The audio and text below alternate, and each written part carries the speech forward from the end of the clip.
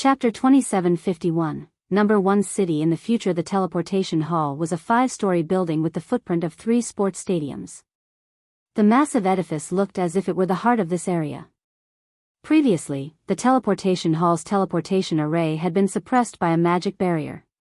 However, now that the restriction was lifted, the teleportation array instantly stirred the mana inside Silverwing City, exciting the mana to flow toward the building.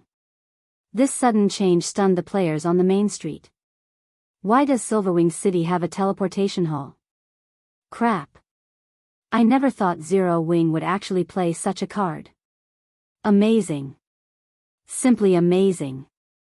So, this is Zero Wing's true trump card? This won't do. I need to rent some shops in Silverwing City now. I must rent them no matter the cost. The many players on the streets who were originally planning to leave Silverwing City for greener pastures were now in a hurry. Some of the players who were quick to respond hastened to Silverwing City's City Lord's mansion immediately. Hurry up. We notify the commander right away. We can't let the commander rent a house in another guild city. We got tricked by Zero Wing. Meanwhile, the various adventurer teams members frantically contacted their respective commanders lest they ruin their future by being even a tad slower. As for the various large guilds members, their initial gleeful expressions were now replaced with gapes of disbelief. A teleportation hall. This was a building all players in God's domain were familiar with. Everyone knew just how valuable a guild city with a teleportation hall would be. Compared to high-ranking constructions or Tier 4 NPC guards, a teleportation hall was many times more valuable. After all, so long as a guild city possessed a teleportation hall, it would be connected with the countless NPC cities of God's domain. The addition of a teleportation hall to a guild city would be akin to a human living in the Stone Age instantly transforming into a human living in the modern era. The teleportation hall would elevate the standard of a guild city by several levels. When the various superpowers received news of this addition, they were momentarily dumbfounded. None of them ever expected Zero Wing to have such a card. Meanwhile, the Zero Wing members inside Silverwing City reacted with surprise and joy. The guild leader is awesome. Those superpowers must be stupefied after this move. With the teleportation hall, Silverwing City will definitely become the heart of the neighboring kingdoms and even the Black Dragon Empire. Now, even if the superpowers are powerful, they won't be able to stop players from streaming into Silverwing City. Eventually, Silverwing City will become the number 1 city in this region. Initially, Zero Wing's members all thought they were in for a bloody battle against the various superpowers. They never thought Feng would bring them such a surprise. Silverwing City was on a distant neutral map. With the addition of the teleportation hall to the city, adventurer teams and independent players could now save up on plenty of travel time by teleporting directly to the Orc Empire. Even though the teleportation fees would be exorbitant, many expert players would rather pay the higher fee than waste their precious time. The players of the neighboring kingdoms and empires were highly likely to visit Silverwing City.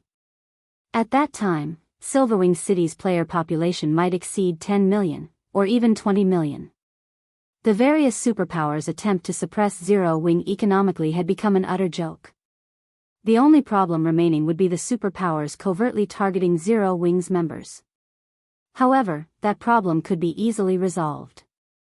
Zero Wing's members could simply stop wearing their guild emblems and travel to other neutral maps to grind. Guild leader, just a moment ago, over 2,000 players visited the City Lord's mansion to lease shops from us. At this rate, it won't take more than half a day before we rent out all our shops, Liang Jing said excitedly as she read the statistics report she just received. Many NPC merchants had withdrawn from Silverwing City after Zero Wing implemented the ban on NPCs. As a result, many shops were vacant. However, with the current frenzy, Zero Wing didn't have to worry about finding tenants for these shops anymore. In fact, the number of players seeking to lease shops from the city outnumbered the NPC merchants that had left, by a factor of 10 or more. Now, Silverwing City's income surpassed even the previous total income of Zero Wing's 3 guild cities. Emicham. Feng nodded, not at all surprised by this situation. However, we need to tweak the rates of our shops. Instead of just coins, anyone who wishes to lease shops in the city will also need to pay magic crystals. 1,000 magic crystals per week for shops in the city center and 300 magic crystals per week for shops in the outer area. Also, have the guild's members start making their way to Sky Spring City. In his previous life, any guild that gained the War God's Temple's recognition had practically been immune to economic suppression. The only way to hinder an official guild's development would be to destroy the said guild's guild city that housed the teleportation hall. Hence, the various superpowers had gone crazy fighting for the reserve seats. In fact, many powers would fight desperately just to secure a foreign aid position. Zero Wings becoming an official guild shortly after the first major update could be considered an incredibly fortunate matter. After all, the moment Zero Wing became an official guild, it was no longer competing on the same stage as the various superpowers. While it was indeed true that Zero Wing's current foundation was no match for that of the various superpowers, Zero Wing's potential was way above that of the superpowers. Now, all Zero Wing needed to do was completely seal the Secret Covenant Tower and use it to rapidly develop the guild's strength before the NPC forces began their invasion. If everything went well, Zero Wing would just have to sit back, watch as the various powers got eliminated, and harvest the territories of these eliminated powers afterward. Now, Zero Wing was in a race against time. As for struggling against the superpowers, that was simply a waste of precious time. After all, in the past, less than 20% of the superpowers had survived the NPC forces' invasion. Since the first major update had taken place much sooner this time, the outcome would most likely be even worse. Meanwhile, after hearing Feng's orders, Liang Jing said excitedly, "I'll have them start heading over now." Afterward, the members of Zero Wing, Unyielding Soul, and Crimson Emperor in Silverwing City teleported to Sky Spring City one after another. The mass migration instantly flooded the desolate streets of Sky Spring City with players. This scene also surprised the original inhabitants of Sky Spring City. Subsequently, Unyielding Soul and Crimson Emperor made an announcement to every player in Sky Spring City, stating that their two guilds would be imposing a lockdown on Sky Spring City and that any unaffiliated players caught trying to leave the city would be killed without question. For a time, Sky Spring City's players fell into turmoil. Although Sky Spring City's various powers couldn't understand why Unyielding Soul and Crimson Emperor were doing such a thing, locking down an NPC city was child's play for the two super first-rate guilds. Hence, after receiving the announcement, Sky Spring City's various powers promptly fled the city, migrating their base of operations to other NPC cities. This, in turn, made Sky Spring City the exclusive haven of Zero Wing, Unyielding Soul, and Crimson Emperor. At this time, a gigantic black eagle circled above the city. Sitting on the Thunder Eagle's back, Unyielding Heart pointed at the dozen or so flying mounts patrolling nearby and said proudly, "Brother Black Flame, Sky Spring City is now sealed off completely. Our two guilds have organized a flying patrol squad to secure the skies. Now, not even a bird can fly out of the city. It is indeed amazing. Players can't fly out even if they want to." Feng felt a trace of admiration as he looked at Unyielding Souls and Crimson Emperor's flying mounts. He had to admit that the super first-rate guilds were indeed powerful. In an era where flying mounts were incredibly rare, Unyielding Soul and Crimson Emperor had actually managed to secure so many. Moreover, by the looks of it, these flying mounts were of considerably high quality. Even the weakest among them was at the advanced common rank, with 2 or 3 of them even reaching the basic extraordinary rank. If a player did not possess an advanced extraordinary rank flying mount, they wouldn't stand a chance against the coalition of these flying mounts. However, Illusory Words shook her head at Unyielding Heart's words. Unlike Unyielding Heart, she didn't have a very optimistic view of the situation. "I'm afraid the various superpowers will start paying even closer attention to us now. If we march boldly into the Secret Covenant Tower, I believe it won't be long before news of it gets out. At that time, they will definitely do everything they can to investigate the matter. If that happens, the time we can keep the secret hidden will be very short. And once the various superpowers find out about the Tier 3 legacies, all of them on the Eastern continent will disregard all costs to contest over the tower. With the amount of time we have, I'm afraid we won't be able to secure many advantages from the tower. Under normal circumstances, their series of actions would have already caught plenty of attention. Now, they had even become the focus of the superpowers. Meanwhile, no secret could be kept forever, especially with massive organizations like their guilds. No matter how hard they tried to keep the secret Covenant Tower's secret hidden, the secret would eventually get out. The only way to prevent the secret from leaking would be to avoid informing the members of their guild and prevent their guild members from entering the secret Covenant Tower at all. However, they couldn't afford to take such an action. Indeed. Feng nodded. He very much agreed with Illusory Words' worries. Compared to Illusory Words and Unyielding Heart, Feng knew much more clearly just how much of an impact the secret Covenant Tower would have on the continent of God's domain. Once the tower's secret got out, the resulting struggle wouldn't be a simple competition between superpowers. Instead, it would be a fight to the death. Quite a few superpowers had even perished during the struggle back then. However, we have already acted. We can't possibly avoid entering the tower now, right? Unyielding Heart also understood that the secret would get out very quickly once they began sending their members into the tower. In fact, the secret would still leak even if they allowed only a small number of the guild's confidants into the tower's 30th floor and below. No. Feng shook his head. Smiling, he said, "We aren't exactly without options to take full control of the secret Covenant Tower. What other options do we have?" Unyielding Heart asked as he looked at Feng curiously. In his opinion, once the secret got out, their three guilds wouldn't be able to retain their monopoly of the secret Covenant Tower. The only thing they could do now was grind for as many Tier 3 legacies as possible before the inevitable occurred. Illusory Words also turned to look at Feng, a trace of confusion in her eyes. "You'll understand once you take a look at this," Feng said as he sent a document to the two people. He then added, "You must keep this matter a secret. You absolutely cannot let other people know about it. Otherwise, you will no longer have any connection with the secret Covenant Tower in the future. In contrast, if we succeed in this matter, your two guilds can each occupy 25% of the secret Covenant Tower's shares." "What is it? Is this thing you speak of really so amazing?" Unyielding Heart felt that Feng was indulging in hyperbole. The latter spoke as if the secret Covenant Tower was already in the bag. "You're not talking about the Tier 4 promotion quest information, right?" Illusory Words joked. Shaking his head, Feng said, "You'll understand once you see it. Read latest chapters at Wuxia EU immediately. Unyielding Heart and Illusory Words stopped speaking and opened the file Feng sent them. However, as soon as they read the information, their jaws dropped, their eyes widened in disbelief, and their hearts pounded with shock. Looking at Feng, Unyielding Heart asked in a quivering voice, "Is this real?" The thing that Feng had just shown them completely exceeded Unyielding Heart's imagination. In fact, compared to it, the information on the Tier 4 promotion quest was worth less than dust. After all, the thing that Feng showed them could completely rewrite the status quo in God's domain. A small mobile fortress. Chapter 2752, Feng's Madness. "So, this is your true trump card?" When Illusory Words looked at the information displayed before her, she couldn't help finding Feng beyond her ken. First, it was the teleportation hall.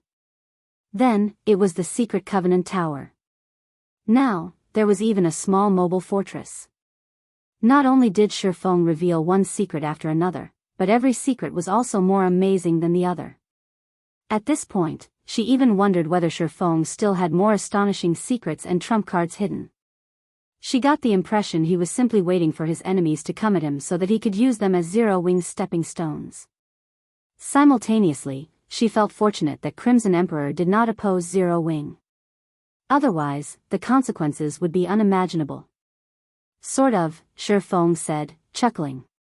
"May I know if you two are interested now?" In reality, even Feng coveted the small mobile fortress. However, although he had the design for it now, he barely had any of the necessary materials to construct it. Incidentally, he could pull two wealthy guilds into the endeavor. Taking a deep breath, Illusory Words turned to look at Feng and demanded, "Out with it. How do you want to do this?" Unyielding Heart also nodded in agreement with Illusory Words' question. He wanted to hear Feng's plans. You've seen the small mobile fortress's basic information already. Smiling faintly, Feng said, the wealth needed to construct it is astonishing. I can confidently say that even if we empty out your 2 guilds, we still won't have enough resources to build it. Neither Illusory Words nor Unyielding Heart refuted Feng's words. Although Feng did not show them the requirements for constructing the small mobile fortress, even a fool could tell that the cost of such a terrifying sky fortress would be astronomical. It definitely wasn't something current superpowers could afford. I don't need you to pay for the fortress's construction cost. However, I will need your 2 guilds to pay 2 million magic crystals and 5 million gold coins each for the Secret Covenant Tower's shares. What do you think?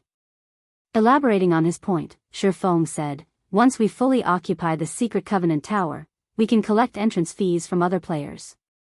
For example, we can charge 2 magic crystals or 1 gold coin. Your 2 guilds will each get 25% of the profits. Of course, before this, I still need your 2 guilds to lend me your help.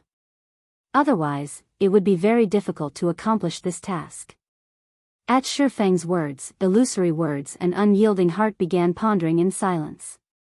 What Feng said was simply too astonishing. If they followed his plan, they would basically be declaring war on the Eastern Continent's other superpowers. Moreover, it would be irreconcilable. Of course, if Feng's plan succeeded, Crimson Emperor and Unyielding Soul would stand at the top of the Eastern Continent. To put it simply, this was a gamble. Feng was not at all surprised to see the two's reactions. In reality, he had planned to carry out such a plan since the very beginning. However, instead of revealing his full plan right off the bat, he had chosen to reveal it sequentially to the 2 guilds. Otherwise, they would most likely have rejected it then and there. Zero Wing wouldn't be able to become a true titan in God's domain in that case. Only by securing the Secret Covenant Tower could Zero Wing continually produce Tier 3 players in large numbers. After all, a complete Tier 3 legacy could be used only 9 times, at most. In other words, a Tier 3 legacy could, at best, produce 9 Tier 3 players. After a Tier 3 legacy's uses were exhausted, it would disappear automatically, and one would have to find another complete Tier 3 legacy. Hence, it was necessary to keep sending players to explore the Secret Covenant Tower. However, if Zero Wing held the tower for only a short period, the small advantage it would gain wouldn't be enough for the guild to undergo a qualitative transformation. Only by having complete control over the tower would Zero Wing build a foundation solid enough to dominate God's domain. Now that Crimson Emperor and Unyielding Soul had seen the preliminary parts of his plan coming to fruition, the 2 guilds would also have more confidence in Zero Wing. Meanwhile, Illusory Words and Unyielding Heart simultaneously contacted their respective superiors and secretly discussed the partnership Feng proposed. At this time, Zero Wing had given them 2 options. Moreover, they had to choose between these options right now. The first option was to give up on further cooperation and focus only on obtaining some benefits from the Secret Covenant Tower.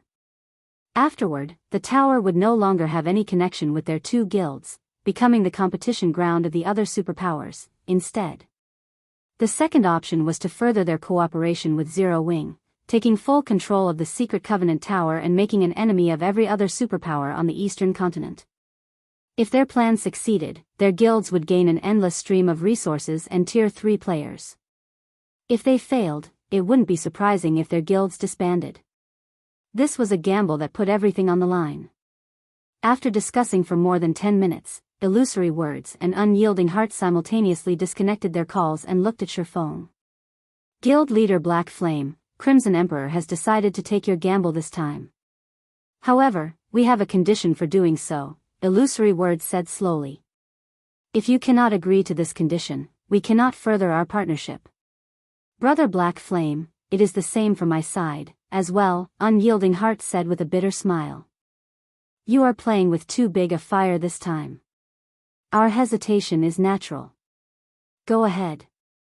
Feng wasn't at all surprised by this response. After all, the bet he proposed basically involved their guild's life or death. However, not everyone would have the opportunity to make such a bet either.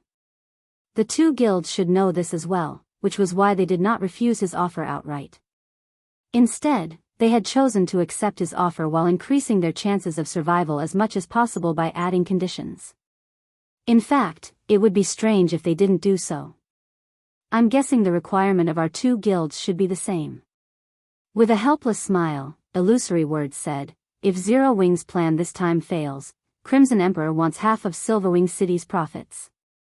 Unyielding Heart nodded in agreement. The price Feng was asking their two guilds to pay was no laughing matter. If the plan really failed, their guilds would be doomed for sure. However, if they had Silverwing City's income, they could more or less survive the ordeal. That won't be a problem, Feng answered without the slightest bit of hesitation.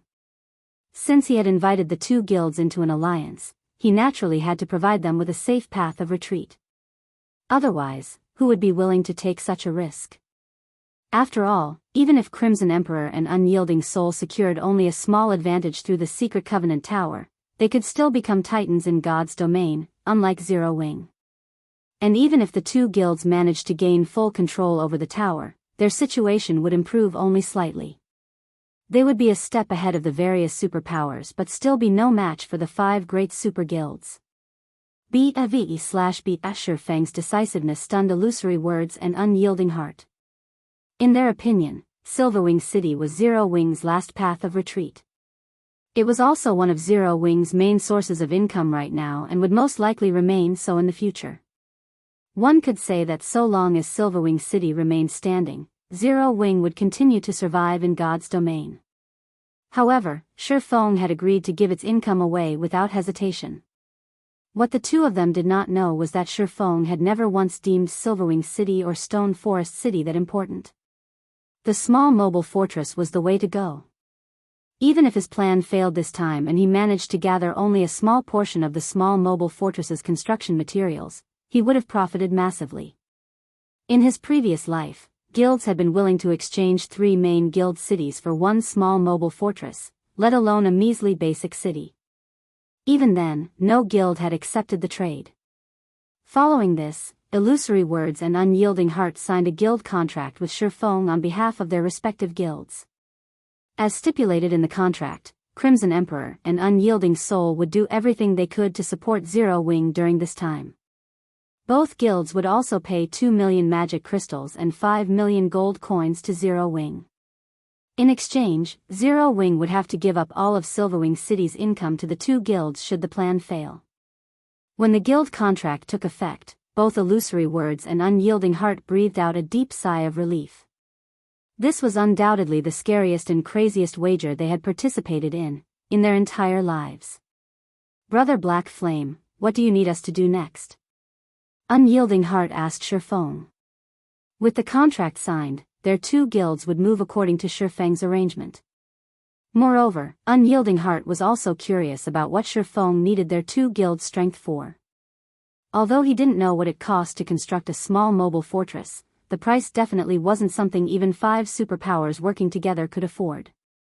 Otherwise, mobile fortresses wouldn't be so rare in the various kingdoms and empires. Read latest chapters at Wuxia EU. There's nothing much you can do now. Your two guilds just need to focus on locking down the Secret Covenant Tower. At the same time, send some trustworthy members to explore the 30th floor and beyond to obtain as many Tier 3 legacies as possible. After giving the matter further thought, Feng said, in addition, I'll need your two guilds to organize a 100-man team of peak experts, which will follow me to a place. A 100-man team of peak experts? Feng's words shocked Unyielding Heart. Even working together, Crimson Emperor and Unyielding Soul wouldn't be able to form such a team. At best, they would be able to bring out 70 or 80 peak experts. Can you tell us where we're going? Illusory Words frowned at Feng's words. Peak experts were the pillars of their guilds. Fielding so many peak experts for one operation would place a heavy burden on their guilds. Chuckling, Feng answered honestly, the Ruined Mountain Range.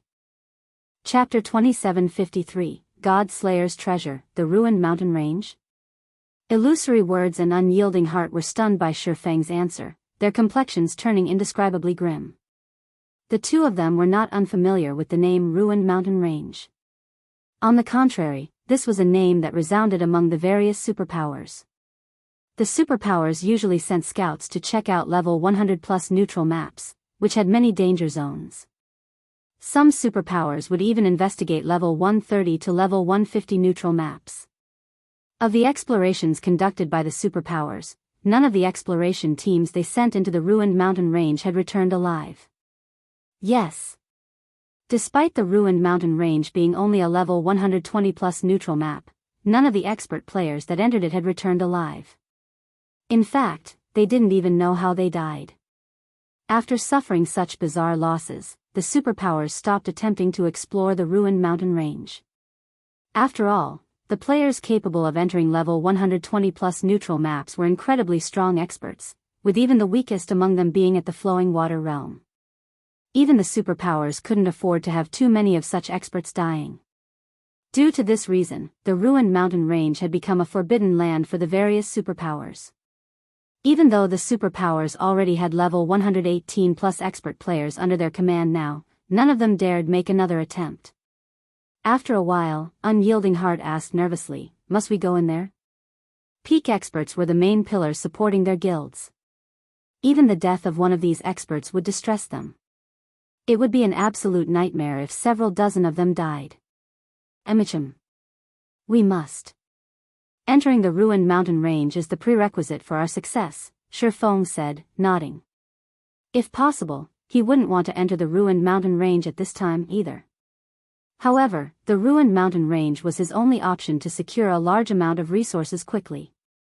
This was because the Ruined Mountain Range was a true forbidden land with the lowest level requirement. Players had a chance of surviving in the neutral map so long as they reached level 120. Moreover, the Ruined Mountain Range was also one of the most highly contested forbidden lands in his previous life. Although the Ruined Mountain Range was labeled a forbidden land, it wasn't a forbidden land for all life. Instead, it was only a forbidden land for humans.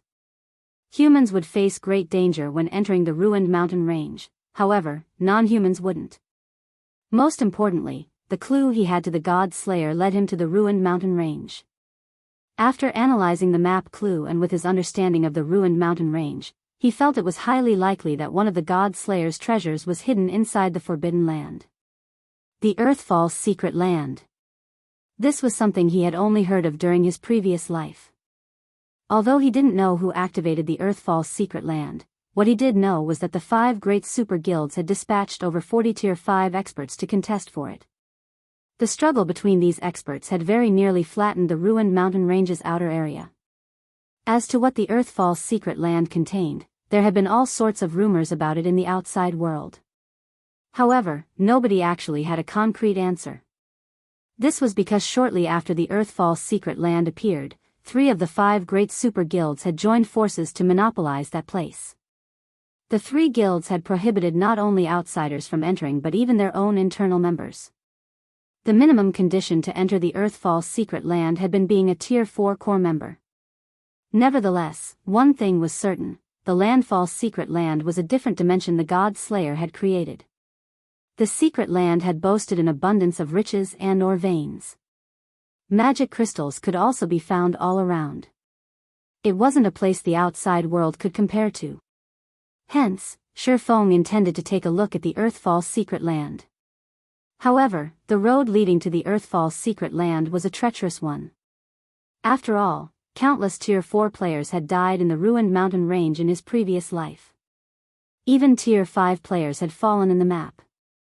It wasn't a place that lone individuals could easily traverse. Therefore, Feng planned to tap the power of Crimson Emperor and Unyielding Soul for this endeavor. The Ruined Mountain Range is extraordinary. Not to mention, the 2 of our guilds don't even have enough people to form a 100-man team of peak experts. I'm afraid it's going to be difficult to survive there, Illusory Words stated. How about we include some additional Tier 3 experts? That will increase our chances. Compared to Tier 3 peak experts, ordinary Tier 3 experts were far less prized. If they came across dangerous situations, they could have the ordinary experts scout ahead instead of putting the peak experts at risk. This method was frequently employed by superpowers when exploring forbidden lands. No. Shaking his head, Feng smiled and said, the ones participating in this expedition aren't just experts from your two guilds. Other experts will come with us, as well. Other experts? Are they safe? Illusory words and unyielding heart were confused by Feng's words. The operation this time was evidently a top secret. They couldn't afford to invite outsiders at all. Moreover, the operation had high requirements for players. They found it hard to believe that Zero Wing actually had other allies that could be trusted for this operation. Emichim. They're safe.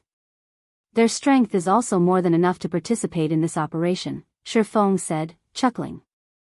The Earthfall's secret land was a place that the 5 great super guilds had considered a strategic resource. Once there, he naturally couldn't explore it together with Crimson Emperors and Unyielding Souls members. However, exploring the secret land by himself was also impossible. Hence, he needed to bring some other people with him. Only, outsiders did not know that these people were actually part of Zero Wing.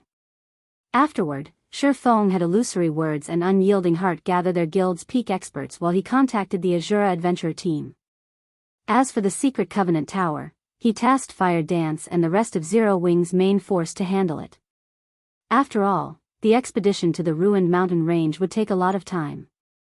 Since Fire Dance and the others could already challenge their Tier 4 promotion quests, it would be a loss for them to accompany him. Black Dragon Empire, Thousand Rock Town. Several dozen flashes appeared on the town's teleportation array as Unyielding Souls and Crimson Emperor's peak experts arrived in this desolate border town. Although Thousand Rock Town was known as a town, there were hardly any NPCs there, let alone players, because of the town's proximity to the ruined mountain range. The neutral map was so dangerous that even NPCs wished to avoid it. After glancing at the desolate street, Blue Gown eyed Feng, who stood nearby. She then asked Illusory Words curiously through a private conversation, Big Sis Illusory, who do you think guild leader Black Flame invited?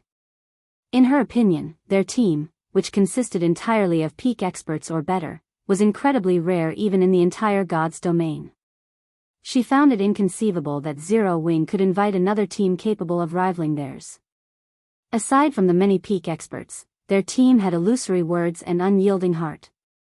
The former was a cleric who stood at the pinnacle of God's domain, while the latter was a berserker with defense rivaling MT classes.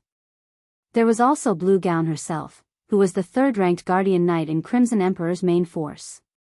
At this stage of the game, only the 5 great super guilds would be capable of fielding such a team. I don't know. According to the information we gathered, only the Dragon Phoenix Pavilion's Phoenix Rain might be of help. However, Phoenix Rain disappeared, so Zero Wing shouldn't have any other capable allies, Illusory Words replied, shaking her head. She, too, was curious about the allies Feng mentioned. Shortly after Illusory Words and Blue Gown spoke with each other, a dozen or so flashes appeared on the teleportation array once more. When these new arrivals walked out of the teleportation array, both Illusory Words and Unyielding Heart were shocked. Every one of these new arrivals radiated an astonishingly powerful aura. By the looks of it, not only had they unlocked their mana bodies, but their progress should have reached 100% as well. The callous man walking at the head of the group was someone even Illusory Words and Unyielding Heart had to be wary of. Lightning Demon Lifeless Thorn. Read latest chapters at Wuxia EU. Lifeless Thorn was a ruthless person who persisted in challenging the various experts of God's domain. Some time ago, he had even fought Stalwart Sky, one of the Battle Wolves' Wolf Kings, to a draw and was labeled by the Secret Pavilion as one of the Eastern Continent's top 10 rookies. At this time, Lifeless Thorn boasted not only a high level of 122 but also 7 pieces of epic equipment. And although he had hidden the glow effect of the spear he carried on his back, the archaic magic patterns engraved on it betrayed the spear's superiority to ordinary epic weapons. The Azura Adventurer Team. Why are they here? Illusory Words and Unyielding Heart were dying of curiosity at the sight of Lifeless Thorn's group. After all, the Azura Adventurer Team was currently a top adventurer team in God's domain.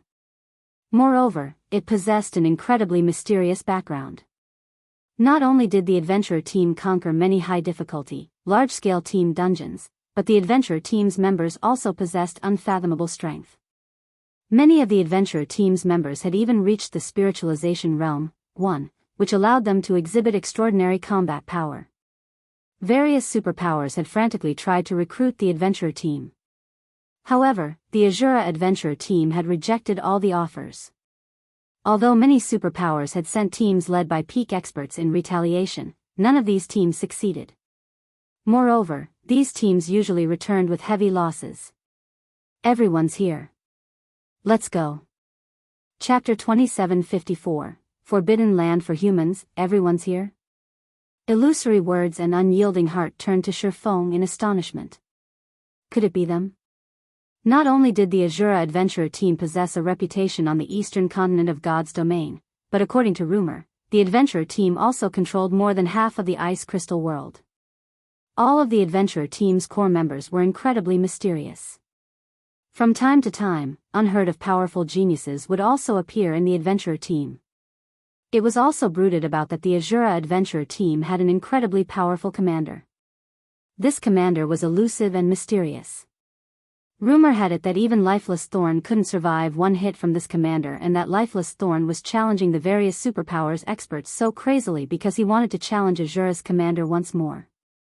This situation instilled fear in the various superpowers. For this reason, God's domain superpowers suspected that the Azura adventurer team had the backing of a mysterious and powerful force. In fact, they even suspected that this mysterious backer was someone from the upper zone's top layer. The Azura adventurer team had arrogantly rejected many of the powers that wished to recruit it. This, in turn, resulted in many clashes between Azura and the various powers. And the more Azura fought, the more famous it became. Now, however, it was actually revealed that Azura had a good relationship with Zero Wing. Emichim. They'll be moving with us later on, Feng said. He then nodded at Lifeless Thorn and the others in greeting. Actually, even Feng was somewhat surprised when he saw Lifeless Thorn and the others. He never thought that they would improve so much in the time he hadn't seen them. Now, Lifeless Thorn and the others surpassed Fire Dance and Zero Wing's other main force members in levels. Moreover, Lifeless Thorn's aura suggested that he was half a step into the domain realm already. Feng had to admit that the man was truly a battle maniac. Although his frenziedly challenging God's domain's various experts had earned him a lot of enemies, the experience he racked up allowed him to improve rapidly. As for Solitary 9, Yenya, Cleansing Whistle, and the others standing beside Lifeless Thorn, they, too, had made significant improvement. It was evident they were at the flowing water realm already. Moreover, they weren't all that far from reaching the void realm either. If they received enlightenment now, they might very well break through to the next level immediately.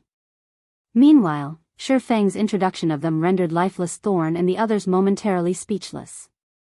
They nodded at illusory words and unyielding heart in acknowledgement, none of them showing any intention of speaking to the two strangers. At this time, Solitary 9 spoke to Feng excitedly through a private conversation, asking, "Commander, what do you think of the people we brought this time? Everyone's combat power is on par with peak experts. We didn't shame you, right?" "Indeed. I never thought you would manage to recruit so many talents," Feng said in astonishment as he studied Azura's team members. Quite a few of the Azura members present were people he was unacquainted with personally. However, he had heard of a few of these people in his previous life. All of them had been well-known solo experts in the game. 2 of them had even reached Tier 5, only slightly inferior to Lifeless Thorn, who had reached the demigod standard. Feng truly had not imagined that Lifeless Thorn and the others would be able to recruit all these people into the Azura adventure team. Following this, Solitary 9 told Feng about recent events, mentioning that they had accidentally strayed into a magical place where time flowed at a completely different rate, and the players residing there were incredibly strong. In that magical place, refinement realm experts were considered third-rate. They were no big deal whatsoever. The players there were also very high-leveled, with some having even reached level 130 already. When Solitary 9 and the others visited that place, they had been utterly dumbfounded. During their stay in that magical place, they had frequently fought with the experts there. This allowed them to gain a lot of inspiration and improvement. Unfortunately, the system abruptly brought them back to the main continent for some reason. When they returned, their level surpassed that of the superpower's peak experts by a large margin. Solitary Nine's tale surprised Feng.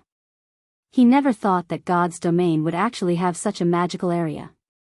However, when he remembered that Gentle Snow and Aqua Rose had fought in a different world for 80 years, he concluded that the situation Lifeless Thorn and the others had found themselves in was nothing to fuss about. Meanwhile, Crimson Emperors and Unyielding Souls members also finished their preparations to set off. Following which, everyone got on their flying mounts and flew toward the Ruined Mountain Range. The Ruined Mountain Range occupied a huge area on the continent of God's domain. According to players' estimates, the entire Ruined Mountain Range could rival the combined area of 5 or 6 empires and connected many places. The neutral map's level 120 region was only the periphery. If players wished to survive in the map's inner region, they would have to reach level 150 at the very least. As for the Ruined Mountain Range's core area, only level 180 plus, Tier 5 experts could enter there. Even level 200, Tier 4 experts wouldn't survive. After flying for 7 hours straight, Feng and the others finally saw a stretch of majestic mountains on the horizon. Just the mountains in the Ruined Mountain Range's periphery already reached heights of more than 30,000 meters. The sky of the mountain range was also shrouded in thunderclouds, and purple lighting arcs frequently appeared, bombarding the mountain range. Those seeing the Ruined Mountain Range for the first time were inevitably stunned by the magnificent and destructive scene before them. "We're descending," Feng instructed everyone after taking a look at the mountain range ahead. Flying mounts couldn't fly into the Ruined Mountain Range. If players wished to enter the neutral map, they had to rely on their own 2 feet. This was because even Tier 5 experts couldn't withstand the purple lightning.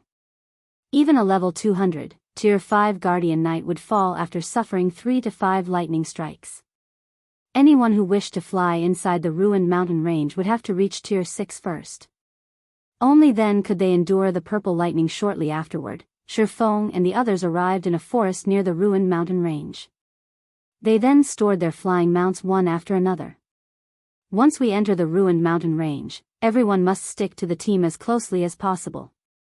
You must not split off from the team under any circumstances. Otherwise, you'll be responsible for the consequences," Feng said after everyone had finished organizing themselves.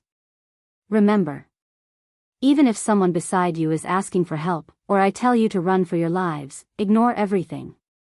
You must continue sticking to the team and advance. We also need to move as fast as possible." Upon hearing Feng's command, everyone present was surprised and puzzled. "Guild Leader Black Flame, are we supposed to ignore even your commands after we enter the map?" Blue Gown asked, her eyes filled with questions as she looked at Feng. Feng had clearly stated before that they needed to listen to his every command. Yet, now, he was telling them to ignore his commands once they entered the Ruined Mountain Range. His instructions were simply incomprehensible. "Yes. Once you enter, you can ignore any of my commands temporarily. You can also ignore everyone around you until the team comes to a halt," Feng said, nodding. "Why?" Illusory Words was also slightly confused by this situation. "Is there an illusion inside?" "I'm not sure either. In any case, the environment inside is very special. You will suffer from hallucinations once you enter. However, despite being hallucinations, everything you see isn't an illusion, but real instead. Nobody can tell what is real or fake once inside. You can treat everything as real, and you can also treat everything as fake," Feng said calmly. "The only thing I am certain of is that stopping inside means death." This was also why he had Crimson Emperor and Unyielding Soul dispatch only peak experts for this expedition. Anyone capable of becoming a peak expert would possess a firm mindset. Meanwhile, only with a firm mindset could one pass through the Ruined Mountain Range's periphery. How can there be such an environment? Blue Gown was shocked at Feng's explanation. As far as she knew, Forbidden Lands were merely places with harsh environments and strong monsters. Yet, the Ruined Mountain Range was actually a place that subjected players to hallucinations? At this moment, let alone Blue Gown, even Illusory words and Unyielding Heart had grim expressions on their faces. Suddenly, they understood why the various superpowers experts had died unawares after entering the ruined mountain range. In fact, it would be strange if they knew how they died. In this world, the scariest thing was the unknown. Meanwhile, the ruined mountain range undoubtedly fulfilled this condition. Although they didn't know whether there were any monsters in the ruined mountain range's periphery, just the unique environment alone made it a scary place. In fact, it wouldn't be an exaggeration to call it the scariest place they had visited since entering God's domain. The ruined mountain range truly deserved its reputation as a forbidden land for humans. "Alright, let's head inside," Feng said after seeing that everyone had digested his words. "Remember, stick to the team." Afterward, Feng led the team to a mountain path that led into the ruined mountain range. The mountain path was relatively close by. Tier 3 players would take only a few minutes to cross the distance on foot. Less than 10 minutes later, the team of 100+ players entered the ruined mountain range's perimeter. The moment everyone set foot into the neutral map, their mood grew solemn. They also followed Feng's command and stuck close to each other. The team advanced at a slow pace. Even the Tier 3 magical class players of the team managed to keep up easily. The ruined mountain range's environment was surprisingly better than everyone imagined. The map did not constantly sap their stamina or concentration. In fact, very little foreign energy invaded their bodies here.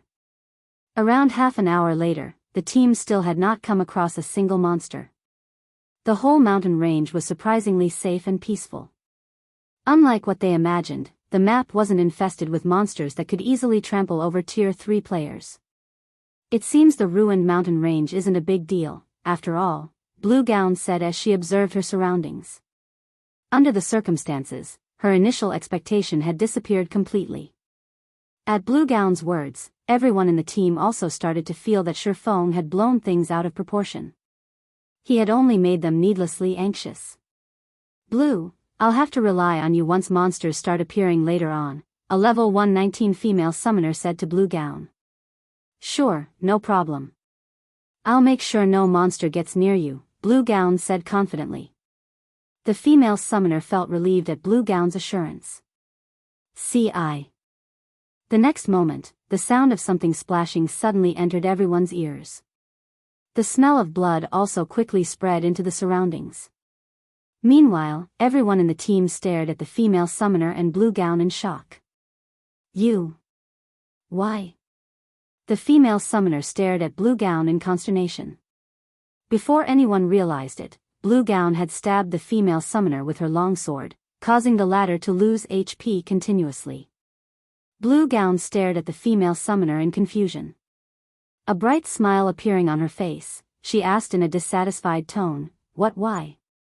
After saying so, Blue Gown slashed the female summoner's throat, killing her. Read latest chapters at Wuxia EU, what's going on? Immediately, the people standing behind Blue Gown stared at her in shock and confusion. They couldn't understand why Blue Gown would suddenly attack a fellow teammate. Moreover, the smile on her face was unspeakably strange. The gaze she used to look at them also seemed as if she wasn't looking at humans. "What's the matter with you guys?" Blue Gown asked in confusion when she saw everyone looking at her warily.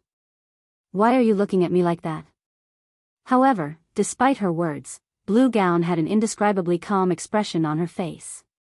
As if she had just stepped on an ant by the roadside, she was completely oblivious to the fact that she had just killed one of her teammates. Chapter 2755, Monster? Did Blue get possessed by a monster? What should we do now? Anyway, let's step back and keep our distance. Everyone slowly backed away from Blue Gown while staring at her in confusion. After all, Blue Gown possessed extraordinary strength as well as a hidden class for Guardian Knights. If they allowed her to get close to them, they would meet a similar fate to that female summoner. Meanwhile, upon noticing the players behind her stepping away, Blue Gown slowed her pace and looked at her teammates in confusion. "What's the matter with you guys?" While Blue Gown asked this question, the long sword in her hand bloomed with a dazzling light. The surrounding space even began to twist from the weapon's power. "Not good. Be careful. She's using a Tier 3 legacy skill. We'll definitely die if we get hit, a Tier 3 expert familiar with Blue Gown warned Unyielding Souls experts. Afterward, this person dashed straight into the nearby forest. The next moment, several other peak experts from Crimson Emperor also hid in the nearby forest one after another. Upon seeing this, Unyielding Souls experts couldn't help hesitating over whether to fight or hide. On the other hand, Blue Gown was confused when she saw Crimson Emperor's members fleeing, turning toward the female summoner who should have long since been dead. Blue Gown asked, "T, what do you think is wrong with them? Why did they look at me like that just now?" "I don't know, either," the female summoner named Clear T answered, shaking her head. With a confused expression on her face, she said, "Why don't we follow them and take a look? It'll be bad if they move too far away from the team." "I guess you're right." Blue Gown nodded in agreement. Meanwhile, when Illusory Words, who stood some distance ahead of Blue Gown, noticed Blue Gown splitting away from the team, she promptly slowed her pace.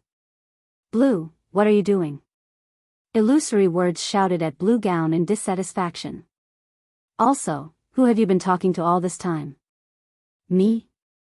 Turning toward Illusory Words, Blue Gown answered, "Haven't I been talking to Clear T all this time?" "Clear T?" Looking at Blue Gown strangely, Illusory Words said, "Isn't T at the front of the team?" "The front?" Blue Gown immediately turned to look at Clear T. However, before she realized it, the female summoner whom she had been chatting with merrily just a moment ago was nowhere to be seen. Where did she go?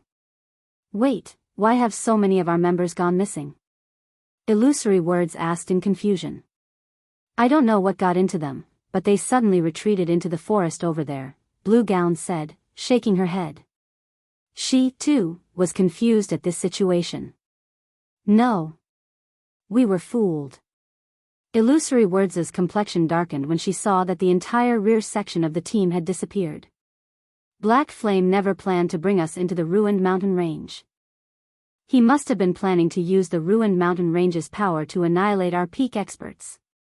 This, Blue Gown was momentarily stunned. Now that we've suffered such severe losses already, if we continue following him, he'll definitely lead us to our deaths. Our only choice is to kill him now. Illusory Words said in a whisper to Blue Gown while looking at the front at Feng, who was leading the team. "I'll assist you. With your strength, even if you can't kill him in one hit, you should still be able to injure him heavily. At that time, I'll land the finishing blow on him." This despicable Black Flame. I knew he wasn't anything good. Blue Gown nodded in agreement to Illusory Words' plan. Blue Gown made her way toward Feng at a quick pace. When less than 100 yards separated them, Blue Gown suddenly disappeared, then reappeared behind Feng, a dazzling brilliance bursting out from the long sword she wielded. She swung her sword at the defenseless Feng. The next moment, countless spatial cracks appeared before Blue Gown and extended up to 100 yards away. "Blue Gown, what are you doing?" Unyielding Heart was startled when he saw Blue Gown suddenly attacking Feng. However, Blue Gown paid no attention to Unyielding Heart at all, launching another ruthless attack immediately after her first one. However, after executing her second attack, Blue Gown was dumbfounded. Where did he go? Looking ahead, Blue Gown failed to see anyone standing on the road before her, and she froze in stupefaction. By the time Blue Gown reacted to the situation, Feng was already standing beside her and looking at her quietly. At this time, Unyielding Heart also took action, grabbing Blue Gown's wrist, preventing her from attacking again. "Blue Gown, what are you doing? Why are you attacking Guild Leader Black Flame? Have you lost your mind?" Unyielding Heart questioned. "Don't stop me. He's trying to kill us," Blue Gown said as she glared at Feng. "He's trying to annihilate our peak experts using the ruined mountain range. If you don't believe me, look behind. Everyone at the back has disappeared already." "Disappeared?" Startled by Blue Gown's words, Unyielding Heart automatically turned to look to the team's rear. Upon seeing that fewer than 20 people remained in the team, Unyielding Heart paled. "Guild Leader Black Flame, are you really, in this situation, Even Unyielding Heart couldn't help doubting Feng's motives. Are you really trying to annihilate us? Before Unyielding Heart finished speaking, Feng had already unsheathed the abyssal blade. Slash. Before Blue Gown could react, Feng had cleaved Unyielding Heart in half, killing the latter instantly. You! Blue Gown was momentarily stunned when she saw Unyielding Heart getting killed. She then bellowed at Feng, "You really are trying to annihilate the peak experts of our two guilds. I'll fight you to death." After Blue Gown said so, the intensity of her aura skyrocketed until it rivaled that of level 120 mythic monsters. However, before she could take action, Feng used Darkness Bind. Several dozen chains promptly appeared and restricted Blue Gown's movements. Despite her strength rivaling tier 4 mythic monsters, all she could do was glare at Feng. She couldn't move her body in the slightest. Looking at Blue Gown, Feng said evenly, "You need to calm down." Calm down? You want me to calm down? Blue Gown's eyes burned with a fiery rage. You killed Vice Guild Leader Hart, yet you want me to calm down? Take a clear look at the situation. Feng shouted while releasing his killing intent and directing it at Blue Gown. The intense killing intent instantly shocked Blue Gown out of her anger. And as if having realized something, she then gawked at her surroundings. What the hell is going on with me? Before Blue Gown realized it, more people had appeared around her. Unyielding Heart stood among these new additions and was currently staring at her with a confused look on his face. "Blue, what's gotten into you? Why are you trying to kill Guild Leader Black Flames so desperately?" Illusory Words asked, similarly surprised by Blue Gown's actions. Everyone had been advancing carefully before. Yet, for some reason, Blue Gown had suddenly charged up to Feng and attacked him. Fortunately, Feng had reacted quickly and dodged her attack in time. An illusion? I got caught in an illusion? Blue Gown was stunned by this situation. Everything she experienced before felt too real, so real that she didn't even notice that something was amiss. What's going on here? Unyielding Heart asked in surprise. Does this mean you'll get trapped in an illusion even if you're just walking? However, before Unyielding Heart and the others could figure out what was going on, Feng suddenly stabbed the abyssal blade into Blue Gown. What are you doing, Guild Leader Black Flame? Illusory Words asked, startled. Feng was a tier 4 Sword Emperor. Any random attack of his could reap millions of HP from mythic monsters. Killing Blue Gown, who had less than 3 million HP, would take no more than a hit. However, what occurred next made everyone's jaws drop. This was because Feng's attack failed to kill Blue Gown. A damage value exceeding 4 million had appeared above Blue Gown's head, yet the Guardian Knight's HP bar had fallen by only a small chunk, losing barely 3% of her HP. How is this possible? Unyielding Heart couldn't help doubting his eyes. For Blue Gown to lose only around 3% of her HP despite suffering over 4 million damage, her maximum HP had to exceed 200 million. A player having 200 million HP? Did a monster replace Blue? Illusory Words was also stunned by this situation. This was Illusory Words' first time seeing a monster transforming into a player. Moreover, the Blue Gown before her looked identical to the real one. However, before anyone could snap out of their surprise, Feng suddenly appeared beside Illusory Words and slashed at her with the abyssal blade. -6,434,654. Damage exceeding 6 million appeared above Illusory Words' head. However, similar to Blue Gown, Illusory Words lost less than 3% of her HP from the attack. Illusory Words looked at Feng strangely, failing to understand why Feng had attacked her all of a sudden. Meanwhile, Unyielding Heart, who saw all of this, was at a loss. He simply couldn't figure out what was happening right now. Guild Leader Black Flame, what exactly are you doing? After suffering an attack, Illusory Words hurriedly stepped back and used a healing spell on herself, instantly replenishing her HP back to full. Read latest chapters at Wuxia World. Ew, what am I doing? Chuckling, Feng said, of course, I'm getting rid of you monsters. Monsters? What kind of joke are you making? How am I a monster? I'm a bona fide player. Illusory Words protested, her eyes wide with confusion as she looked at Feng. She then explained hurriedly, there must be a problem here. When everyone on the team saw that Illusory Words did not retaliate, combined with the sincerity in her voice, they had to nod their heads in agreement, feeling that there was definitely a problem here.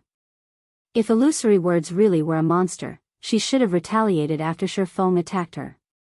She wouldn't be trying to explain herself. In the meantime, Blue Gown looked at herself in shock. She couldn't believe that she had transformed into a monster. Am I actually the transformation of a monster? Chapter 2756, True Forbidden Land. Blue Gown and Illusory Words' bizarre performance and words stunned everyone. Were Blue Gown and Illusory Words monsters or not?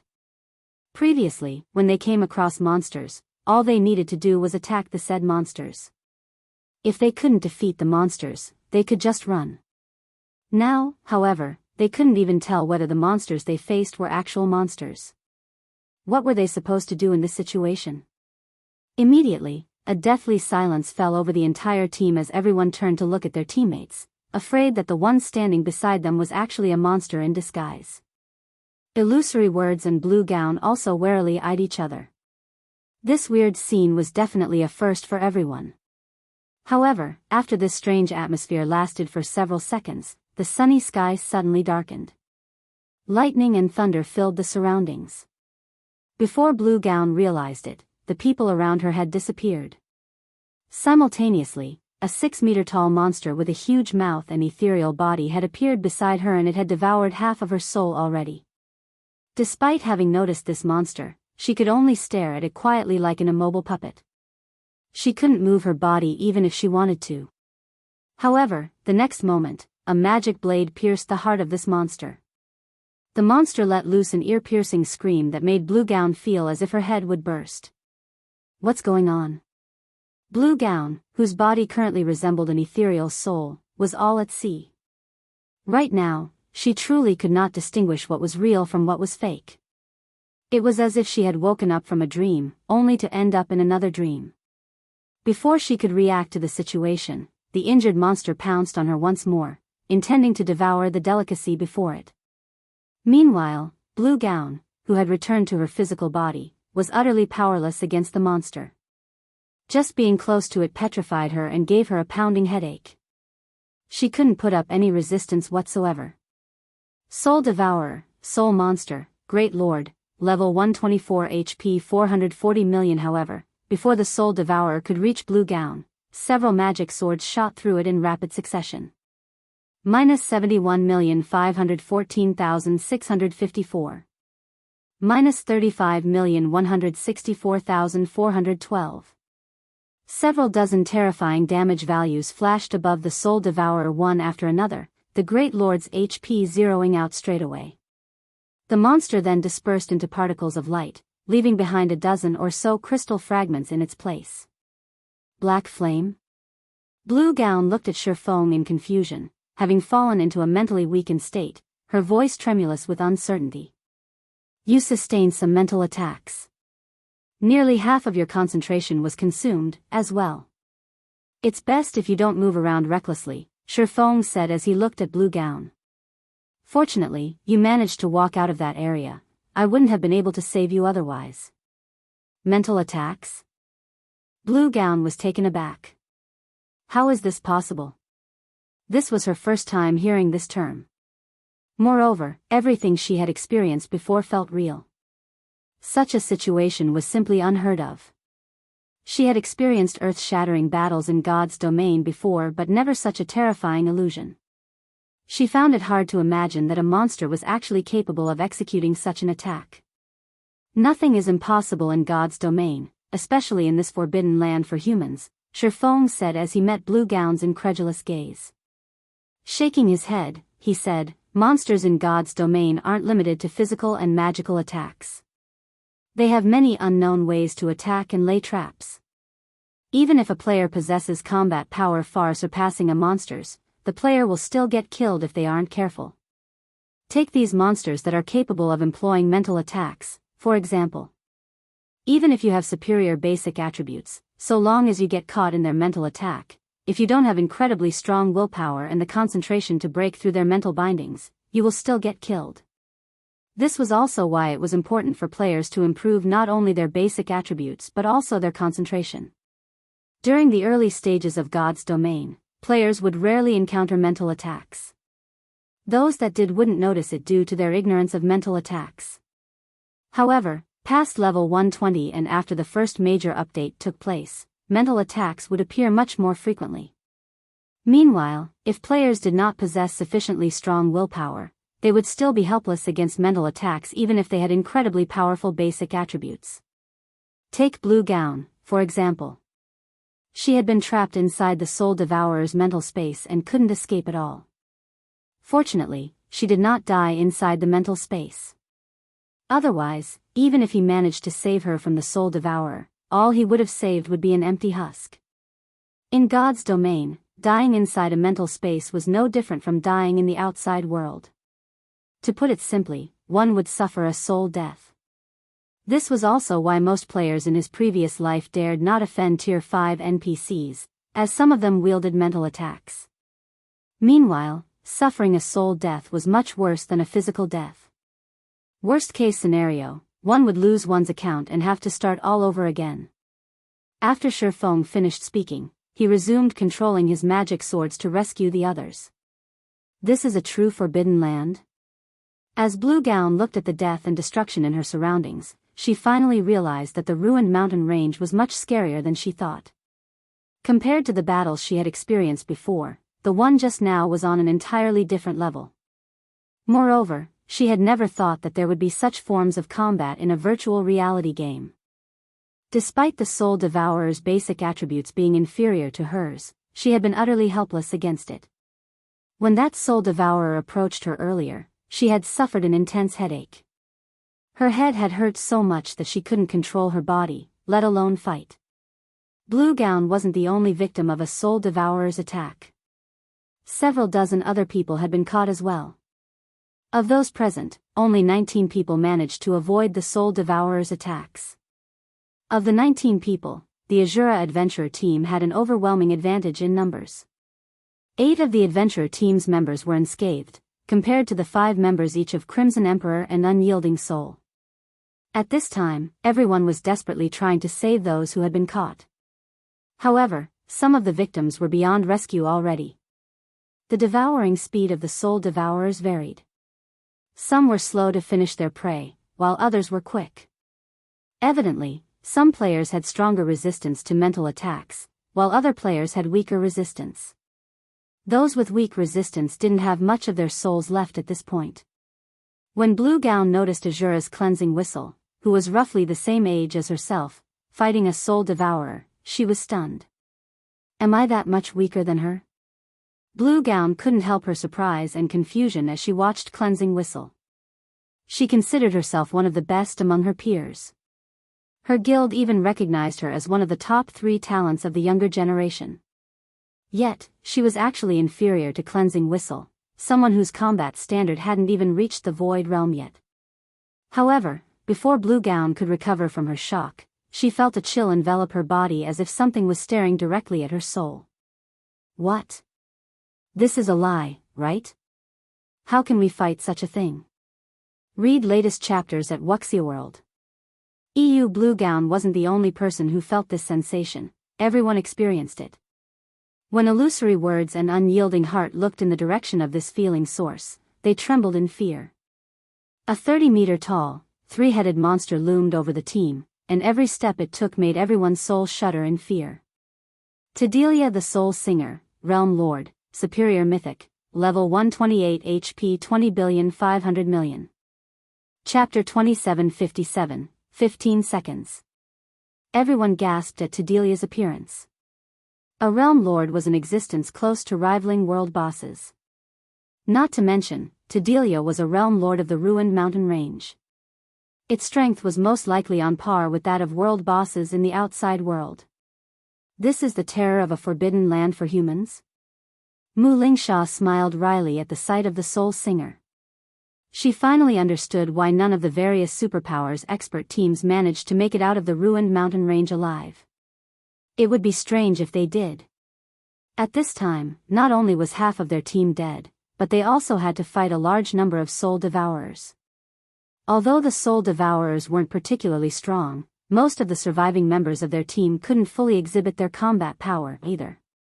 The soul devourers dealt astonishingly powerful mental damage. Even after players broke free from the soul devourers' mental shackles, the mental damage still existed, affecting their brains.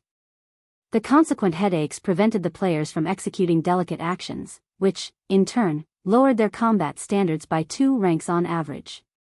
Now, Void Realm experts could exhibit combat standards only at the Refinement Realm, while Domain Realm experts' combat standards were at the Void Realm.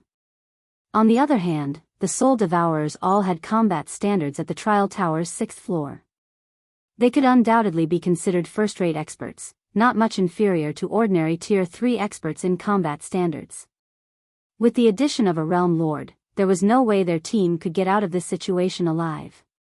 Among those still standing, only Lifeless Thorn, Solitary 9, Yenya, and Cleansing Whistle remained relatively calm, continuing to systematically slay the soul devourers troubling the players around them. 9, Thorn, and Yenya, help me hold the boss for 15 seconds. Feng said after saving another person from the soul devourers. Upon hearing Feng's command, illusory words and unyielding heart couldn't help doubting their ears. They're still going to fight in this situation? Their opponents consisted of several hundred soul devourers and 1 realm lord. The only thing they could and should do now was run away. The battle recovery of a monster of Tedelia's rank allowed it to regenerate 2% of its HP every 5 seconds. In other words, the Realm Lord could recover 410 million HP per 5 seconds. That was basically killing a Great Lord of the same level every 5 seconds. If they couldn't accomplish that, they wouldn't even be able to get Tedelia's HP below 98%. Meanwhile, their team currently had fewer than 30 people alive, nearly half of them in a mentally weakened state and incapable of combat. With Tedelia's defense as a superior mythic thrown in, their team's attacks would, at best, give the Realm Lord an itch. 15 seconds? After briefly calculating their chances, Solitary 9 nodded and said, "No problem. However, 15 seconds really is the most I can do." Tedelia's mental influence was too powerful, even Solitary 9 felt a little overwhelmed. "No problem. If you can't handle it, I'll take over." Lifeless Thorn said, excitement flashing in his eyes as he looked at the approaching Soul Singer. Previously, killing monsters for EXP had been a chore for him. After all, none of the monsters he fought allowed him to improve. He was killing them solely for the sake of leveling up. However, after setting foot in the ruined mountain range, he finally felt that he was truly fighting a battle. Previously, he would get the exhilarating feeling of having one move decide his life or death only when fighting peak experts.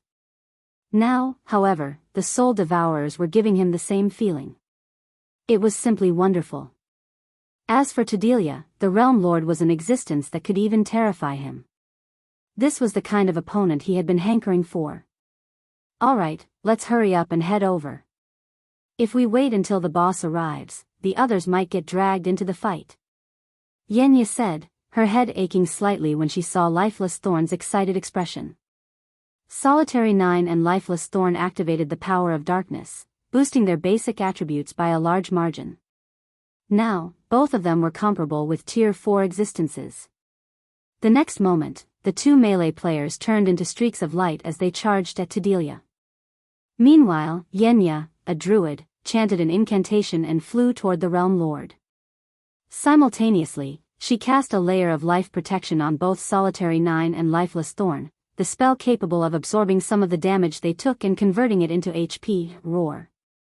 Tedelia bellowed in anger when it saw 2 ants charging at it, its roar echoing throughout the ruined mountain range's outermost area. As its roar spread, an invisible mental attack struck everyone. Aside from Feng, everyone present groaned in pain. "Good. You really are powerful." After suffering Tedelia's mental attack, which was much stronger than its ever-present mental influence, Lifeless Thorn turned deathly pale. However, when he looked at the 30-meter-tall Realm Lord, not only did he not grow fearful of the boss, but the fighting spirit in his eyes even burned brighter. He raised his spear and transformed into a lightning bolt shooting at Tedelia. Tier 3 Legacy Skill, Lightning Flash. With the power of darkness's buff, this attack pierced through space itself. As if he had teleported, Lifeless Thorn instantly appeared before the Soul Singer. So fast. This scene surprised Unyielding Heart. There had been a 200-yard gap between Tedelia and Lifeless Thorn, yet the latter had crossed this distance instantly. Unyielding Heart wasn't sure he could react to such a speed even if he activated his Berserk skill. Boom! A deafening boom echoed throughout the mountains. The next moment, a black shadow fell from the sky and struck the ground heavily, the impact of the collision creating a crater over 24 meters in diameter. Inside the crater, Lifeless Thorn stood, propping himself up with his spear. His hands on the spear trembled, and blood leaked out from a corner of his mouth. It was evident he had sustained a major blow. His HP had fallen by more than 460,000. What happened? Blue Gown, who was watching the clash from a distance, was dumbfounded. Lifeless Thorn's attack carried incredible power and speed. Even an actual Tier 4 mythic monster should have suffered a serious injury from it. Yet, not only did Lifeless Thorn fail to inflict any damage on Tedelia, but he had even taken damage. Moreover, Lifeless Thorn had lost close to 10% of his HP despite the life protection cast on him. At this rate, without additional healing, he would definitely die after 6 or 7 more exchanges. Is this monster really just a superior mythic?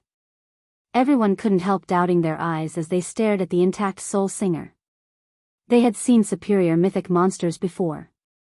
Some of them had even killed one before. However, compared to those superior mythic monsters, Tedelia was like a completely different creature. However, when Feng, who was currently incanting, saw this scene, he wasn't surprised at all. The early stages of God's Domain served to let players adapt to God's Domain's combat style. The main God system had not only provided players with many benefits but also weakened the monsters in the game. In fact, even the level 100+ monsters that players felt were strong weren't actually at their peak condition. They were still suppressed to a certain degree. However, that was not the case for the monsters in Forbidden Lands. The monsters in these locations weren't subject to the main God system suppression and could exert 100% of their combat power. In Forbidden Lands, mythic monsters were beyond the capabilities of ordinary Tier 3 teams. Tier 3 players would need top-quality equipment and various support tools to even stand a chance. Moreover, the team would also need many experts with Berserk skills. Otherwise, only one outcome awaited the team: annihilation. Not to mention, Tedelia was a bona fide superior mythic. If Feng himself fought Tedelia right now, he definitely wouldn't have an easy time. They would need at least 6 Tier 4 players to defeat this boss. Otherwise, challenging the Realm Lord would be sheer suicide. This was why he had tasked Lifeless Thorn's trio with only holding back Tedelia for 15 seconds. Asking them to hold the Realm Lord back for even a few seconds more was a luxury they couldn't afford. Subsequently, Solitary 9 and Lifeless Thorn activated their life-saving skills one after another to defend against Tedelia's attacks. Even Yenya, who served as the healer of the trio, had to activate her power of darkness. Without the additional basic attributes, she would have died from any random stray attack that hit her. One time, to defend against Tedelia's trampling, Solitary 9 activated his Tier 3 shield wall and interposed himself between the Realm Lord and his 2 companions. However, even with his life-saving skill activated, the resulting shockwave still sent the trio flying several dozen meters away. Both Lifeless Thorn and Yenya lost over 1 million HP from the attack, whereas Solitary 9 lost over 3 million HP. 5 seconds. 10 seconds. Read latest chapters at Wuxia World. Every second of battle placed immense pressure on the trio. Every moment they fought, Tedelia felt as if death would claim them in the next second. The players spectating from afar were stupefied at this scene. This was the first time they truly understood how terrifying a superior mythic monster could be. If not for Lifeless Thorn's group having activated their berserk skills, the trio would have most likely been killed instantly. Commander. Are you not done yet? Solitary 9 asked Feng through a private conversation. Previously, he thought that it would be a joke if he couldn't hold Delia for 15 seconds. However, he now realized that 15 seconds was truly a long time. Good job. At this time, Feng had also finished chanting the final verse recorded in the Bible of Darkness. Leave the rest to me. Chapter 2758, Bible of Darkness's True Power. Upon hearing Feng's words, Solitary 9, Lifeless Thorn, and Yenya promptly stopped attracting Delia's attention and dashed over to Feng. They chose to run to him because only their commander had a way to hold Delia back. If they ran in any other direction, Delia would definitely chase them down and crush them. Delia strode toward Feng step by step. Not only did Delia shake the ground with every step it took, but the mental influence it exerted over the rest of the team also increased. Some of the resting players, such as Blue Gown, even started holding their heads in pain. Are we going to fight it? Illusory Words couldn't help frowning at this situation. She simply couldn't see any way for their team to defeat Delia. Not only did Delia possess over 2 billion HP, but its combat standard was superior to ordinary refinement realm experts. Its speed was so fast that even a domain realm expert like herself could barely keep up. Such speed simply wasn't something Tier 3 players could cope with, and even a Tier 4 player like Feng would, at best, just match its speed. Moreover, Delia's strength was something only Tier 4 MTs could hope to stop. If a swordsman like Feng tried to tank one of the Realm Lord's attacks, he would definitely end up miserable. However, when Delia was only 3 steps away from Feng, the connections completed. Feng smiled as he closed the Bible of Darkness and looked at Delia. Let's start the second round, then. As soon as Feng closed the Bible of Darkness, the stormy skies above the valley shattered and transformed into a dark space covering thousands of yards. Looking at the darkness, everyone present could faintly sense that it was connected to an ancient and terrifying space. Just the aura leaking out from the dark space was enough to roil the valley's mana. The next moment, a gigantic stone door several hundred meters tall fell through the dark space and smashed into the valley, causing powerful tremors to spread throughout the valley. When Delia looked at this ancient door, a deep sense of fear appeared in its eyes. How can there be such a terrifying existence in this world? Unyielding Heart was shocked as he looked at the massive stone door before him. This door was undoubtedly the most terrifying item he had seen in God's domain thus far. Just looking at it allowed him to understand just how scary it was. Every magic pattern and rune engraved on the door functioned to seal its power. Whatever existence stood behind the door could most likely obliterate him with just a small strand of its power. For a moment, he even had the feeling that the opening of this door would mark the beginning of all disasters. He's not planning to open this door, right? Illusory Words eyed the stone door nervously. The door before her looked far too ominous. Its appearance alone filled her with an indescribable aversion and terror, a terror easily 100 times stronger than the fear she felt for Delia. However, before Illusory Words could continue this line of thought, the door began opening by itself slowly. Darkness, silence, and despair. For a moment, it felt as if all the negative emotions in the world were pouring out of this stone door, and even Feng felt uncomfortable in this situation. As for everyone else, their faces paled, and they knelt on the ground involuntarily, none of them daring to look at the stone door directly. Who, mans? No. You're not. Suddenly, words spoken in the abstruse demonic language flowed out of the door. Although none of the players present were knowledgeable of the language of demons, they understood what the spoken words conveyed. For a time, everyone was confused. I never thought that after so many years, you existences would be the next to summon this door. Following these words, a 3-eyed, 10-meter-tall, humanoid demon clad in black armor walked out of the stone door. The instant Delia saw this demon, horror overwhelmed it. It was as if the Realm Lord had just seen death itself. Actually, Feng himself felt dread at the humanoid demon's appearance. He never dreamed he would summon this demon. The Dark Abyss had a total of 108 demon princes, 1, who stood at the peak of the great demons. All of them were existences second only to demon kings, and they could be considered half-step demon kings. Meanwhile, the humanoid demon standing before him was Ferbero, the Lord of the Dead. His strength ranked 21st among all great demons. Weak. How weak. Ferbero muttered as he looked at himself, his voice filled with dissatisfaction. He then looked at Feng, who held the Bible of Darkness, and said coldly, "You should know what you have done. That book isn't something you should possess, so hand it to me. This is also your only way out.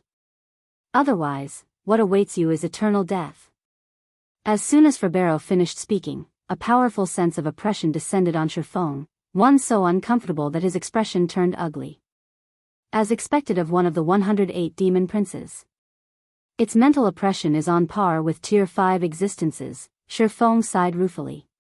Although he had long since known that the gap between Tier 4 and Tier 5 was massive, he still couldn't help feeling helpless when experiencing the might of a half-step demon king. Luckily, Feng wielded the Bible of Darkness, which restricted the methods Ferbero could use to target him. Otherwise, the demon prince could have killed him instantly. Meanwhile, as Ferbero subjected Feng to his mental oppression, the Bible of Darkness also sensed the offense. Immediately, chains appeared around the demon prince's body. The instant these chains appeared, Ferbero's mental oppression weakened drastically. Now, the mental oppression no longer posed any threat to Feng whatsoever. This damned contract. I will break free from this binding one day and obtain true freedom. Ferbero bellowed in rage as he glared at the pitch-black chains wrapped around his body. He then looked at Feng and said coldly, "Although that book prevents me from doing anything to you, don't think that you have full control over me. I can tell that you don't have much time left, based on those curses and bindings on your body. That book cannot save you. Only I can help you. That won't be necessary. I will only become your puppet if I believe you," Feng said, shaking his head while smirking contemptuously. After reaching Tier 4, he had gained an inkling about the problem plaguing his soul. Initially, he thought that with the benefits from his promotion, the problems he faced would stabilize. However, it turned out that wasn't the case at all. His problems were far greater than he imagined. This feeling became even more obvious after he had used the Bible of Darkness. The Bible of Darkness had been secretly eroding his soul all this time. He couldn't help but admit that this godlike item truly couldn't be controlled easily. It was much more dangerous than magic weapons. However, it was also impossible for him to abandon the Bible of Darkness. The road to reaching higher tiers was incredibly difficult. Only by grasping every available opportunity would he have a chance of becoming a god. Otherwise, everything he did would be for naught. One example would be the soul mark he received from a faux saint devourer he defeated some time ago. It was precisely because he had exploited this opportunity that he had managed to strengthen his soul, which, in turn, strengthened his resistance to that mysterious NPC's soul curse. Otherwise, he wouldn't have survived until now. Feng then looked at Ferbero and said, "I might not be able to control you completely, but you should know that as your summoner, I can forcibly control part of your power."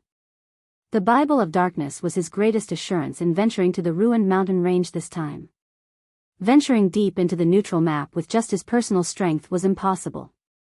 After all, Delia alone was already more than enough to make him flee. "You'll regret this. Controlling the power of demons is beyond you.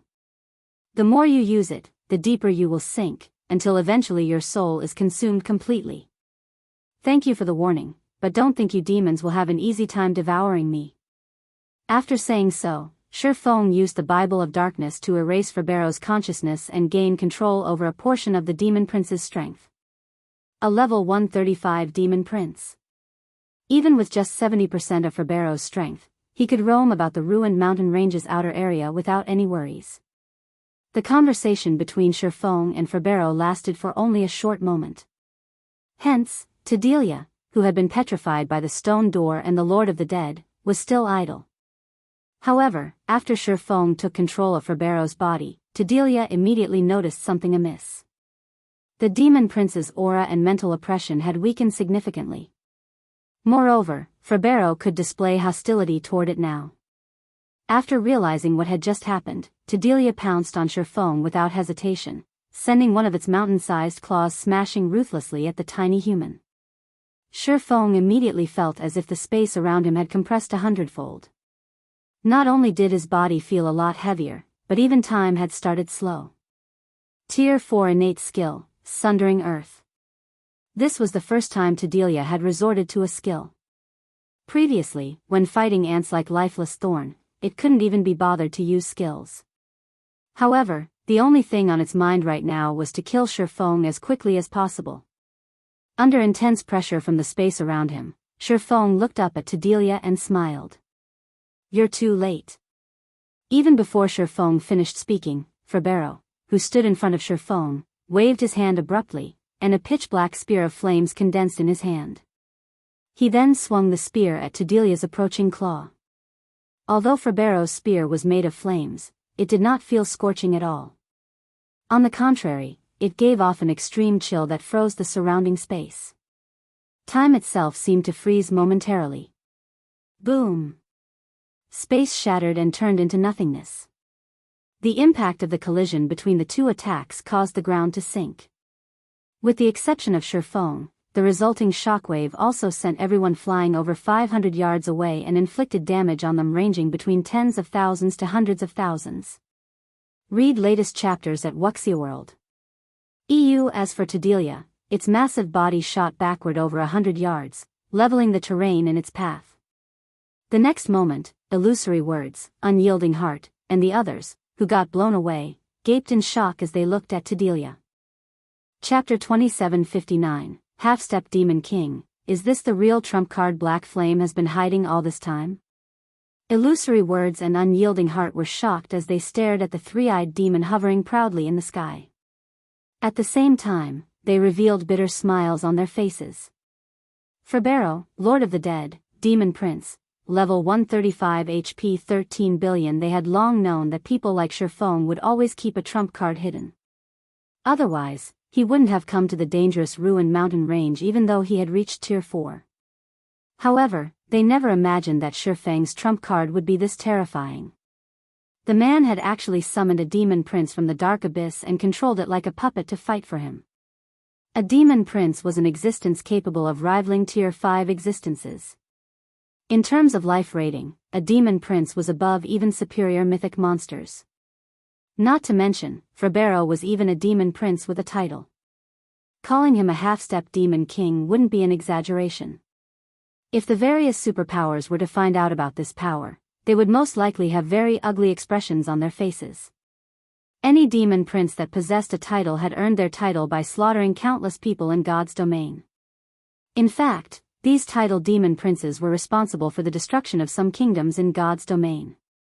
For an existence capable of single-handedly destroying an entire kingdom, destroying a super guild's guild city would be child's play.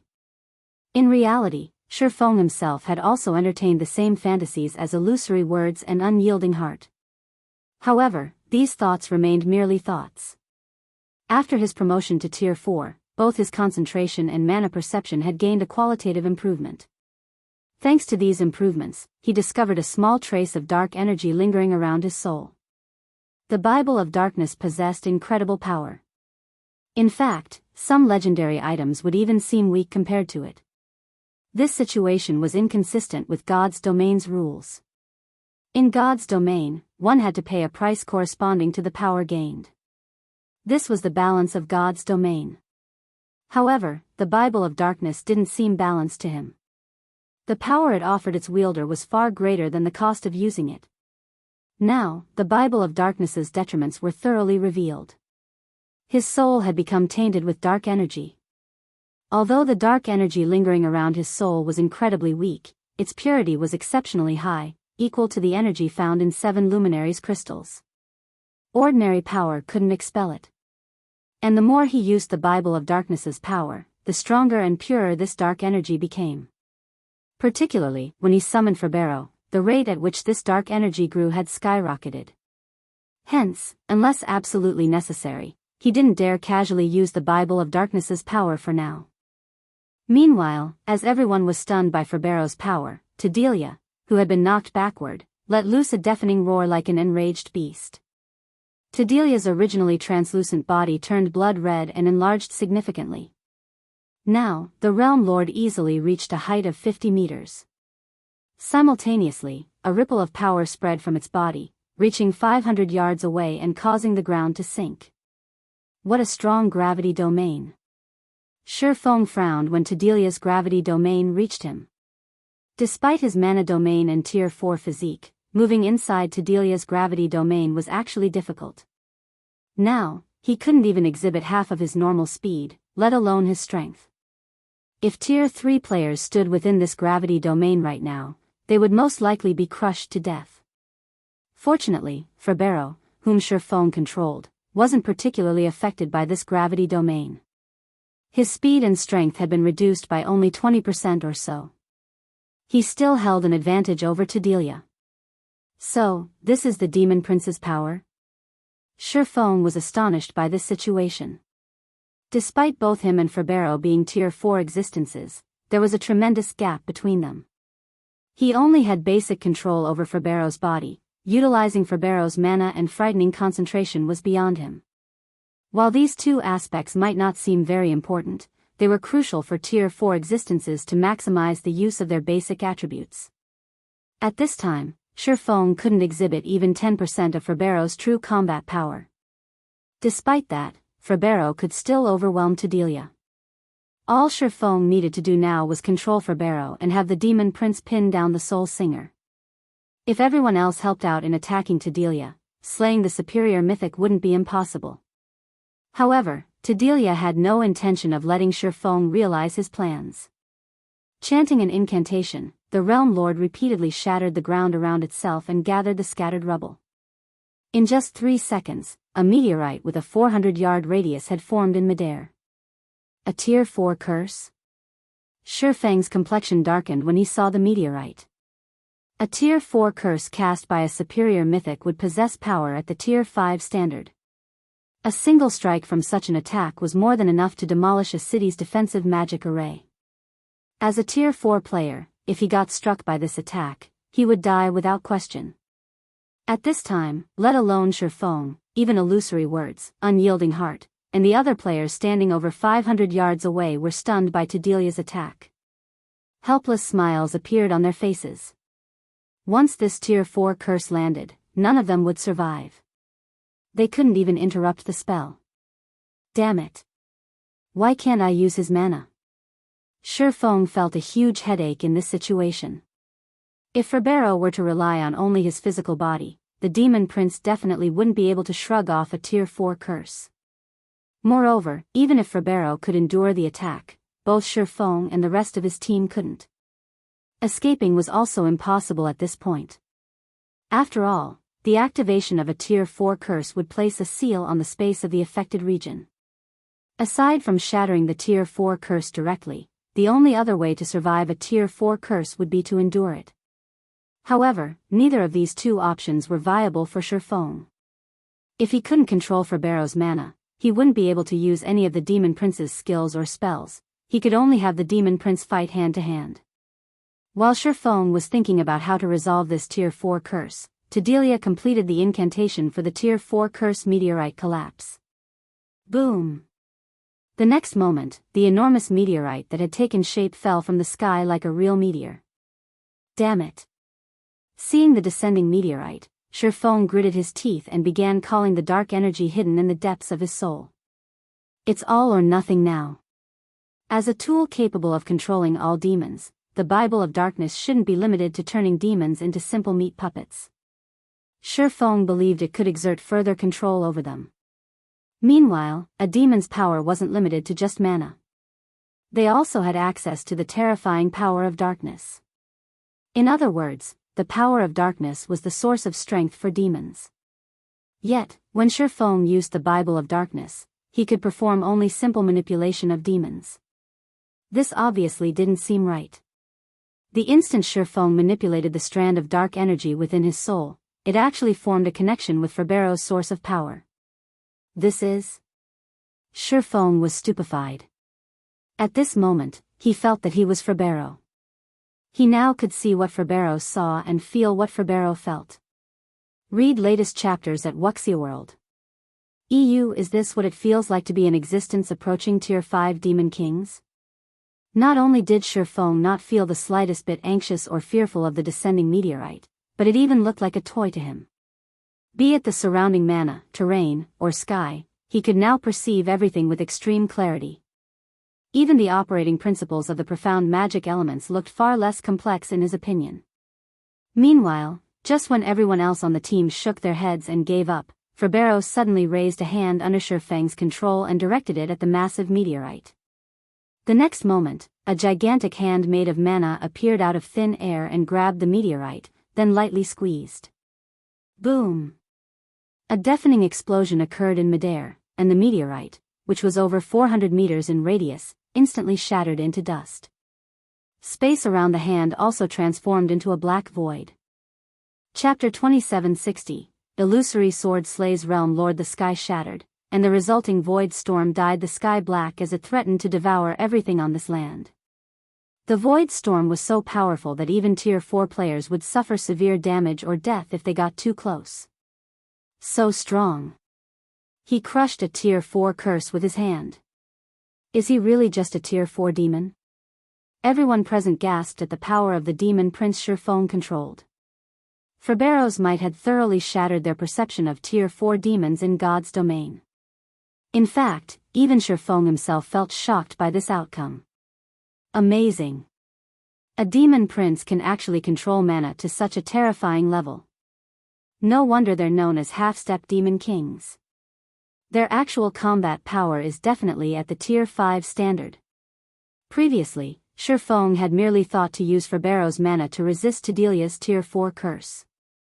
However, the mana hand the demon prince conjured had actually shattered the Tier 4 curse.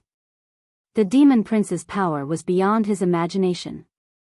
Nevertheless, the most amazing aspect about Ferbero would have to be the mana he could condense. The strength of the condensed mana surpassed even Feng's mana when he executed Holy Devour. Meanwhile, Ferbero had already exhibited such astounding mana just by casually condensing it into the shape of a hand. Had the demon prince executed a mana technique just now, the result would have definitely been mind-blowing. The power of the attack might even reach the intermediate Tier 5 standard. Usually, if a superior mythic monster used a Tier 4 curse, the spell's power would only be at the entry level of Tier 5, not even reaching the basic Tier 5 standard. However, the mana hand Ferbero manifested just now was undoubtedly at the basic Tier 5 standard. If the attack's power reached the intermediate Tier 5 standard, the resulting spatial storm would have had a radius of several thousand yards instead of just several hundred yards. Feng couldn't help reveling in Ferbero's power. After all, the feeling of wielding such power was simply wonderful. This was especially true for Ferbero's perception of and affinity for mana. When controlling the demon prince, Feng could feel his comprehension of the operating principles of mana becoming a lot clearer than before. This wasn't a sensation he could experience with just an ordinary Tier 4 physique. If I can maintain this state, I can probably break through my mana body's 100% threshold in just 1 or 2 hours. My control of mana might even improve, and getting promoted to a Grandmaster Magician would be far less of a struggle. The gap in physique and life rating wasn't something that basic attributes could compensate for. If the effects of basic attributes on one's combat power were calculated by addition and subtraction, then the effects of physique and life rating would be calculated by multiplication and division. This was also why the dragon race stood at the apex of all races. Even with the same basic attributes, a dragon would be many times stronger than a human. For the same reason, dragons, fallen angels, and such creatures were invincible among those of the same tier, with some even capable of transcending tiers. Based on the power Ferbero displayed, the demon prince's life rating was probably close to rivaling dragons. However, as Feng was savoring this wonderful moment, a stinging pain came from the depths of his mind. He paled in agony and almost staggered and fell to the ground. Sure enough, the system won't allow players to be immersed in this feeling for long. Feng smiled bitterly when he sensed the state of his concentration and the taint on his soul. He had manipulated Ferbero's mana for less than 3 seconds, yet not only did he expend 10% of his concentration, but the dark energy in his soul had also grown significantly stronger. The corrosive effect of manipulating Ferbero's mana was 1/3 of summoning the demon prince himself. Meanwhile, Delia, who had initially cowered after seeing its Tier 4 curse shattered, narrowed its 6 eyes when it noticed the intensity of Feng's aura plummeting. It could tell that Feng was no longer in his best condition. Immediately, Delia's 3 heads began chanting another Tier 4 curse, intending to kill Feng while he was weakened. "Do you think I'll give you another chance?" Upon noticing Delia's actions, Feng connected the dark energy in his soul with Ferbero's source of darkness once more. Ferbero's aura recovered to its peak. The demon prince's aura was so terrifying that even Illusory words and the others, standing several hundred yards away, trembled reflexively. "Stay down." Feng had Ferbero brandish the fire spear without hesitation, gathering both mana and power of darkness for an attack. In addition, Feng even executed Light Shadow for this attack. However, as he was executing the mana technique indirectly, through Ferbero, he failed to execute the complete Light Shadow. Even so, the resulting attack was still magnitude stronger than the earlier mana hand. The next moment, illusory spears rained down from the sky and bombarded Delia's heads. The attacks were so quick and powerful that the Soul Singer couldn't dodge them in time, its body getting pummeled into the ground. Cracks extending several thousand yards formed on the ground due to the impacts. The violent trembling of the earth toppled everyone on Feng's team and forced them to sit on the ground. By the time the land stopped shaking, a crater with a 300-yard radius had formed in Delia's position. As for the Realm Lord itself, its body had sunk several dozen meters into the ground, only its 3 heads remaining above ground. -1,165,446,428, a damage value exceeding 1 billion emerged slowly above Delia's head as its HP bar fell by a significant chunk. Even its life aura had weakened slightly. Crap. The commander is insane. He actually managed to summon such a demon. Solitary 9 was secretly astonished when he saw the damage and destruction Ferbero caused. At this rate, the fight could end in just another dozen hits or so.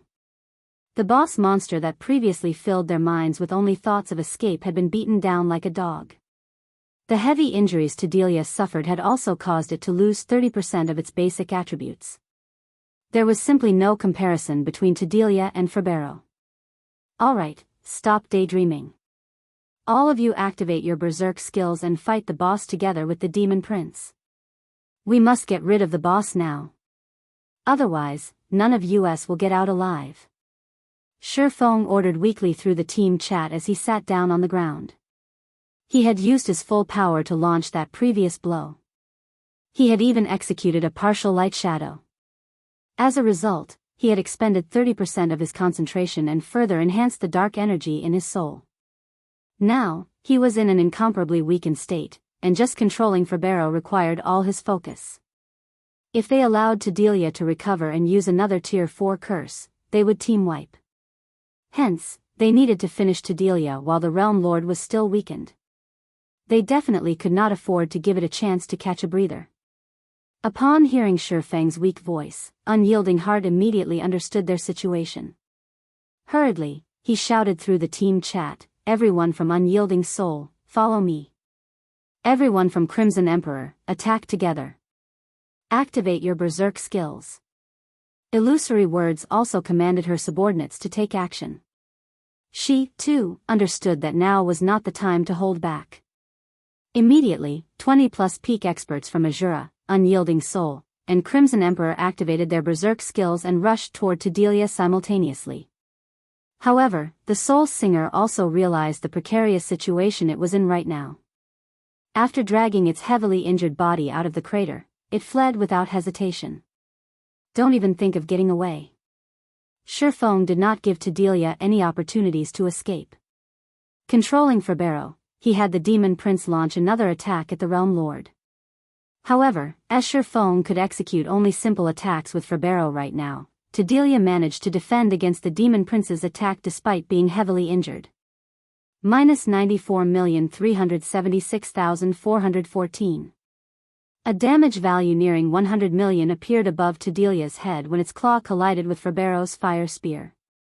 Disregarding the damage, Tedelia immediately jumped into the air to flee. However, Feng was no ordinary expert but someone at the peak of the Ascension realm.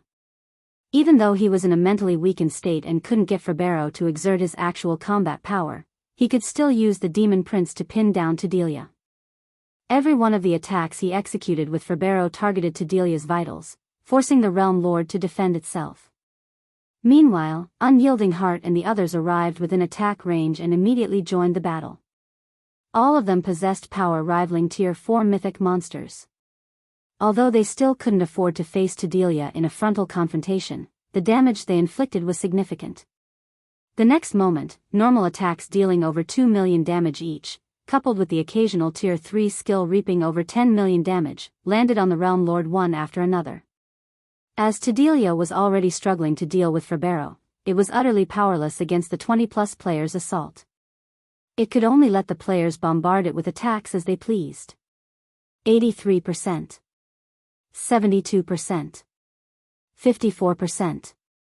Time passed quickly, with one side sticking close to the other. One side was fleeing desperately, while the other side was pursuing and attacking ruthlessly. Fortunately, Feng and the others dealt sufficiently high damage, dragging Tedelia's HP down continuously. After 3 minutes into the battle, Tedelia's HP hit 30%. However, at this time, the peak experts on Feng's team lost the Berserk skills effects one after another. Immediately, the team's overall DPS plummeted to just barely over Tedelia's battle recovery. At this rate, they wouldn't be able to finish the Realm Lord quickly. 10 minutes. 15 minutes. 20 minutes. When Tedelia's HP fell to 8%, its aura suddenly changed. The Realm Lord had finally recovered from its weakened state and was now back in peak condition. Die. Humans. Tedelia bellowed in human tongue, a hint of madness and contempt appearing in its eyes. It then began casting a Tier 4 curse. Damn it. We still didn't make it? Unyielding Heart's complexion sank when he saw another meteorite taking shape in the sky. They had fought for more than 20 minutes, yet they still failed to slay the weakened Tedelia. Now that the Realm Lord was casting another Tier 4 curse, the raid was as good as over. The one who's going to die is you. Some distance away from the battlefield, Feng stood up abruptly, a glimmer of light blooming in his eyes. He then manipulated the dark energy in his soul once more. Compared to the 2 previous instances, Feng was much more familiar with manipulating Ferbero's power this time. The next moment, Ferbero wielded his spear like a great sword and entered the stance for executing Light Shadow. The mana around the Demon Prince began rampaging. Simultaneously, an illusory sword 100 meters long appeared in midair. Die. Read latest chapters at Wuxia EU. At this moment, Feng had exhausted every bit of concentration he had left to have Ferbero execute Light Shadow. Boom! The illusory sword descended instantly. For a moment, everyone even had the misconception that the sky had been split apart. 1 second later, Tedelia's 50-meter-tall body divided into 2 halves and collapsed to the ground. The Realm Lord's HP zeroed out, the boss becoming deader than dead. Chapter 2761, Level Skyrockets, It's Dead? That was close. For a moment there, I thought we would all get flattened. I am never going to go near superior mythics ever again before reaching Tier 4. These aren't things Tier 3 players like ourselves can do anything against. After everyone saw Tedelia bisected, they slumped down to the ground and breathed out a sigh of relief, rendered speechless by this narrow escape from death. However, many people also felt fortunate about their survival and couldn't help laughing happily. As for Illusory Words and Unyielding Heart, both were too tired to pay attention to Tedelia.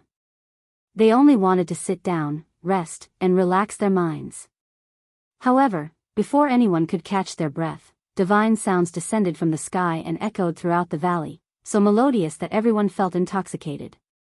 As expected of a first kill in the ruined mountain range. Even without divine providence, the lute's quality can actually trigger a divine hymn.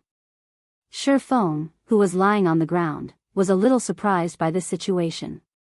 He never thought that the first kill of a realm lord would yield such excellent loot. Initially, he had been thinking of using divine providence and personally dealing the finishing blow to Delia. However, the situation at the end did not permit him to do so. As a result, he could only rely on Ferbero to finish the realm lord. While the divine hymn resounded in the valley, bright rays of light enveloped all the survivors. Feng, who was initially at 78% of level 125, leveled up twice and reached 4% of level 127. Everyone else leveled up at least 3 times, with some even leveling up 4 times. The abundance of the EXP awarded utterly dumbfounded everyone. A superior mythic boss actually awards so much EXP? If it were before, we wouldn't get this much EXP even after killing 30 superior mythics. With this, we save at least half a month of grinding. It's a pity that everyone else died. If not, they would have saved on plenty of grinding time as well. Everyone couldn't help sighing over the abundant EXP from Delia. On one hand, they felt grateful that they could save plenty of time. On the other hand, they felt guilty for those who died. Not only did the dead players not receive any EXP from the raid, but they would even lose 1 level after resurrection. And even if Illusory Words and the other healers of the team resurrected them, they would still lose nearly half a level's worth of EXP. Only Feng remained unfazed by this situation. Setting aside that this raid happened after the first major update, just the fact that Delia was both a superior mythic monster and a realm lord already meant that the EXP granted upon its death would be incredibly lavish. The descent of a divine hymn would also increase the EXP awarded. Furthermore, Delia was a level 128 monster, whereas most of the players on the team hadn't even reached level 120 yet. The bonus EXP these players received would be significant. However, it would be almost impossible for them to level up so quickly again in the future.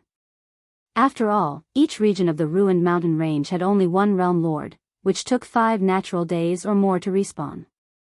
Moreover, the realm lords for each region weren't fixed. Hence, although their team had secured information on Delia the Soul Singer, this information would be useless because the next realm lord that spawned in this region would probably be some other superior mythic monster. It was almost impossible for players to come across the same realm lord multiple times in forbidden lands such as the ruined mountain range. Every boss that spawned would be new. Hence, players couldn't prepare for specific bosses and could only rely on brute strength or tools to secure victory. New. Standing up slowly, Feng looked at his teammates and commanded, "Start resurrecting the others. Thorn, you guys patrol the surroundings. Make sure no monsters come ambushing us." Although Ferbero's presence had scared the surrounding monsters into fleeing and the likelihood of an ambush was low, it never hurt to be careful. After all, whether it was a forbidden land for all life or a forbidden land for humans, a single mistake was all it took to team wipe. "Leave it to us." Lifeless Thorn nodded before leaving to patrol the surroundings together with Cleansing Whistle and the others. As for Yenya, Illusory Words, and the other surviving healers, they began resurrecting the team members killed by the Soul Devourers. Although these people had died because they had their concentration sucked dry, their souls did not get damaged. Hence, resurrection was still possible. Only, they would be in a weakened state for several hours after getting resurrected and wouldn't be able to participate in battle right away. While the others were busy with their respective tasks, Feng slowly made his way to Delia's corpse and waited for the loot to appear. Regarding Delia's loot, none of the members of Unyielding Soul or Crimson Emperor gave it much thought. After all, Feng was the organizer of this team. Before they went on this expedition, they had already agreed that all discoveries made and items obtained would belong to Feng. This was the basis for the cooperation of their 3 guilds. Moreover, even without the agreement, both Unyielding Souls and Crimson Emperor's peak experts would be too ashamed to ask for any loot. From start to end, they had merely played a supporting role and barely did anything during the raid. In fact, if not for Feng landing the finishing blow, they wouldn't be alive right now. They also wouldn't have leveled up 3 or 4 times and gained a 15-day leveling advantage over the outside world's peak experts. One could say that the EXP harvest alone already made their trip to the ruined mountain range worthwhile. Not to mention, they also got to learn about the ruined mountain range and find out just how dangerous the neutral map was.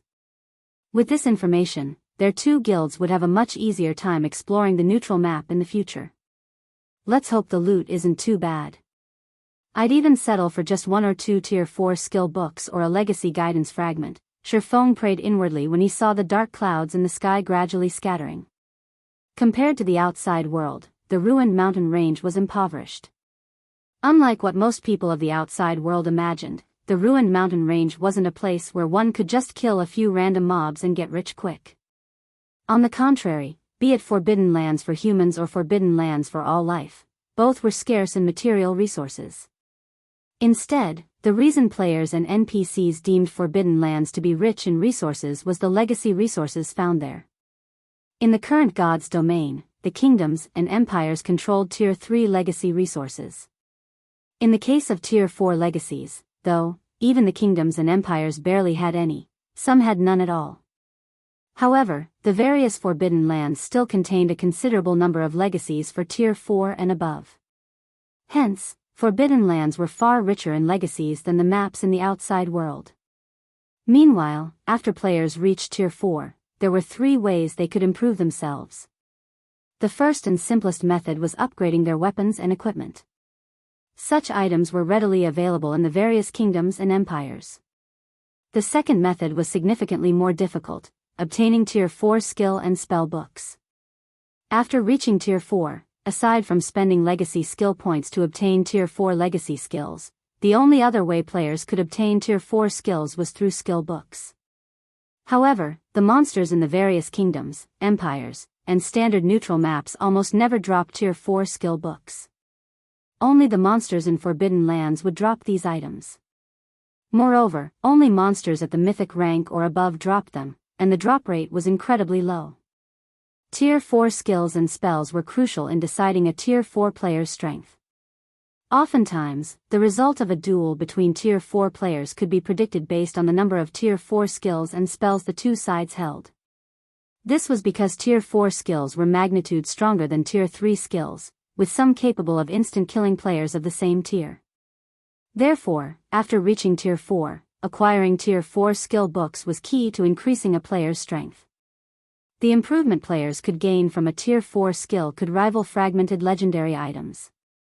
Moreover, unlike fragmented legendary items, learned skills and spells didn't have a chance of dropping upon death. The third method to improve one's strength was also the most difficult one, obtaining legacy guidances for Tier 4 or above. After players reached Tier 4, levels would no longer be as important as before. Even if players reached level 150 and fulfilled the minimum condition for promotion to Tier 5, they wouldn't necessarily reach Tier 5. Getting promoted to Tier 5 was far more difficult than reaching Tier 4. For the Tier 4 promotion, players only needed to find their Tier 4 legacy land and learn a Tier 4 legacy skill within the allotted time. However, there were no such challenges for the Tier 5 promotion. Players weren't required to complete a troublesome promotion quest, nor did they need to search for some random location. Instead, getting promoted to Tier 5 was a very straightforward process. Players just had to raise their concentration to the Tier 5 standard, then reconstruct their own mana bodies, which would allow their essence to achieve a qualitative improvement. This was how one became a saint. Upon reaching Tier 5, players would no longer be an ordinary human. Their life rating would reach an extraordinary level. This was why very few players and NPCs would ever manage to reach Tier 5 in God's domain. Those who did would be dragons and phoenixes among men. The first step to reaching Tier 5 was breaking through the limits of one's mana body at Tier 3. While this might seem like an insignificant step, it would provide players with great help when they tried to reconstruct their mana bodies at Tier 4. The most difficult step was going from 0 to 1. Meanwhile, Violet Cloud had already taken the first step on the path to Tier 5. Meanwhile, legacy guidances could aid players in understanding the operating principles of mana because they recorded the comprehensions of ancient powerhouses on mana and the methods to utilize mana. Some even contained methods and experiences for constructing mana bodies. This was also why Feng had chosen to receive the Crimsonide Sword Saint's legacy guidance without hesitation. At Tier 3, despite receiving samples of mana bodies, players still faced incredible difficulty constructing their mana bodies. If players wished to get promoted to Tier 5, they would need to construct a mana body that was at least 10 times stronger. The difficulty of this feat was simply unimaginable. Hence, legacy guidances were incredibly important. Only by continuously learning about mana and mana bodies could players construct a mana body rivaling Tier 5 existences. Otherwise, they would remain at Tier 4 for the rest of their lives. However, obtaining legacy guidances was easier said than done. Legacy guidance fragments were no less rare than fragmented legendary items. Generally, only the bosses of Forbidden Lands at the Realm Lord status or higher would have a small chance of dropping this treasure. This was also one of the reasons very few independent players ever managed to reach Tier 5. Read latest chapters at WuxiaWorld. EU after all, let alone soloing superior mythics of the same level, even soloing superior mythics of a lower level was impossible for Tier 4 experts. Normally, raiding such monsters required the cooperation of multiple Tier 4 players. Moreover, even if players killed a superior mythic, they wouldn't necessarily obtain a legacy guidance fragment. And even if a fragment did drop, how many people would get a share of it? In addition, the guilds would frantically contest for these bosses, which further increased the difficulty of reaching Tier 5 for independent players.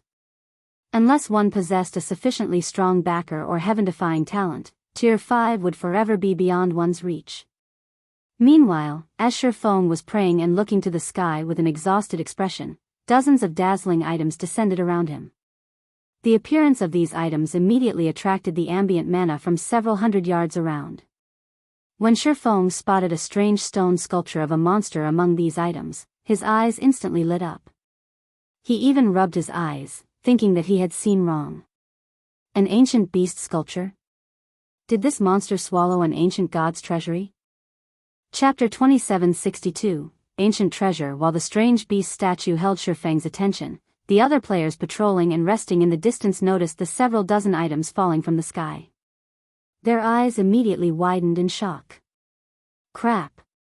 What's up with this loot? I've never seen so many epic items and legendary materials dropping at once. The boss is a level 128 superior mythic, so the epic items it dropped can definitely be used up to level 150. Despite making so many contributions to the guild, I only managed to get a pair of epic bracers that can be used up to level 130. With all those epic items, I could probably fully gear myself in epic items. Despite everyone being peak experts or better, they still grew envious when they saw Tedelia's loot. Rather, it was inevitable that they would be envious. Although epic weapons and equipment had become a lot more common in the current god's domain, the majority of them could be used only up to level 100. Those that could be used up to level 120 were few and far between. As for epic items that could be used up to level 150, even the various superpowers wouldn't have more than 30 pieces.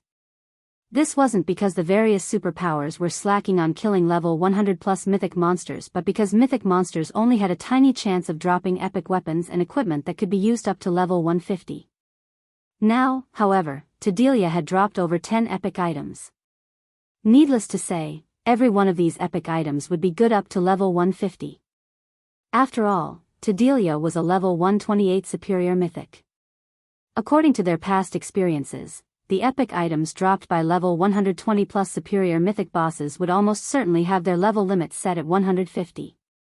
However, the epic weapons and equipment dropped were only the tip of the iceberg. What truly made everyone's eyes glow were the legendary materials in the loot. Legendary materials could be used to create customized epic weapons and equipment, which would definitely be top tier among epic items. However, like level 150 epic items, the drop rate for legendary materials was pitifully low. Even level 100 plus superior mythics would, at most, drop inferior legendary materials. More often than not, they would drop only epic materials. Nonetheless, Tedelia had dropped as many as 7 legendary materials.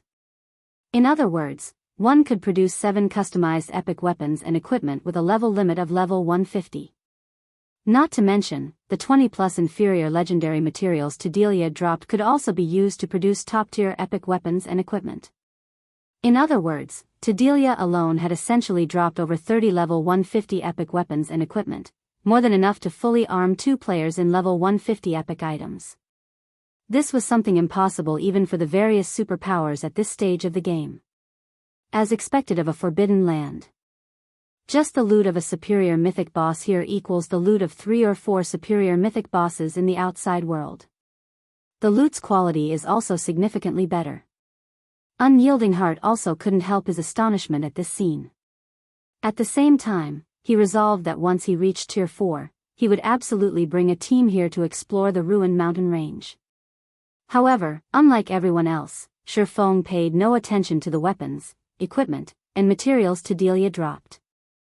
Instead, he stepped forward, collected a 1-meter-tall beast statue, and stored it in his epic spatial bag without hesitation. In Feng's opinion, even the combined value of all the other items Delia dropped couldn't compare to the value of this beast statue. Sacred Beast Statue, Soul-Devouring Beast, Epic Rank, Unique Item, one of 12 stone sculptures of sacred beasts made by Barstan. It holds incredible power. One shouldn't underestimate the beast statue just because it was an epic item. For tier 4 players and above, this beast statue was easily 1,000 times more valuable than legendary items. An ancient god in God's domain, Barstan was known as the god of elements by everyone. Legend had it that he could control all magic elements, and he was incredibly strong even among the ancient gods. In God's domain, any item belonging to a god would already be an amazing item, let alone an ancient god's possession. The 12 sacred beast statues were one of Barstan's earliest creations. To both gods and ancient gods, these statues were trash. However, to tier 4 players, these statues were priceless treasures. On the surface, the 12 sacred beast statues were only intended as room decor. However, if one placed these statues in areas with incredibly dense mana, the statues would generate a special signal. This signal allowed players inside the room to perceive the operating principles of a particular magic element. Although the granted perception was vague, it was still much better than blindly trying to feel and deduce the operating principles of the magic elements. Moreover, the effect stacked. With more beast statues collected, not only would one get to perceive more magic elements, but the intensity of the granted perception would also increase. In the past, a super guild had discovered an ancient god's treasury. And after working together with several superpowers and incurring countless casualties, the super guild had successfully raided the treasury. They had discovered 3 of the 12 sacred beast statues inside the treasury, one of them a medium-sized statue at the fragmented legendary rank. Due to these 3 beast statues, the super guild that found the treasury had ended up one of the 12 great guilds within a short period. Now, Feng had merely killed a superior mythic ranked realm lord, yet he had actually acquired a sacred beast statue. This was simply unbelievable. I really lucked out this time. Although not even one fragmented legendary item dropped, the boss actually dropped an intact legacy guidance crystal, besides one of the 12 sacred beast statues. If any of those superpowers in the past found out about this, they would most likely go crazy from envy. Feng inwardly grew ecstatic as he picked up a crimson memory crystal from the ground. Normally, the legacy guidances players could obtain in Forbidden Lands were only fragmented crystals. Due to the instability of the mana inside these fragments, they would disappear after one use. However, an intact legacy guidance crystal was a different story. As the mana inside an intact crystal was incredibly stable, players could use it several times. Moreover, each use cost only 100 magic crystals. However, as these legacy guidance crystals were quite ancient, even a complete one could be used only 9 times. Regardless, an intact legacy guidance crystal was as valuable as a legendary item because it recorded far more information than a fragmented crystal. A single use of an intact crystal was easily worth 10 uses of fragmented crystals. In the past, some superpowers were even willing to exchange a legendary item for an intact legacy guidance crystal. However, nobody had ever taken up the offer. This was especially true for guilds and adventurer teams. After all, the Legacy Guidance Crystal could lead to the birth of a Tier 5 player, which was way more valuable than a legendary item. In God's domain, unless Tier 6 God-ranked experts made an appearance, Tier 5 players would stand at the pinnacle of the game. The resources a Tier 5 player could acquire with their strength far exceeded the value of a legendary item. Several minutes later, Feng finished storing all of the dropped items in his spatial bag. He then let everyone rest for an additional 10 minutes before leading them toward the Earthfall's secret land. Feng had no choice but to position the still weakened members at the center of the team. He also had Ferbero open up the path for them, clearing out the level 125 plus Great Lords and Grand Lords that assaulted their team on the way. He had no intention of resting whatsoever. "Commander, aren't we in too much of a hurry?" Solitary 9 asked in a whisper as he looked at Feng, who still had a deathly pale complexion. The fight with Tedelia left everyone's concentration below the 10% threshold. They could fall unconscious at any time. Feng was no exception. Yet, after resting for just a short while, Feng had led them deeper into the ruined mountain range without hesitation. At this point, they had already been running for close to 2 hours, and everyone had constantly been fighting throughout this period. Moreover, the monsters they fought all had considerably high combat standards and high basic attributes. Although Ferbero took on most of the monsters for them, the occasional monster still slipped by. And if they weren't careful, they would be easily overwhelmed by these monsters. "I know, but we don't have much time left," Feng said while controlling Ferbero. Smiling bitterly, he continued, "At this point, I can no longer summon a second demon prince. If the duration of this one lapses before we reach our destination, we'll die a miserable death." Upon hearing Feng's words, Solitary 9 looked at the endless monsters around them and got goosebumps. At the same time, he subconsciously raised his shield and stood closer to Feng. If not for the demon prince, they would definitely be doomed. In fact, they wouldn't be able to cope with all these monsters, even with several Tier 4 experts on the team. After all, fighting in the ruined mountain range cost a lot of stamina and concentration. It was impossible for players to fight endlessly. "Move faster. We're almost there." Feng urged everyone through the team chat after taking a look at his map. At Feng's words, everyone hurriedly closed the distance to Ferbero. The team then broke out in a mad dash while blocking the attacks coming from the surrounding monsters. After frantically advancing for another dozen minutes or so, the team finally discovered a huge cave in the valley, with an entrance several dozen meters high. The cave exerted a mental influence that rivaled Tedelia's, making everyone feel discomfortable. Guild leader Black Flame, "Is this the place you were talking about?" Illusory Words asked anxiously. When she looked at the nearby cave, she got a sense of depression and uncertainty. A hint of fear had even appeared in her heart. If she was already experiencing such feelings even before entering the cave, it wasn't hard to imagine how dangerous it would be inside.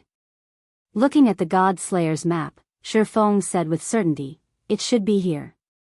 But that mental influence, Unyielding Heart had goosebumps as he looked at the cave.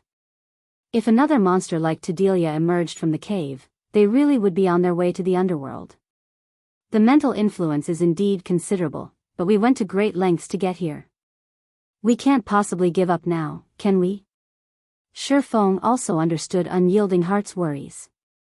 If they died now, it would indeed be a big loss.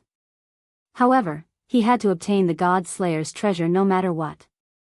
In the worst-case scenario, he was even willing to use his final trump card. Read latest chapters at Wuxia World.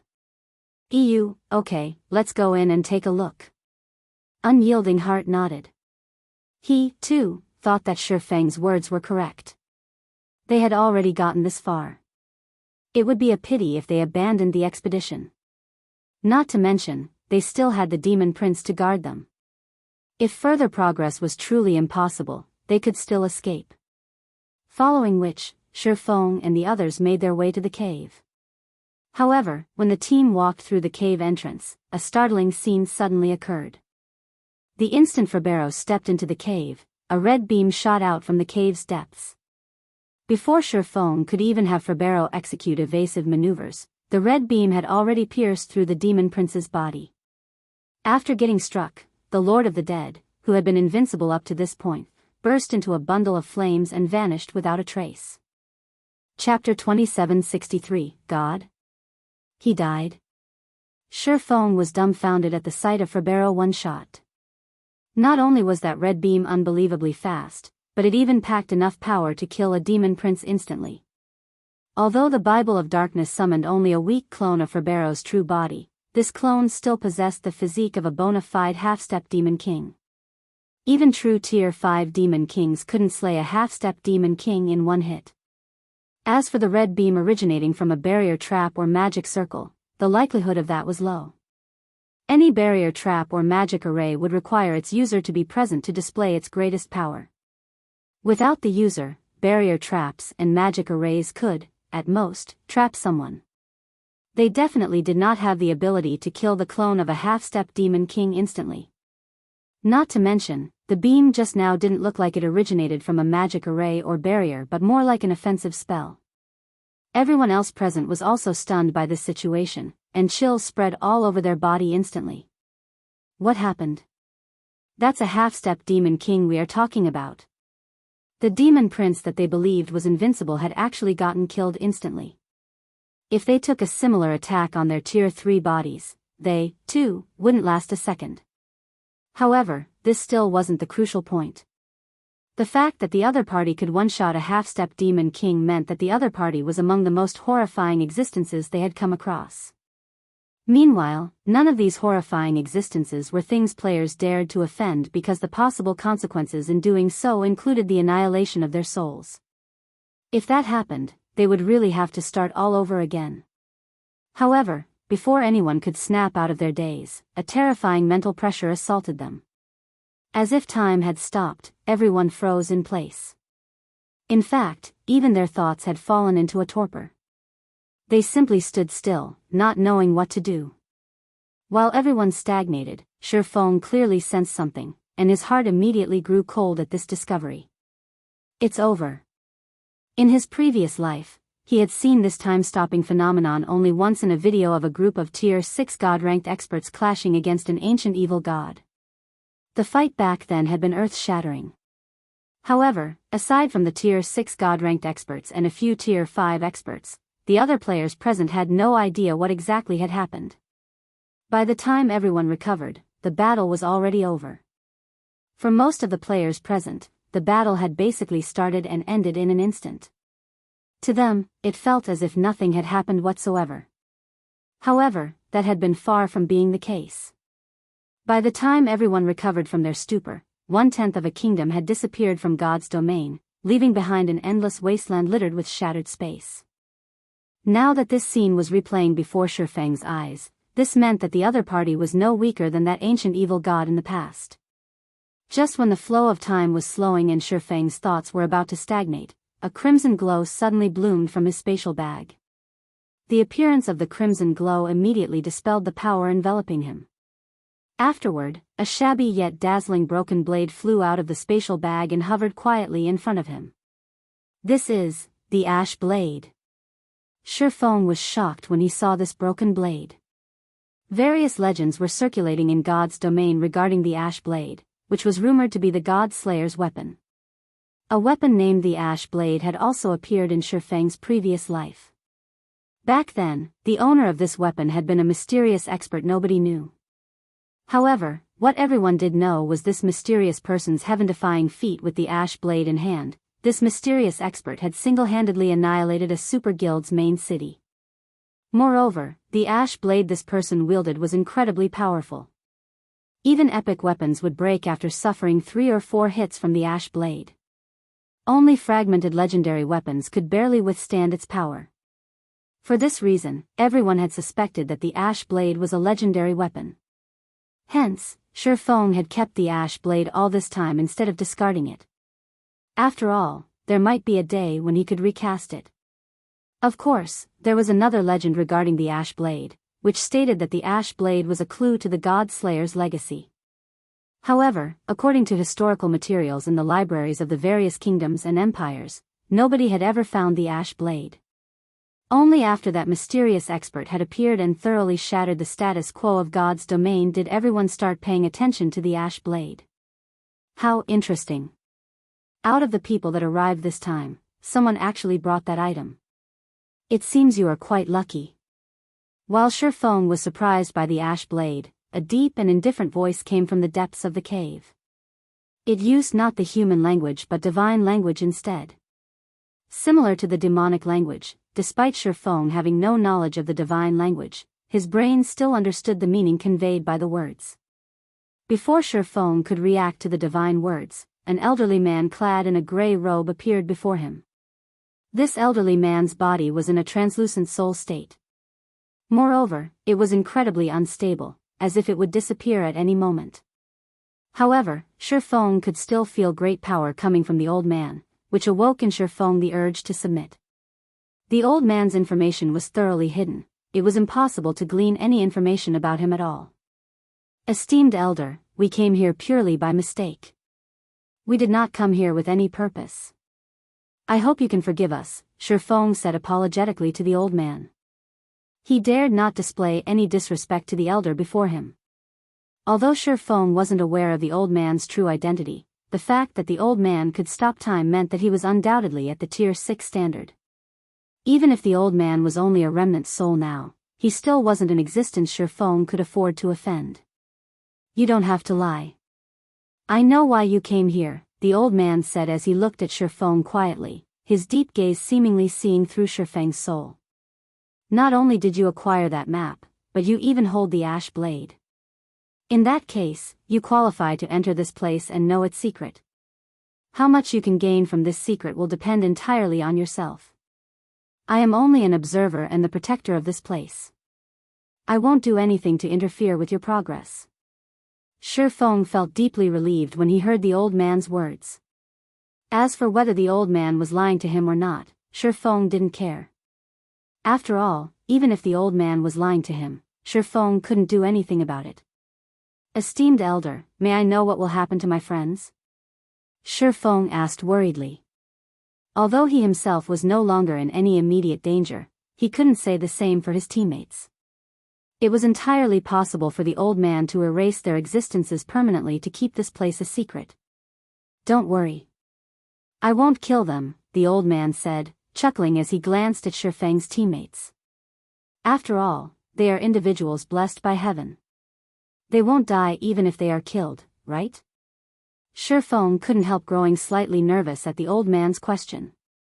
For some reason, he had a feeling that this old man knew a lot of things. In fact, he might even understand the true existence of players. Otherwise, he wouldn't have asked such a question.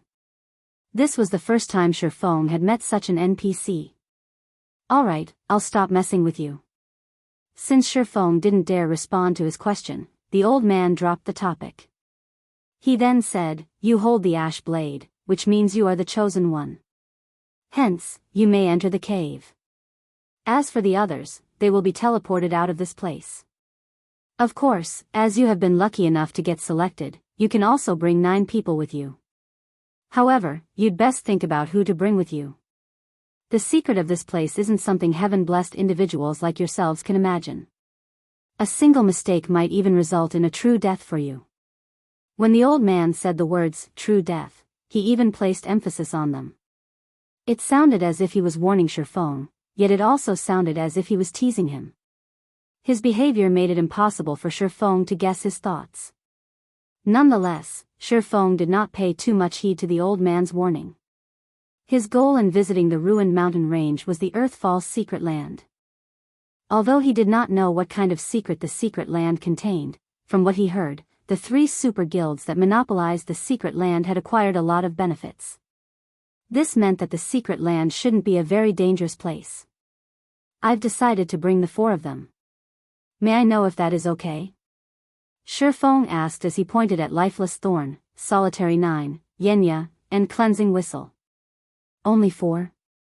After taking a glance at Lifeless Thorn and the others, the old man looked at Feng in surprise and asked, are you sure you don't want to bring more?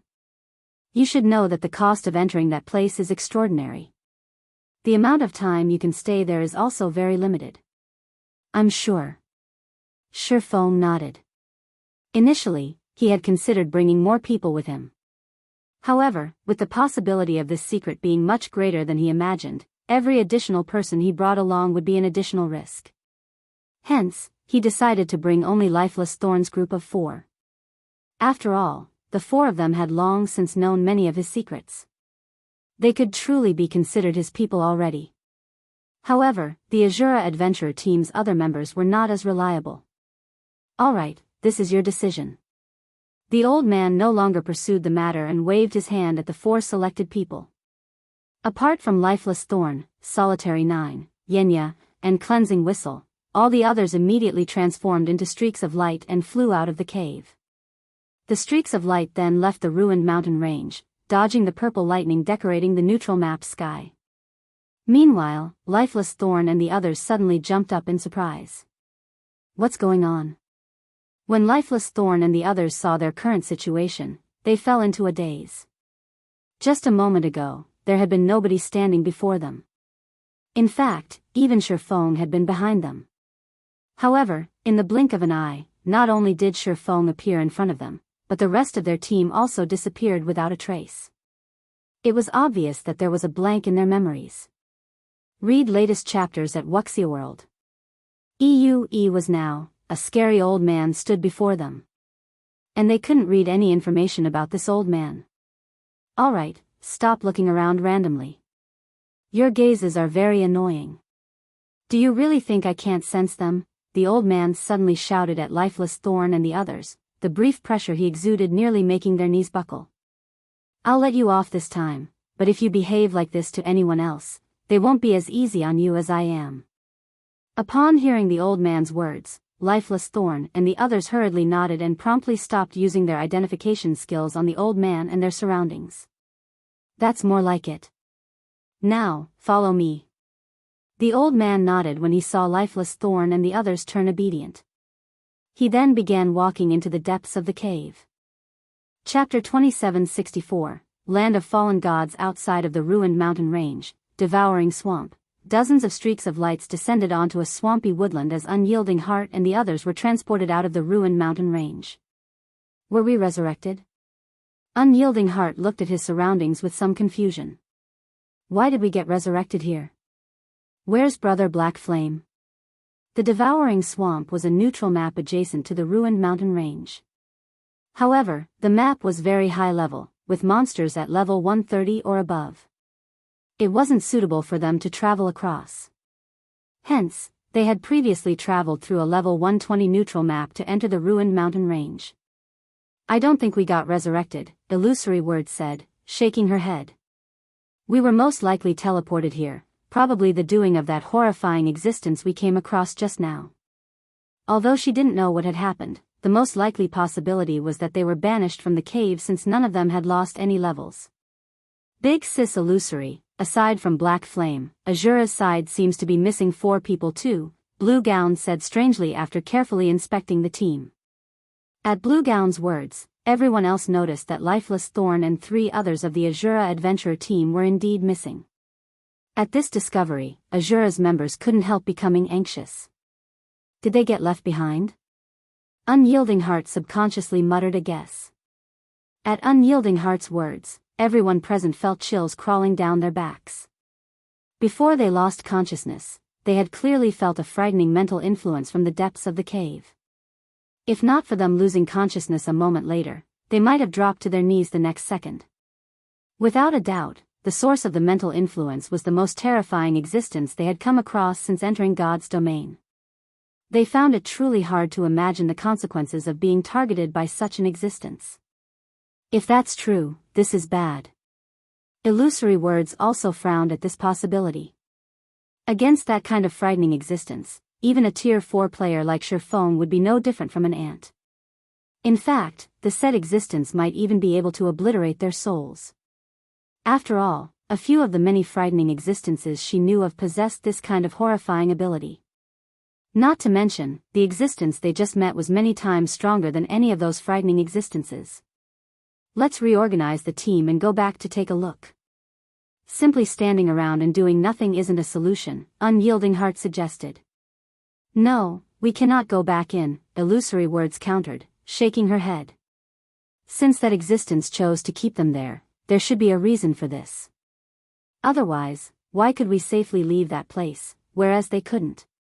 Moreover, we don't have the time to enter the ruined mountain range again. How so? Unyielding Heart asked strangely.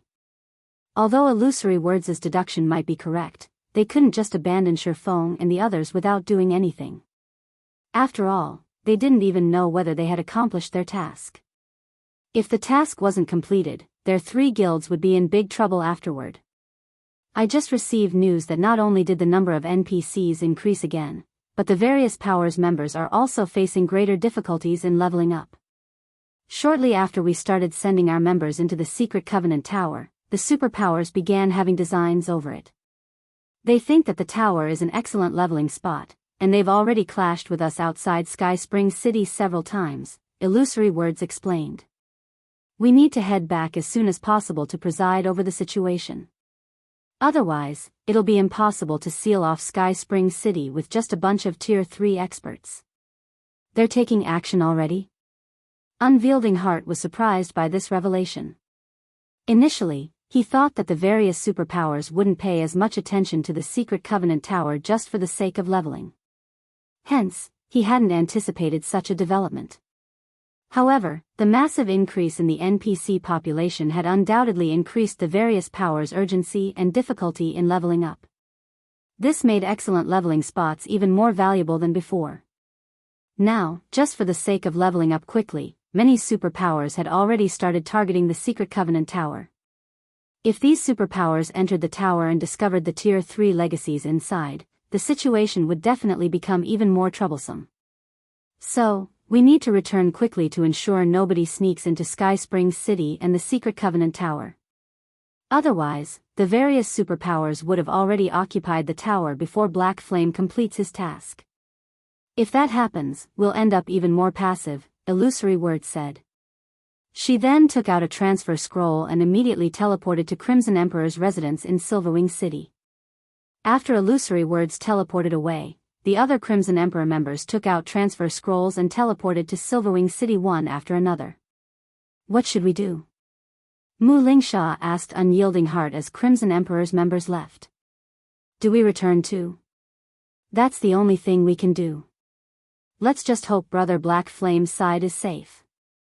Otherwise, we'll have a difficult road to walk down the line, Unyielding Heart said, sighing as he took out a transfer scroll himself.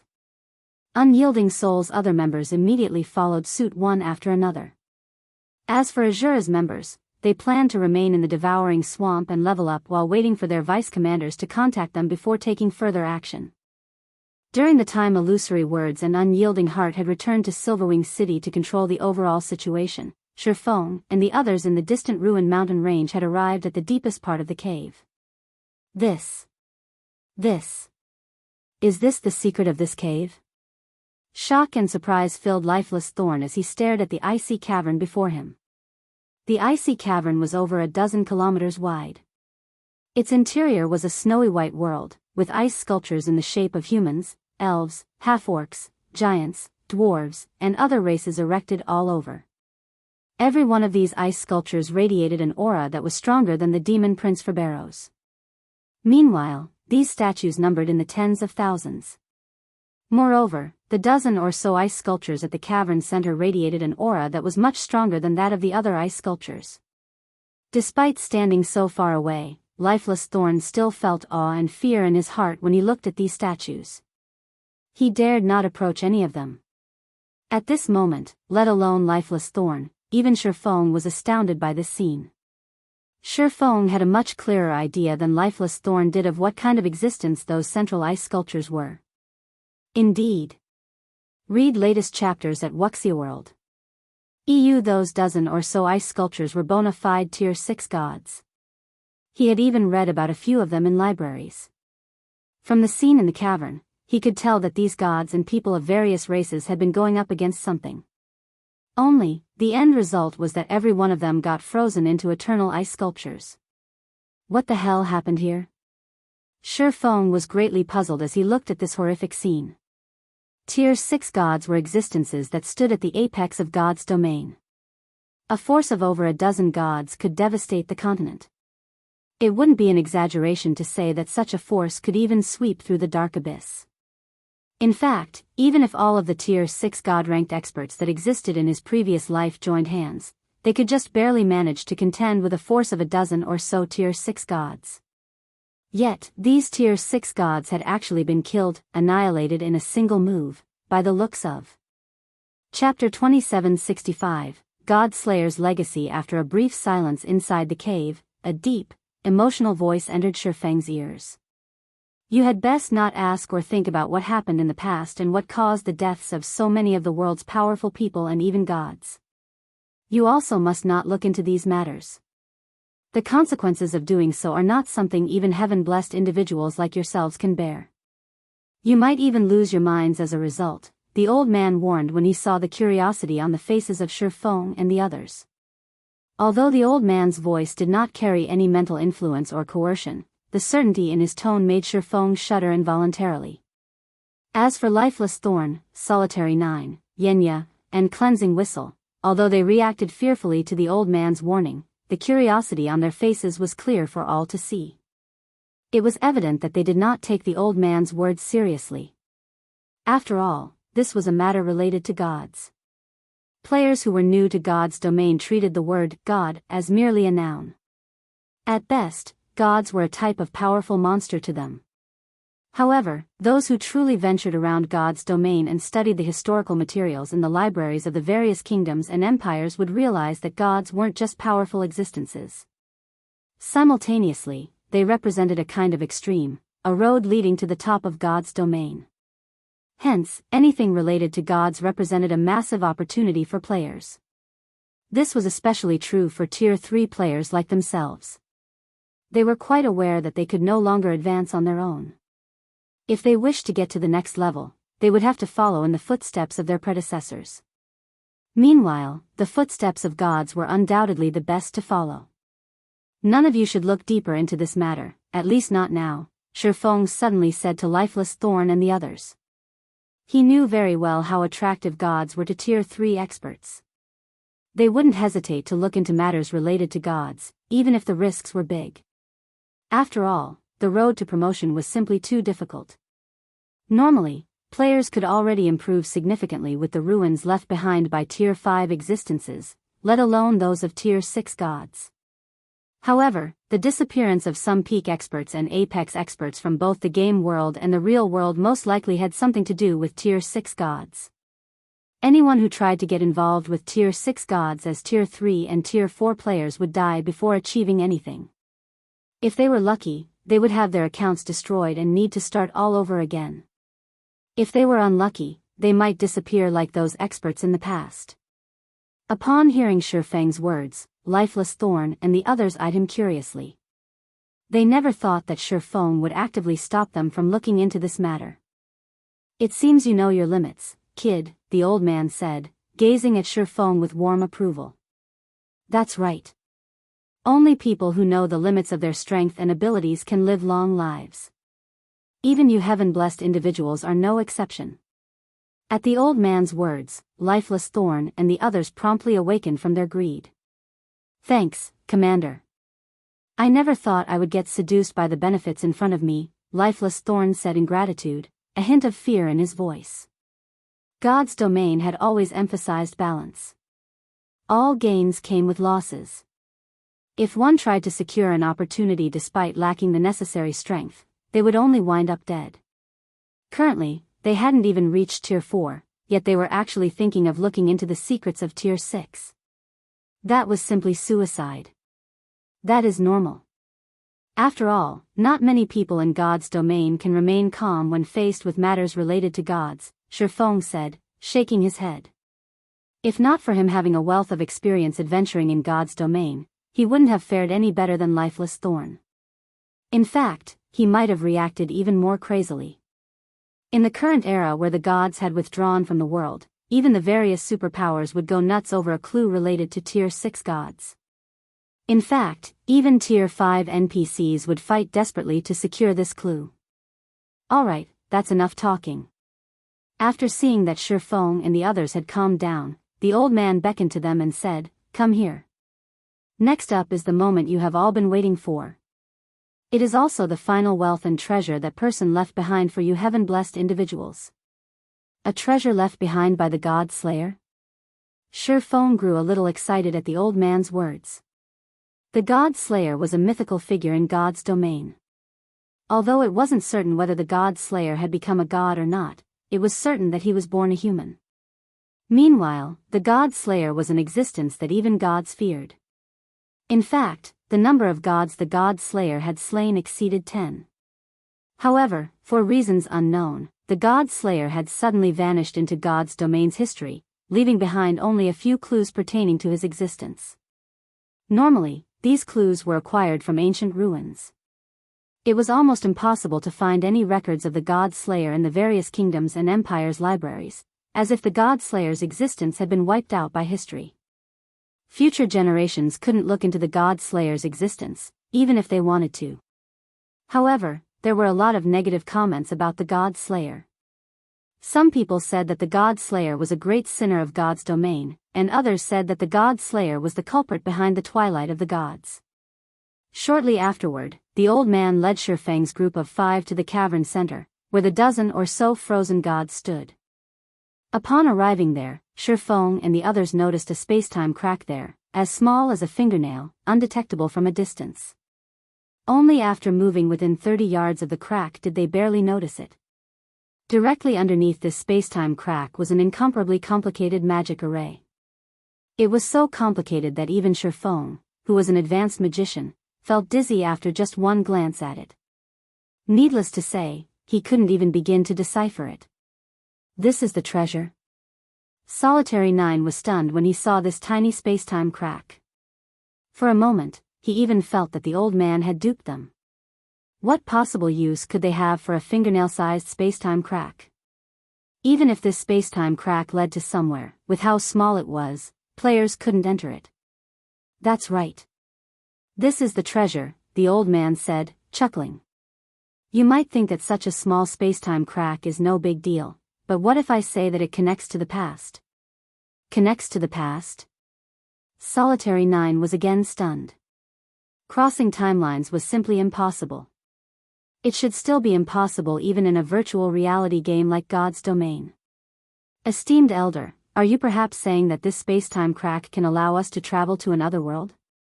Lifeless Thorn asked, thinking that the old man did not understand what the words, connects to the past, meant.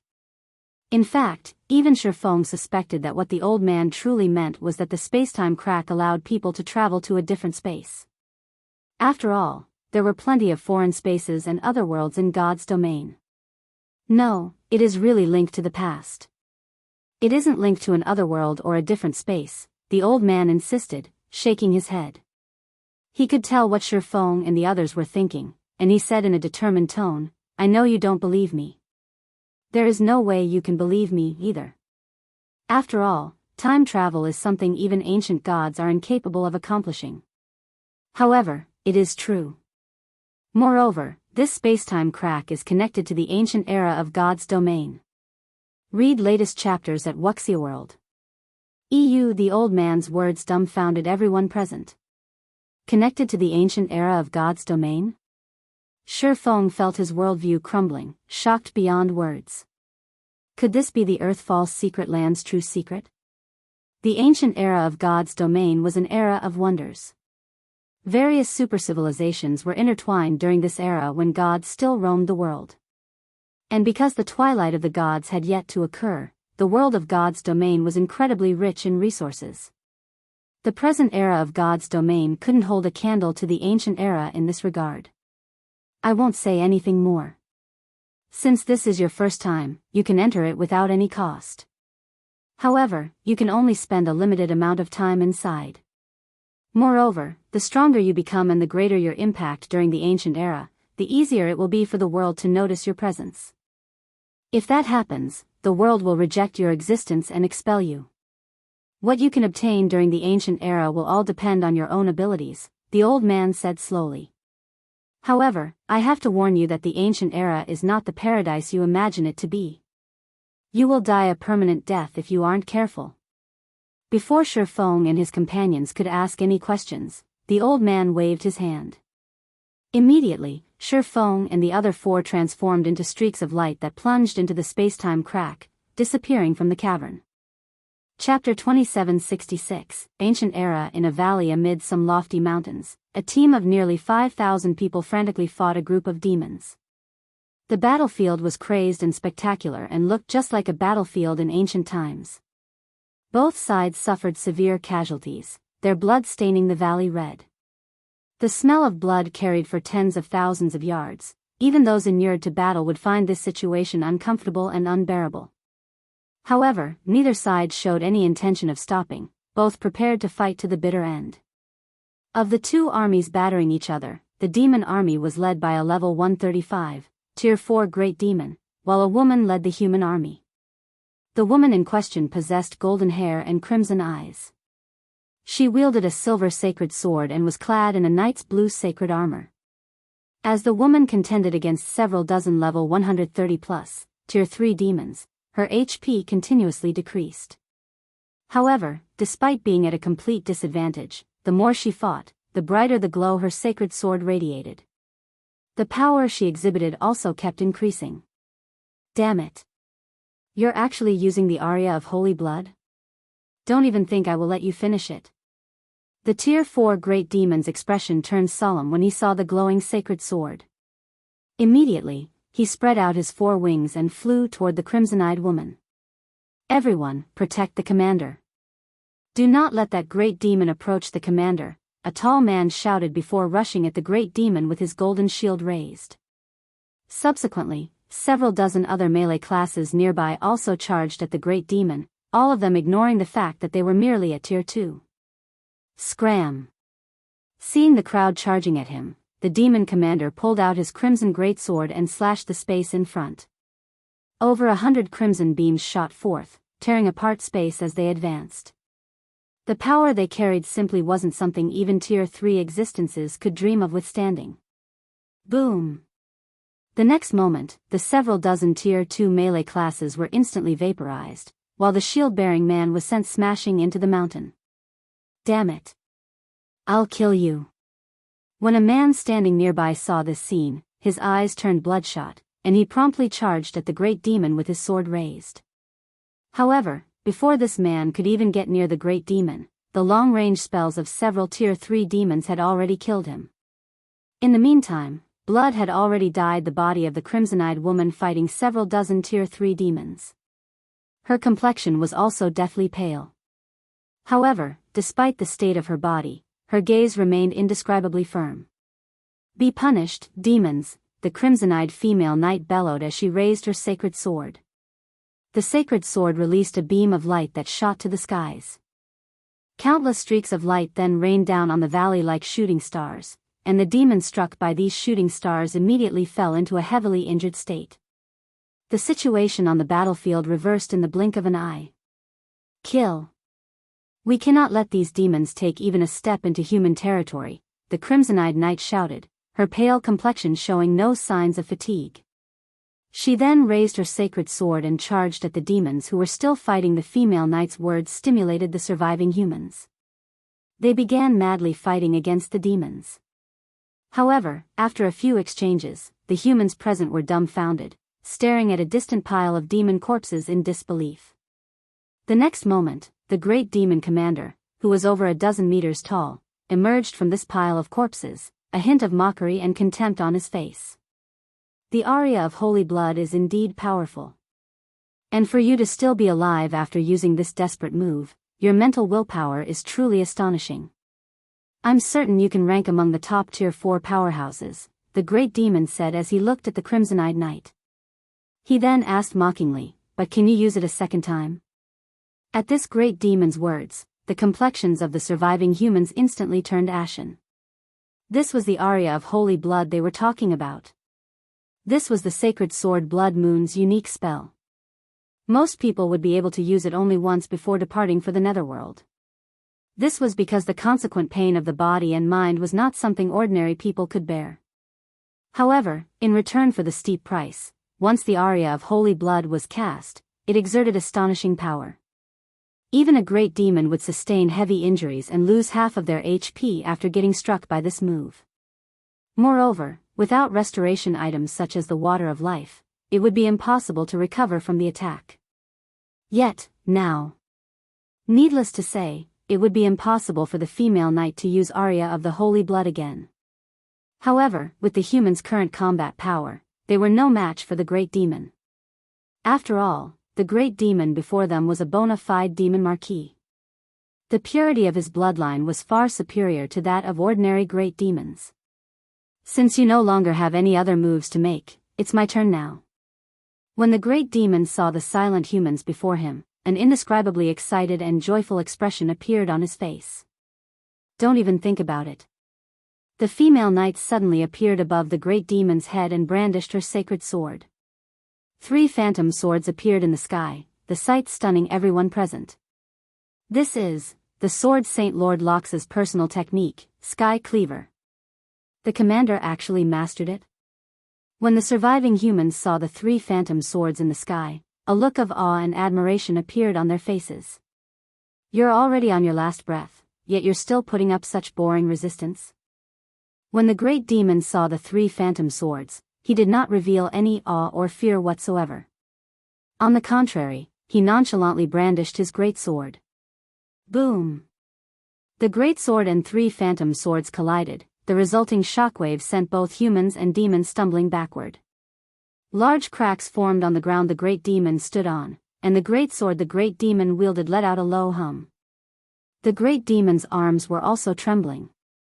Upon seeing this scene, the humans felt both encouraged and excited. Sure enough, a sword saint's personal technique was truly extraordinary. However, a moment later, everyone's joy turned into despair because the crimson-eyed knight hadn't fared too well either. Not only was her complexion paler, but even her pupils had begun to fade. It was evident that she was on her last breath. She could no longer fight. Ha ha ha. Amazing. Amazing. This is the first time I, Neiman Carlo, have seen a powerful tier 4 human like you. The great demon burst out laughing as he looked at the female knight.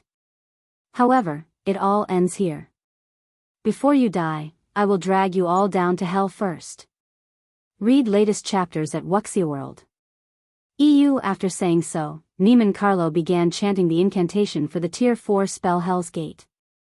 Suddenly, the sky darkened. A huge door decorated with skulls appeared, the blood-red glow from the skull's eye sockets and the agonizing screams coming from the door seemingly telling everyone that their destiny was about to end. Even if the humans present wished to interrupt Neiman Carlo's spell, they couldn't do so, as the surviving demons were doing their best to stop them. However, just as the formation of the Hell's Gate was about to culminate, a spatial tear over 1,000 yards long suddenly split the sky. The resulting spatial storm not only disrupted the mana in the sky but even shattered the magic array summoning the Hell's Gate. Afterward, several figures fell out of the spatial tear and crashed onto the battlefield in the valley, their landing sending clouds of dust into the air. So, this is the ancient era? The man standing in the lead of the group muttered in amazement as he glanced at the world around him. Chapter 2767, You chose the wrong opponent. At the sudden appearance of Feng's group of 5, the whole battlefield immediately went silent. The humans and demons all stared at Feng's group with looks of surprise, confusion, or anger. Who are they? They came out of that large spatial tear, so they shouldn't be ordinary existences. Maybe they're guardians from the holy city? However, their auras seem weak. Those people are also only at tier 3. They shouldn't be the holy city's guardians. Moreover, judging by their looks, they seem to be heaven-blessed individuals. The humans began a hushed discussion among themselves as they scrutinized Feng's group. Initially, they had held hope that Feng's group could save them. However, after noticing the 5 players' auras, they immediately fell into despair. The crimson-eyed knight peered at Feng's group with her blurry sight.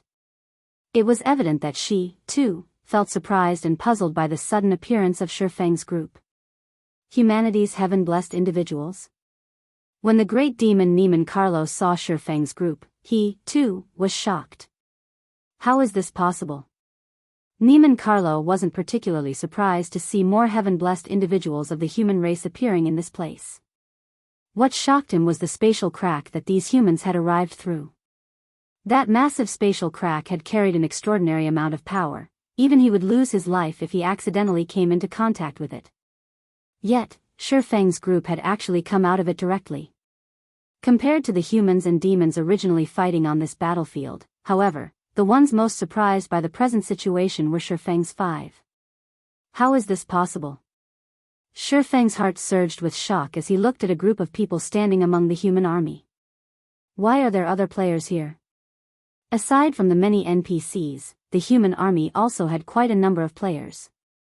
Moreover, the average level of these players was incredibly high, even the lowest leveled among them was level 128, while some had even surpassed level 130. Feng was certain that he had arrived in the ancient era of God's domain. After all, the environment here simply couldn't be found anywhere in the modern God's domain. The mana in this land was so abundant that it was close to condensing into a liquid state. He could even clearly feel the magic elements in the air.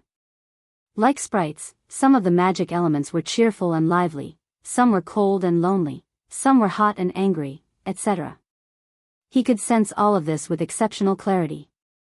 Moreover, the NPCs on this battlefield wore significantly different gear compared to the NPCs of modern times.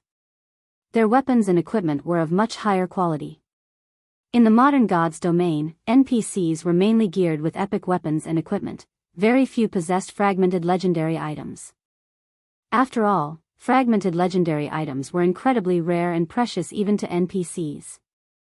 However, that was far from the case for the NPCs here. Every NPC had at least 1 or 2 fragmented legendary items. The female knight leading the human army was even fully equipped in fragmented legendary items. The sword she wielded was also a top-tier fragmented legendary weapon. Moreover, what was even more incredible was that Feng had found someone he recognized. This person was none other than Yuluo, a captain of the Heaven's Blade Adventurer team, based on Dragonheart Island. Only, unlike the Yuluo he had met on Dragonheart Island, the one he was looking at now was like a completely different person. Presently, not only had Yuluo reached level 129 already, but she even sported an epic staff and a full suit of epic equipment. Although her epic equipment wasn't a set, her equipment standard was still ridiculously excellent. Unlike the last time Feng met Yuluo, though, the cleric looked much more haggard. She did not possess the aura and spirit of a peak expert at all. Guild leader Black Flame? Meanwhile, at this time, Yuluo, who stood amid the human army, also noticed the 5 new arrivals on the battlefield. And when she saw that the man leading this group was none other than Zero Wings guild leader, Black Flame, her originally dispirited expression immediately became energetic. Do you know them, Yuluo? The female oracle standing beside Yuluo asked curiously upon seeing the latter's reaction. The female oracle was a level 131 player clad in a white dress, wearing a white priest's hat.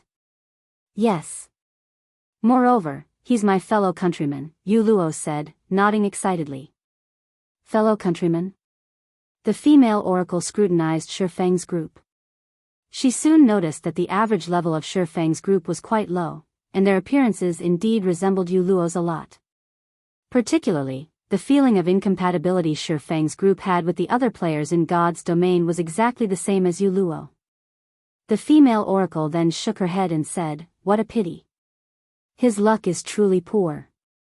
He actually got teleported to this place." Upon hearing the female oracle's words, Yuluo remembered the situation they were in, and her heart grew cold. The joy on her face promptly disappeared. The death penalty in the God's domain they were currently in was different from the God's domain on the other side. Players would not only lose 2 or more levels upon death but also fall into a mentally weakened state. Depending on the severity of the situation, players might even lose some of their memories. And worse, the use of resurrection spells could only mitigate the loss of EXP and not restore the lost memories. Moreover, even when resurrected using a resurrection spell, players wouldn't be resurrected on the spot but inside the life temple of a random main city run by humans. Of course, if players had registered themselves with a main city, they could get resurrected in the life temple of a fixed main city. However, Feng's group had just arrived in this world. They definitely hadn't registered themselves with a main city yet. If they died, they would get resurrected at a random main city. Meanwhile, a great distance separated the main cities run by humans and there were no teleportation arrays in these cities. In other words, so long as Feng's group died, Yu Luo was unlikely to meet him again. After all, humans had many main cities, even in this world. Just the ones she knew already numbered over 500. As for the possibility of Feng's group coming out alive from this battlefield, that was simply impossible. In the original God's domain, a group of Tier 3 players could still put up a fight against a Tier 4 Great Demon. However, in this world, let alone putting up a fight, Tier 3 players would be considered capable if they could escape with their lives. The reason for this was the incredibly high average combat standard of the monsters here. Monsters of the caliber of great demons would possess combat standards rivaling peak experts. However, the combat system of monsters was completely different from the realms of refinement players relied on. In skill and spell utilization, monsters such as great demons could display combat standards at the spiritualization realm without having to exert themselves. Such monsters were not opponents Void Realm experts like herself could hope to match. However, before Yu Luo could snap out of her daze, the great demon Neiman Carlo stopped paying attention to Feng's group and shifted his gaze back to the crimson-eyed knight. The great demon then looked at the dozen or so Tier 3 demons around him and commanded, "Go get rid of them. Please leave it to us, milord." The heavily injured demons nodded and flapped their wings. They then flew toward Feng's group of 5, their speed greatly surpassing even Tier 3, agility-focused assassins. Not good. Those demon leaders are working together to target them. The level 131 female oracle was shocked by this development.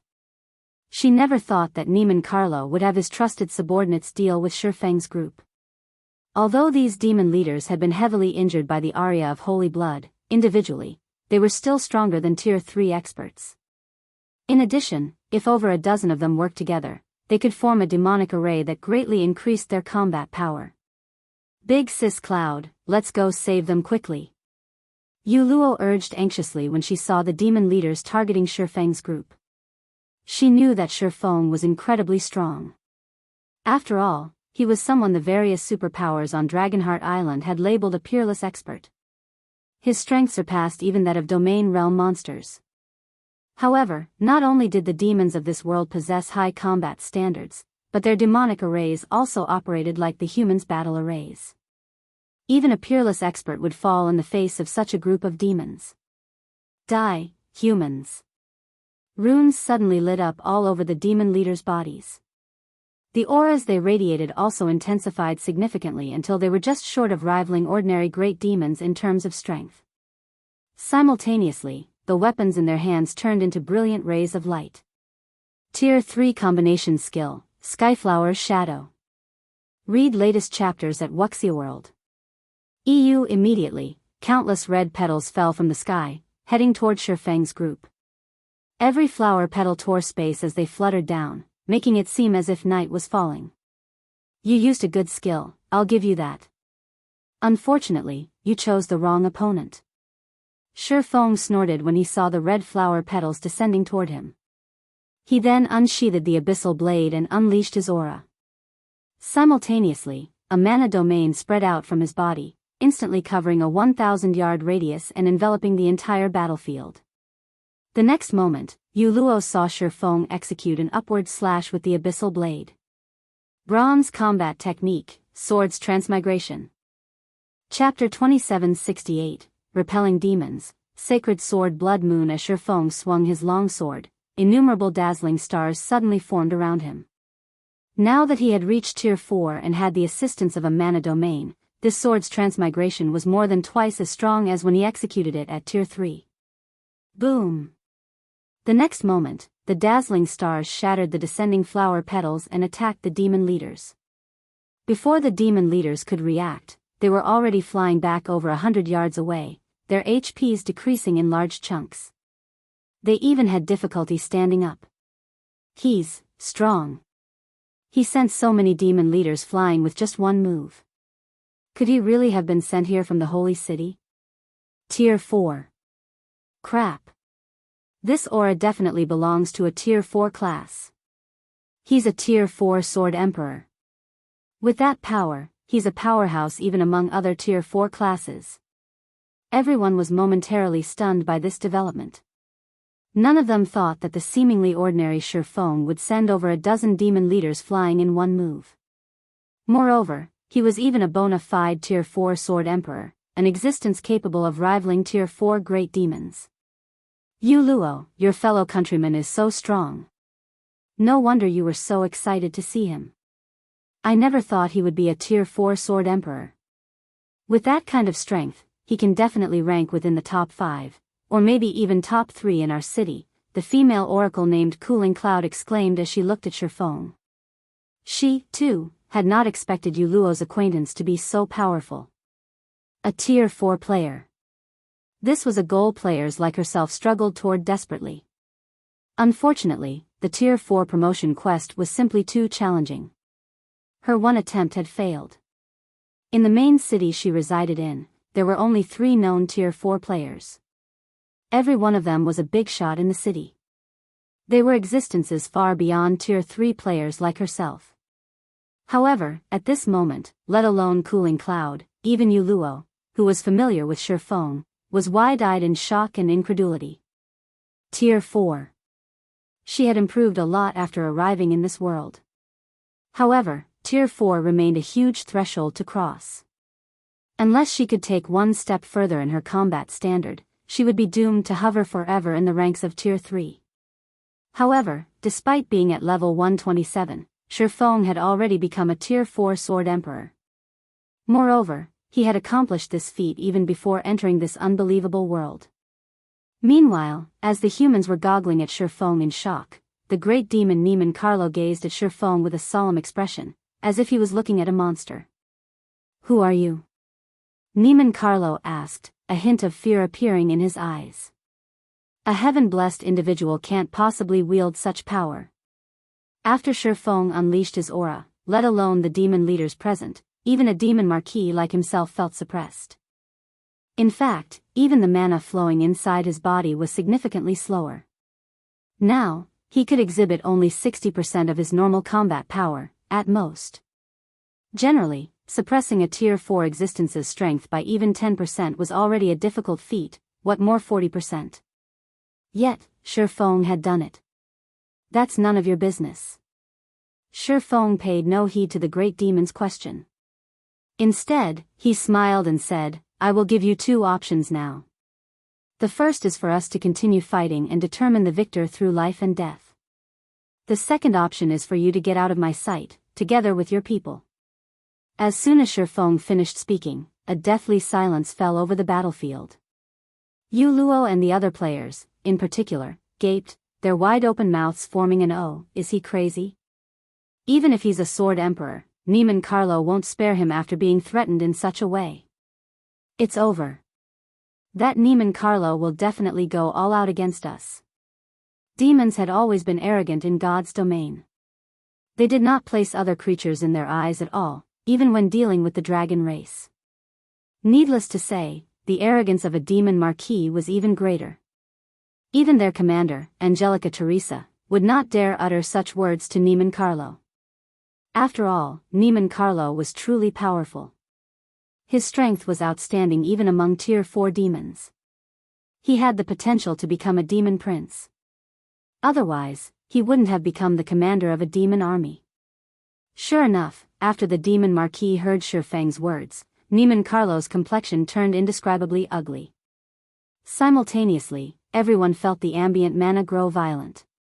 However, just when everyone thought a bloody battle was about to begin. We're leaving. Niemann Carlo said, his mouth practically twisting. After giving Feng one last glare, he turned around with clenched fists and instantly disappeared, leaving behind only a group of demons exchanging stunned looks. What? He left? What's going on? Everyone in the human army was dumbfounded at Niemann Carlo's departure. After all, even with the assistance of a Tier 4 Sword Emperor like Feng, their army was still in dire straits. Yet, Neiman Carlo had actually left without saying another word. He behaved nothing like a demon at all. Angelica Teresa, the commander of the Night Legion present, couldn't help looking at Feng strangely. She never thought that Feng's words would carry such great deterrence for the demons. The great demons here are actually so smart. Cleansing Whistle was also surprised when she saw Neiman Carlo leaving. She knew that Feng possessed the Bible of Darkness, which could be used not only to summon demons but also to suppress hostile demons. This was why Feng could push back those demon leaders so easily. However, of those present, only Feng knew what exactly had happened. The Bible of Darkness held absolute control over demons. Although Neiman Carlo did not know Feng held the Bible of Darkness, the great demon still possessed an instinctive fear and dread of it. Moreover, Feng had repelled over a dozen demon leaders with a single move. This aggravated the fear in Neiman Carlo. Demons were very smart creatures. After the first major update took place, demons would almost never fight battles that they were not confident of winning. Even if Neiman Carlo were significantly stronger than Feng right now, the fear and dread he felt for the Bible of Darkness would deter him from casually starting a fight. After the demons left the battlefield, the surviving humans all breathed out a sigh of relief. They then began reorganizing their formation and treating the injured. A large number of people also gathered by Angelica Teresa's side with downcast and unreconciled expressions. This was because the female knight's mental state and soul had already reached the brink of collapse, despite her having a lot of HP remaining. This was clear even to the Tier 3 individuals present. Commander. It's all our fault. If we weren't so useless, the commander wouldn't have had to use the aria of holy blood. Damn it. Someone in the city must have leaked information on our operation. Otherwise, Neiman Carlo couldn't have led an army to surround us. Both NPCs and players present expressed sadness when they saw Angelica's current state. It was evident the female knight was loved and respected by these people. Unlike players, it was incredibly difficult for NPCs to get resurrected. Big Sis Cloud, what should we do now? The commander won't last at this rate. Yuluo said while frantically casting healing spells on Angelica. However, healing spells worked on only physical injuries. They had no effect on damage to one's mental state and soul. Commander Angelica Teresa was the only hope for their main city's survival. In this world, both NPCs and players had difficulty surviving because this world was several times crueler than the modern god's domain. It was also because of Angelica that Yuluo had managed to live well until this day. Yet, now, there's nothing we can do. The aria of Holy Blood's backlash is too powerful. The fact that the commander managed to cast it once is already plenty amazing. Yet, after using the spell, she even used a taboo skill that placed a huge burden on the mental state.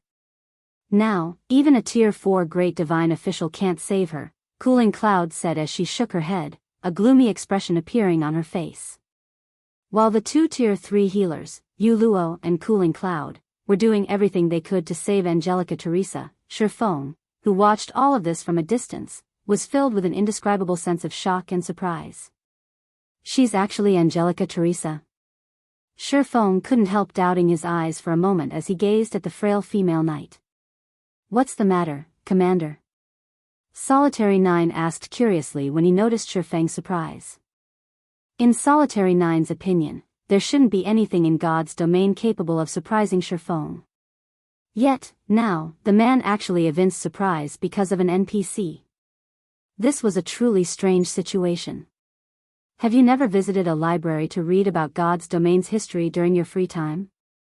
Feng rolled his eyes at Solitary 9. She is the Angelica Teresa. She holds the title of Valkyrie and is one of the two founding elders of the Fire Dragon Empire.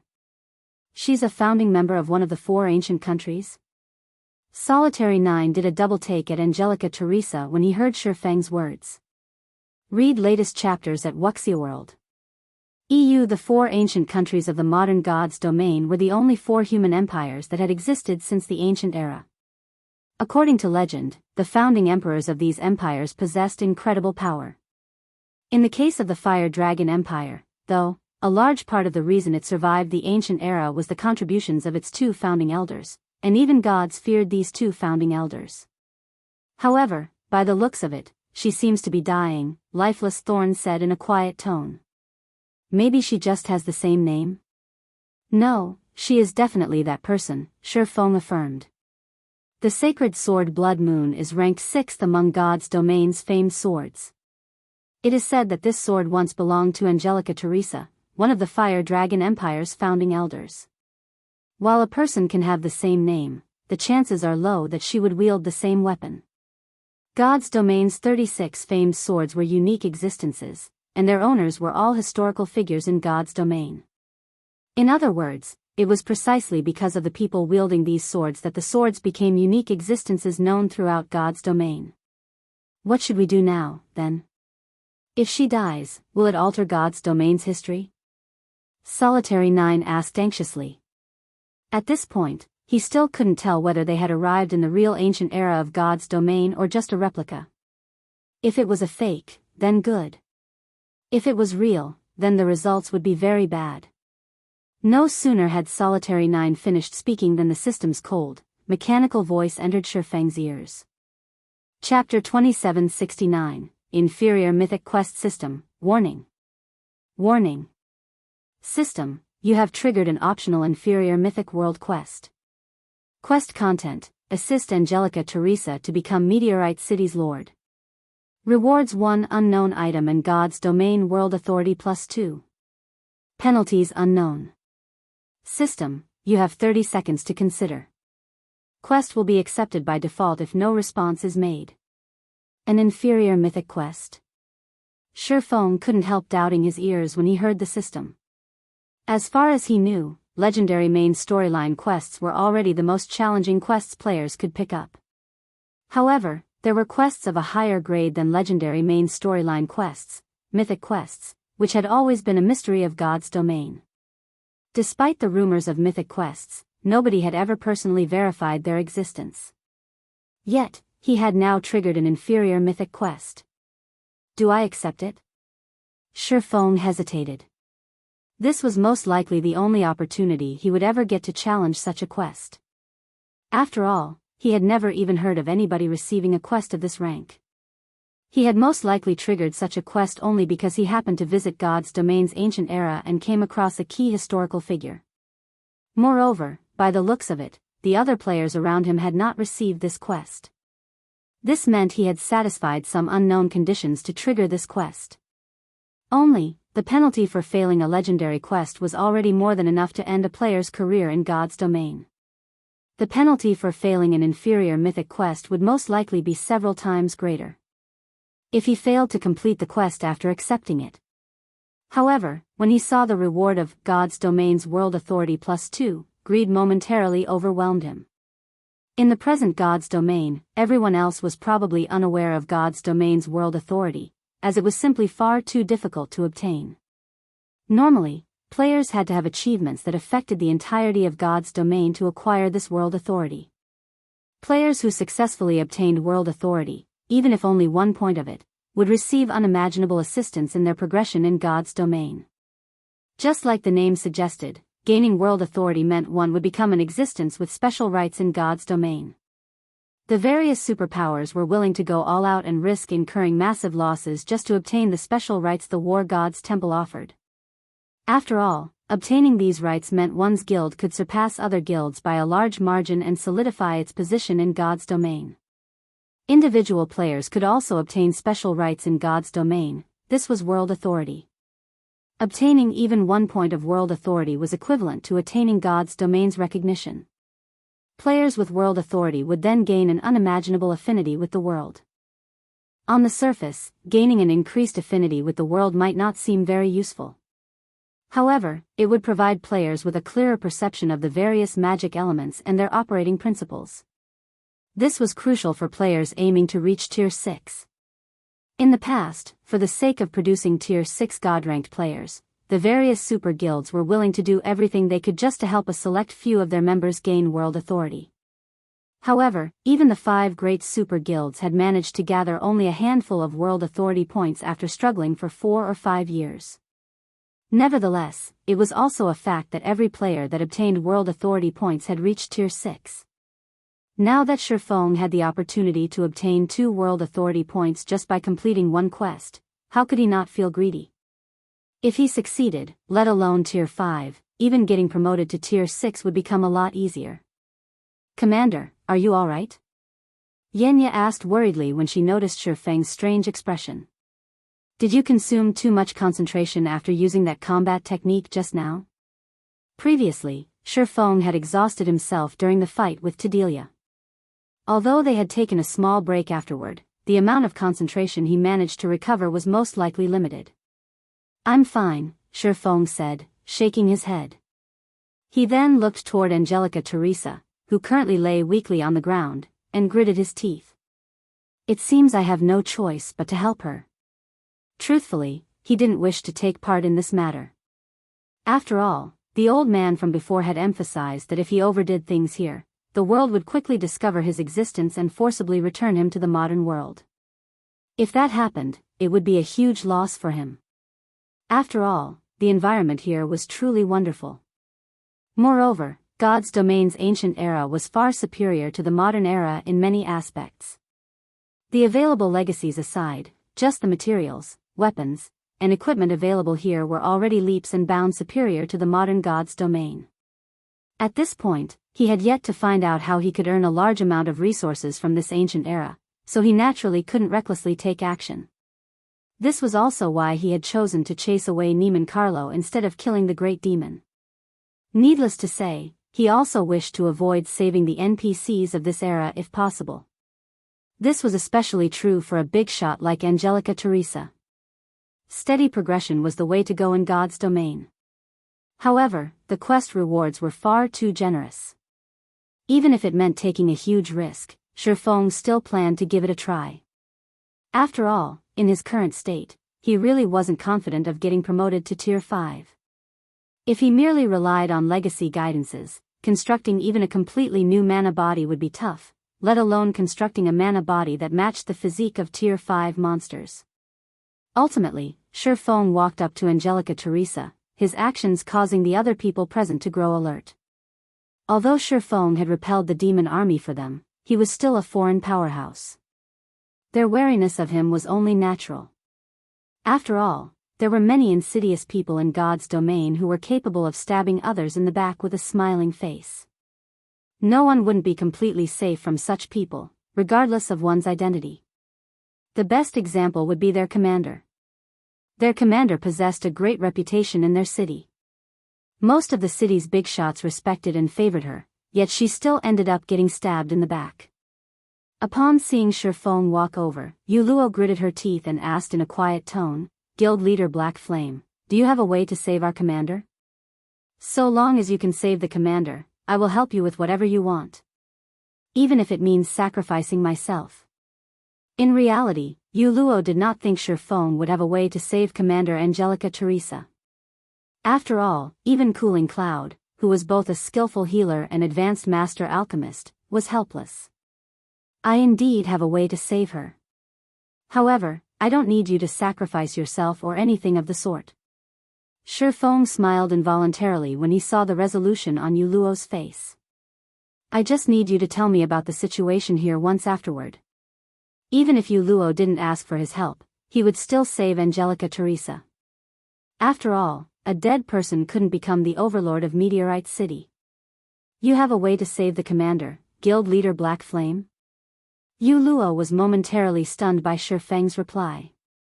However, she quickly recollected herself and said excitedly, "No problem. So long as it is something I know, I will definitely tell you."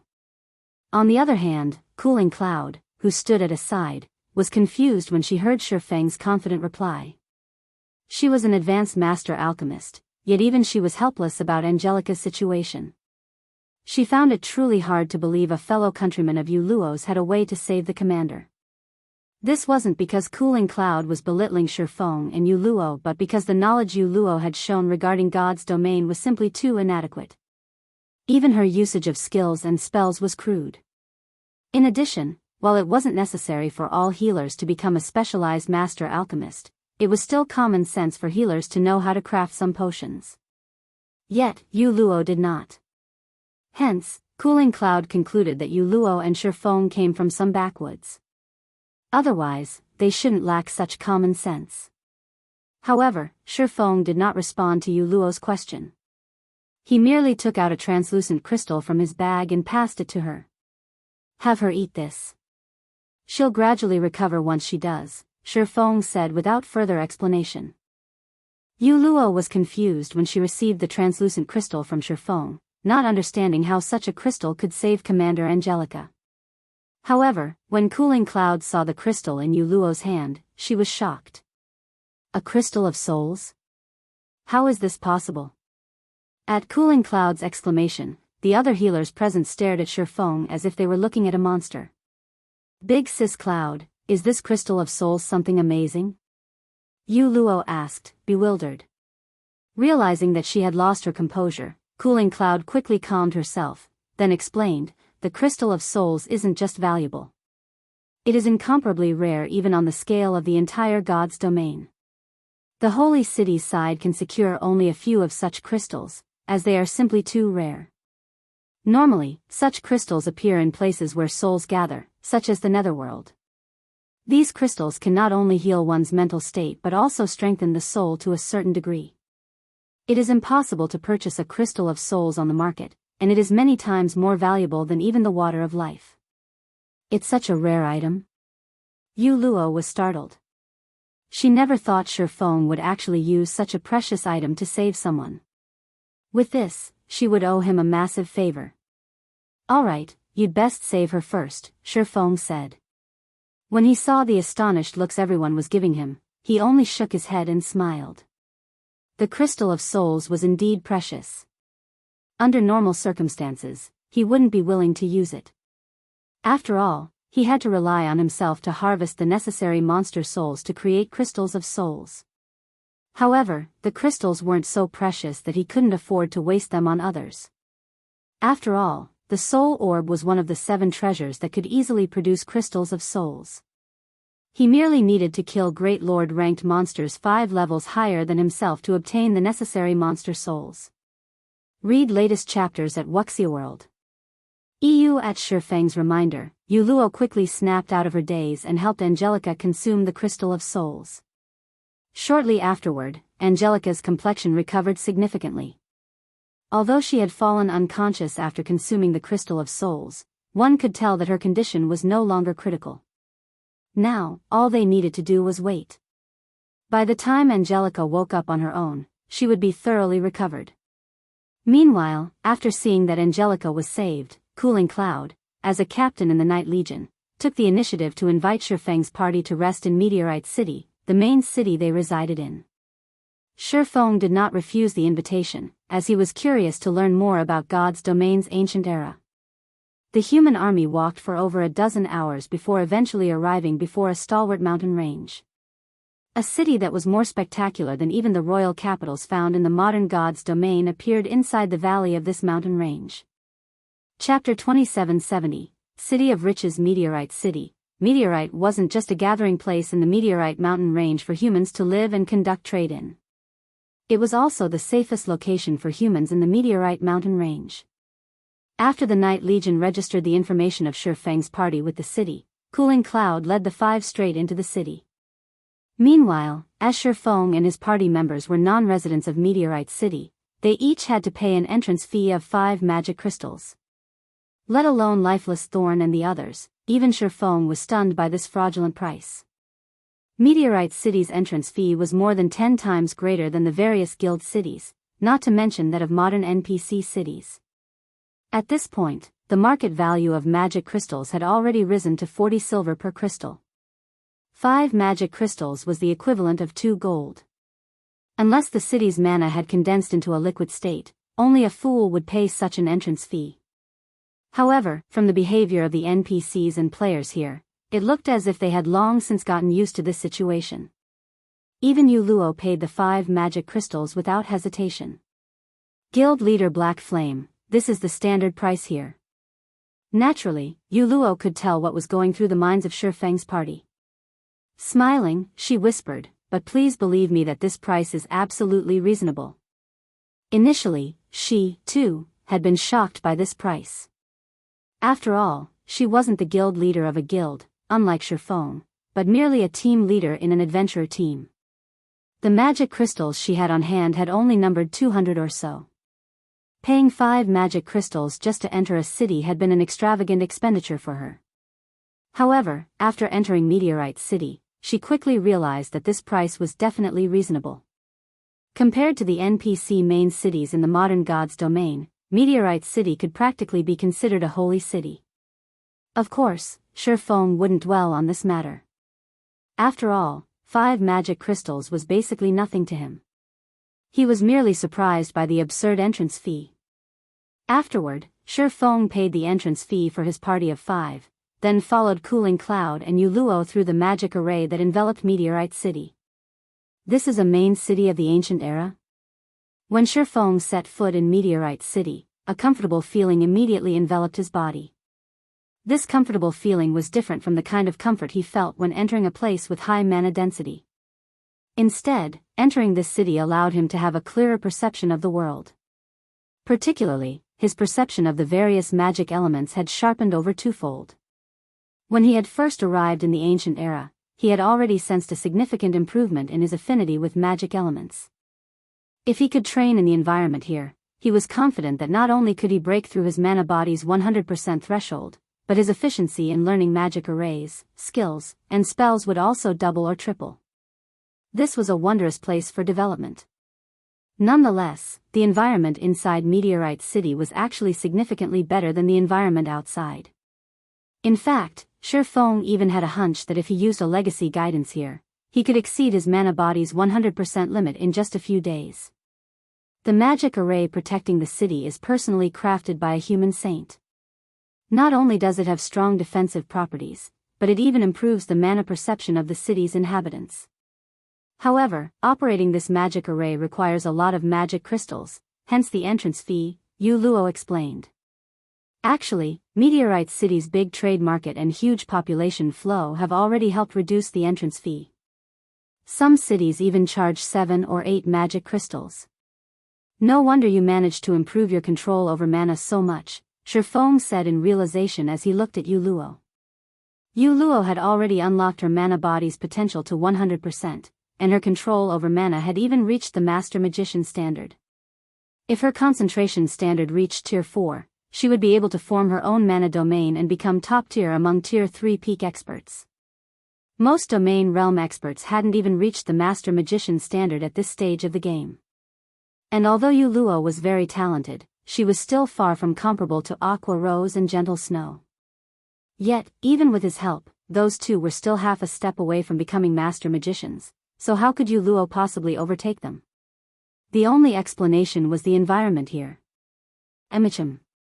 I've improved a lot after arriving here, Yu Luo said as she nodded confidently. That's right. Yu Luo has been improving rapidly during this period. Now, she can already rank among the Night Legion's top 5 healers, Cooling Cloud said, nodding. Although she didn't have a high opinion of Yu Luo's initial strength, she very much acknowledged the cleric's talent. Actually, it is all thanks to Lady Angelica's teachings, Yu Luo said. At the mention of Angelica Teresa, an expression of gratitude and admiration appeared on her face. It's a pity that we failed to complete the quest this time. Had we succeeded, Lady Angelica might have become the Lord of Meteorite City. If the city comes under Lady Angelica's leadership, the city will prosper and possibly even rank up into an advanced main city. Become the Lord? What kind of quest is she trying to do? Feng asked curiously. His inferior mythic quest had stated that he needed to help Angelica Teresa become Meteorite City's Lord. Now that a clue on how he could do so had appeared, he naturally was curious. It's nothing. Everyone in the city already knows about it at this point. Since Feng expressed interest in this topic, Cooling Cloud explained slowly, Meteorite City has been developing for hundreds of years already, and its population and scale of operation have grown significantly. However, at this point, the city has reached a bottleneck. The old city lord also abdicated recently. As one of the candidates to replace the lord, Lady Angelica Teresa wishes to improve Meteorite City. Meanwhile, there are two ways to help Meteorite City develop further. The first is to expand the city. However, the city's magic array was personally established by the saint, and nobody in the city is capable of modifying it. The only way to modify the magic array is to go to the holy city and meet with the saint. The chances of success are dismal. Setting aside how far away the holy city is, just trying to meet with the saint is already an incredibly difficult task. Hence, Lady Angelica can only resort to the second method, strengthening the magic array's core, which would, in turn, upgrade the magic array. Recently, we received news that a Tier 4 infant dragon appeared over at the Ghostfire Hills. If we can hunt this infant dragon and secure its dragon eyes and dragon crystal, we can strengthen the magic array's core. Only, at this point, Cooling Cloud sighed. Let alone hunting that Tier 4 infant dragon, they had already fallen prey to a demon army's ambush shortly after leaving Meteorite City. What followed next was what Feng himself had witnessed. Travel to the holy city to meet with the saint or kill a Tier 4 infant dragon? Feng shook his head and smiled bitterly at Cooling Cloud's words. Although he didn't know where the holy city was, since the NPC cities here had no teleportation arrays linking them, the journey to the holy city could easily take several months. Moreover, even after arriving at the holy city, it wouldn't necessarily be possible to meet with the rumored saint. As for the other option of killing a Tier 4 infant dragon, that was even more ludicrous. A Tier 4 infant dragon was an existence above even demon princes. It was an existence that could truly match Tier 5 existences. When Feng was in his Tier 4 legacy land, even after reaching Tier 4 and gaining a Tier 4 legacy skill, he could only put up a fight against the Tier 3 infant dragons there. Even with the Heavenly Dragon Breath's help, he still couldn't kill those Tier 3 infant dragons. Now, Angelica Teresa actually had designs on a Tier 4 infant dragon despite being only at Tier 4 herself. Calling her actions suicidal would be an understatement. Moreover, killing the infant dragon probably had to be done as soon as possible.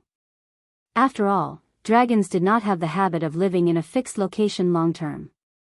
If he couldn't help Angelica kill the infant dragon before it went elsewhere, he would have to look for the elusive saint. Sure enough, this isn't a quest that can be completed easily. However, Feng did not feel particularly surprised by this situation. A legendary quest was already monumentally difficult to complete, an inferior mythic quest would only be worse. He also had to admit that Angelica Teresa matched the legends, which portrayed her as a brave warrior who stood up against dragons. If Angelica succeeded in slaying a Tier 4 infant dragon despite being at Tier 4 herself, that would truly be a legendary feat. The only thing Feng could do now was look for opportunities to improve both his and his party's strength. Otherwise, he would be utterly helpless against the infant dragon. Under Cooling Cloud and Yu Luo's lead, Feng's party arrived at Meteorite City's trade market. When Lifeless Thorn and the others saw the dazzling items put up for sale, their eyes widened in shock. The basic currency used in the market here was actually the magic crystal. Coins did not exist here. However, they also had to acknowledge that the ancient era of God's domain was truly amazing. The NPCs here even sold epic weapons and equipment players could use. Only, the price was somewhat high. Even a random piece of level 150 epic equipment sold for 20,000 magic crystals. If converted to the gold coins used in the modern era, that would be equivalent to 8,000 gold per piece of level 150 epic equipment. While the various super guilds would kill to purchase level 150 epic equipment for 8,000 gold, it was a different story if the payment had to be in magic crystals. In addition to epic equipment, fragmented legendary weapons and equipment occasionally appeared in Meteorite City's auction house, which the various player forces in Meteorite City competed for. Only, one needed a minimum deposit of 300,000 magic crystals just to participate in the auction. Meanwhile, these fragmented legendary items usually ended up selling for over 400,000 magic crystals. Whether it was Lifeless Thorn or Feng, they couldn't help feeling like they had become beggars after entering Meteorite City. Although Feng carried some magic crystals with him, that number was only 50,000, just enough to purchase 2 pieces of epic equipment, at most, here. Of course, it was also much easier to earn magic crystals here than in the modern God's domain, since the magic crystal was the main currency used in the ancient era. Whether one completed quests or traded materials with NPCs, payment was in magic crystals. Hence, local players found the prices of the epic and fragmented legendary items reasonable. Read latest chapters at Wuxia World. EU. After walking around for several hours, Cooling Cloud bid goodbye to Feng's party since she still had matters to deal with as a captain in the local Night Legion. As for Luo, she stayed behind to serve as a tour guide for Feng's party. Inside a high-class hotel in Meteorite City. Staying in one of the ordinary rooms here cost 50 magic crystals a day, while the high-end rooms cost 200 magic crystals per day. Feng chose to rent a high-end room without hesitation. Shortly afterward, Feng's party of 5 and Luo sat quietly inside the room. Out with it. How long has it been since you arrived here? Feng asked seriously as he looked at Luo. What's up with the players here? Chapter 2771, Alien-like players. At Feng's question, an exceptional silence filled the room. Lifeless Thorn and the others simultaneously focused their gaze on Luo. Ever since they arrived in this place, they had come across too many unknown and surprising matters. However, the only thing they could do was remain silent and quietly observe everything, including the so-called NPCs and players here. In their opinion, be it the NPCs, monsters, or players here, they all felt alien. This was especially true for the players here. Despite being players, the players here gave them a completely different feeling than the members of their party. It felt as if the players here were not players at all, but rather the original inhabitants of this world. It was as if these players had already accepted this virtual world as their own. No. To be precise, these players treated the world of God's domain as a real world. Moreover, judging by these players' behavior, they had resided in this world for a considerably long period. Otherwise, the alien feeling they gave off wouldn't be so conspicuous.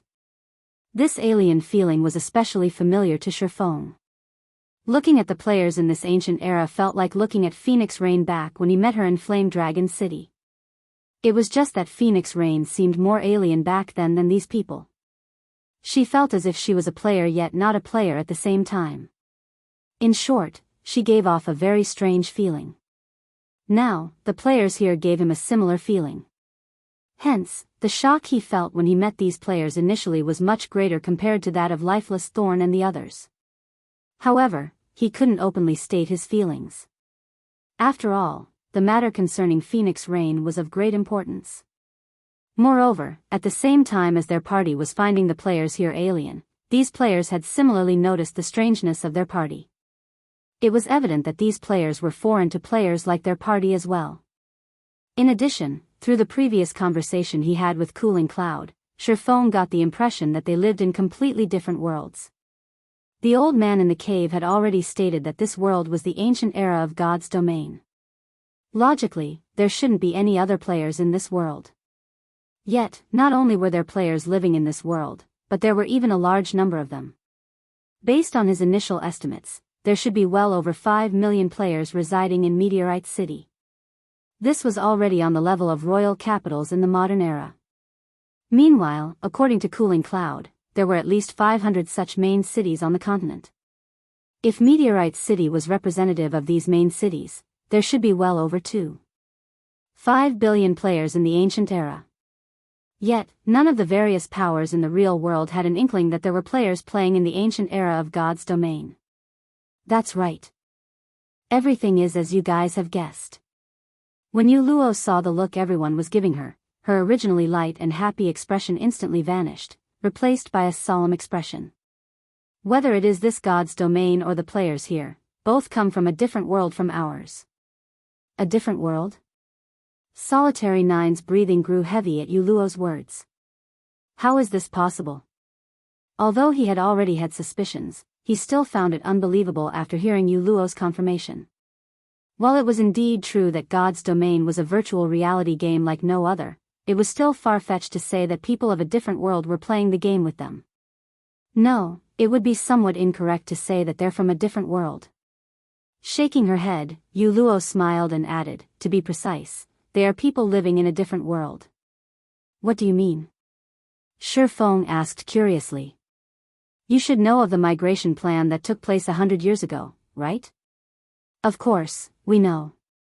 Back then, due to a shortage of resources and the worsening environmental pollution, Earth had gradually become unsuitable for human life. Hence, a migration plan was executed. I heard that many people at that time were sent out to explore the universe for habitable planets, Solitary 9 answered, nodding. Could it be? Are you saying these players are the people who were sent out? Yes. They are the descendants of those explorers, Yuluo said. Back then, Earth had already discovered several habitable planets. However, they were too distant from Earth, and the journey would take a long time. Hence, after gathering all of the world's power, several hundred interstellar spaceships with self-sustaining environments were constructed. These spaceships then set forth toward the selected habitable planets while carrying all sorts of resources and hundreds of millions of Earth's outstanding personnel. These people have been living on the interstellar spaceships for these past 100 years. However, these people experienced a much longer time than people on Earth during their journey. I heard that they've been living in space for over 600 years. Some spaceships have even experienced over 900 years of life. The population on these spaceships has also continued to grow over time, with the total population having exceeded 10 billion long ago. The original spaceships have also acquired resources from various planets on the way and modified and upgraded themselves. At this point, these spaceships can no longer be considered mere spaceships but more like interstellar continents. And they are still making their way to the habitable planets.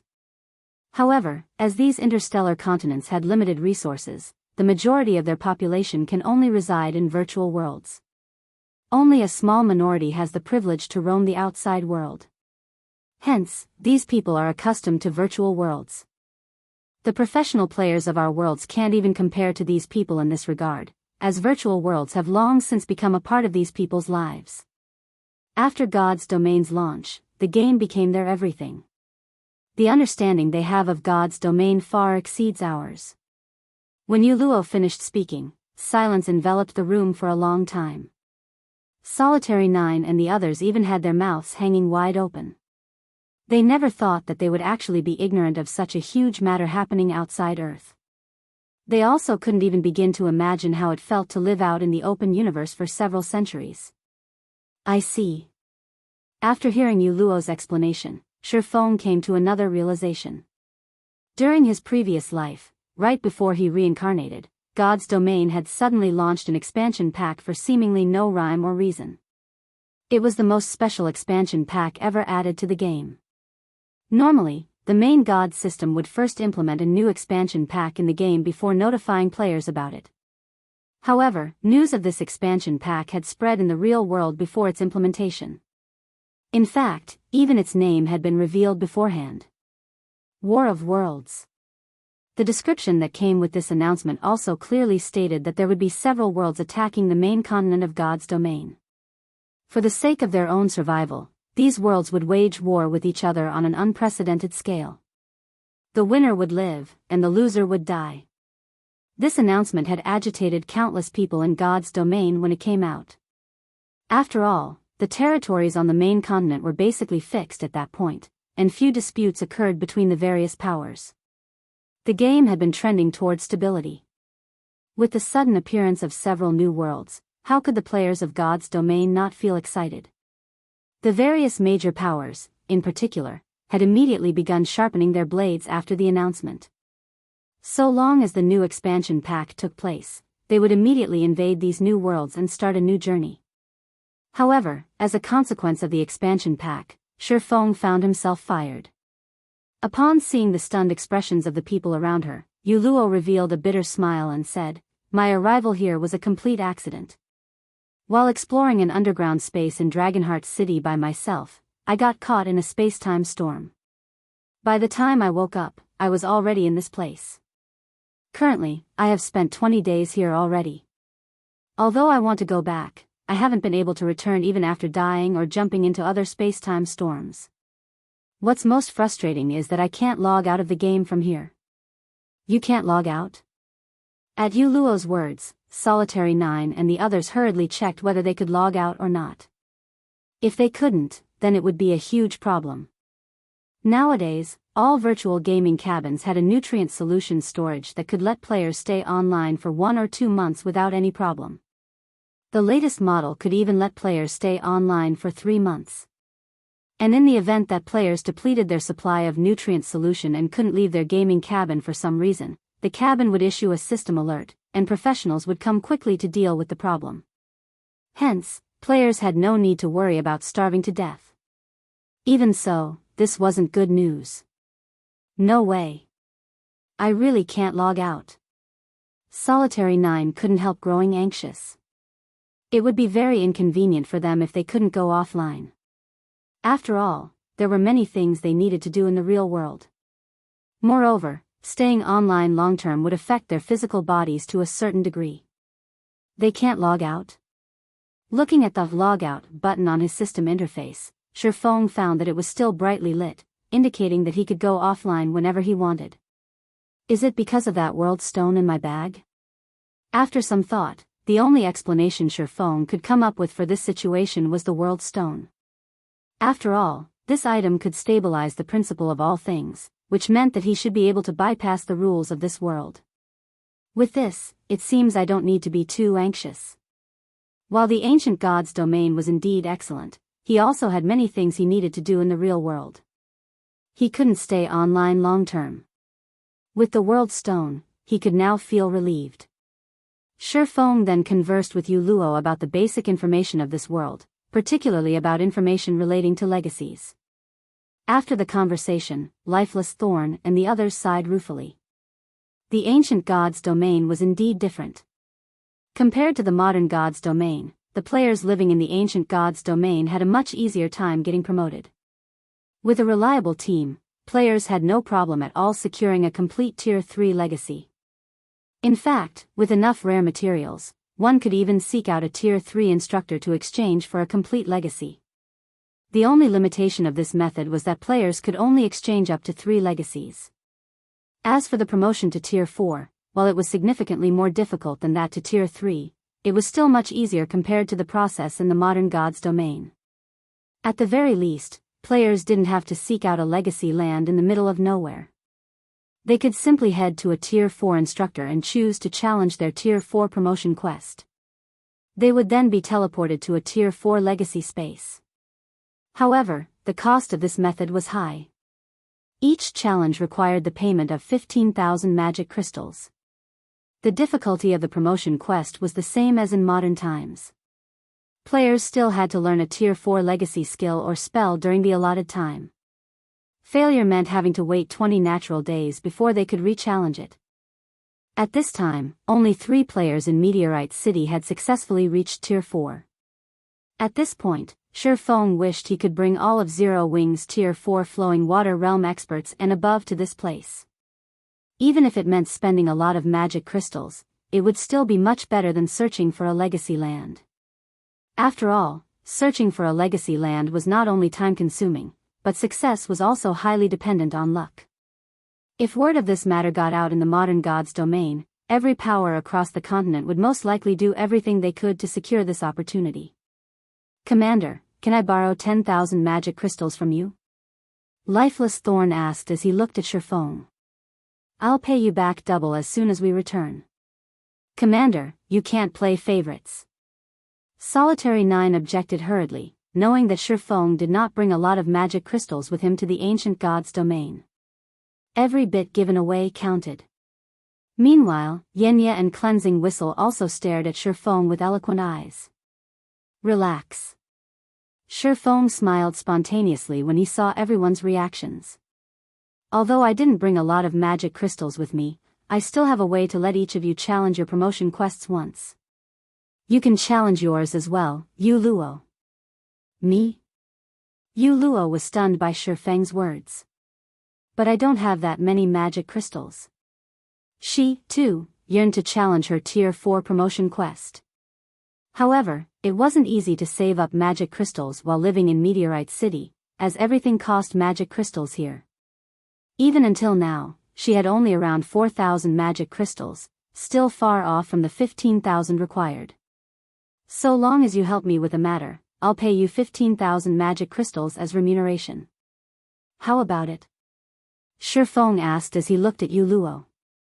The ancient god's domain was a massive treasure trove, its value easily billions of times greater than a grade 1 or vein. It was no wonder 3 of the 5 great super guilds had deemed it worthwhile to work together to seal off the Earthfall's secret land. If such a secret became public, the consequences would be unimaginable. Of course, acquiring the various resources of the ancient god's domain wouldn't be an easy task either, since the base currency used here was the magic crystal, something relatively rare in the modern god's domain.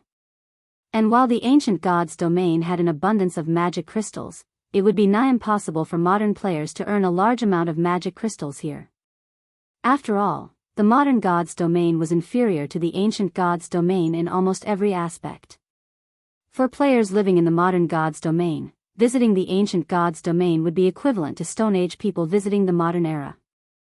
Modern players would need to work hard to earn magic crystals here. Fortunately, it wasn't completely impossible for modern players to earn money in the ancient era. One way to do so would be to take advantage of the unskillful handling of problems relating to the mind and soul in the ancient god's domain, particularly when it came to healing one's mental state. The ancient god's domain was actually far weaker than the modern god's domain in this aspect. This point was obvious from the gap between the concentration recovery potions sold on the market and those made by Cooling Cloud, an advanced master alchemist. In short, there were very few methods available for players to recover their concentration. Moreover, the death penalty here even placed players in a mentally weakened state for long periods, which prevented them from exhibiting their full strength. This meant that methods that could help heal the soul and mind were incredibly valuable. Okay. Yu Luo agreed immediately, understanding that Feng was trying to help her. What do you need me to do? Taking out a crystal of souls from his bag, Feng said, take this crystal of souls and consign it to the auction house for now. You're a member of the local Night Legion, so you should be able to spread information about it quickly. Just say that this is the crystal of souls that healed Angelica Teresa and that it has a minor soul strengthening effect, which can increase one's chances of passing the Tier 4 promotion quest. Can you do that? No problem. If it is only publicizing the crystal, I can probably inform the whole city in just a few hours, Yu Luo said, nodding as she accepted the crystal of souls. Read latest chapters at Wuxia World. She had personally witnessed the crystal of souls' effects, so she knew that Feng was indeed telling the truth. As for the aid the crystal could provide in the Tier 4 promotion quest, it was partly true. After all, if one's soul got strengthened, one's learning ability would improve as well.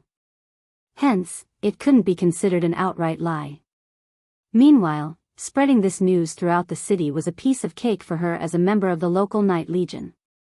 Yu Luo left the hotel room to get the word out, while Lifeless Thorn and the others went to their respective rooms to sort out their thoughts and prepare themselves to challenge their Tier 4 promotion quests. Once Feng was alone in his room, he took out a memory crystal from his bag. This crystal was none other than the complete legacy guidance crystal he had obtained from killing Tedelia. The effects of this room sure are excellent. My perception is strengthened by a further 30% compared to the outside world. Now that I have some time to myself, I can give it a try. Immediately afterward, Feng took out 100 magic crystals and activated the Legacy Guidance Crystal. Chapter 2772, Breakthrough inside the quiet and spacious living room. As Feng continuously poured mana into the Legacy Guidance Crystal in his hand, divine runes and magic arrays began appearing all over the crystal one after another. A short moment later, the mana inside the room started surging toward the memory crystal. Afterward, the crystal radiated a dark blue glow that enveloped Feng. What a powerful legacy! Feng was astonished when the blue light engulfed him.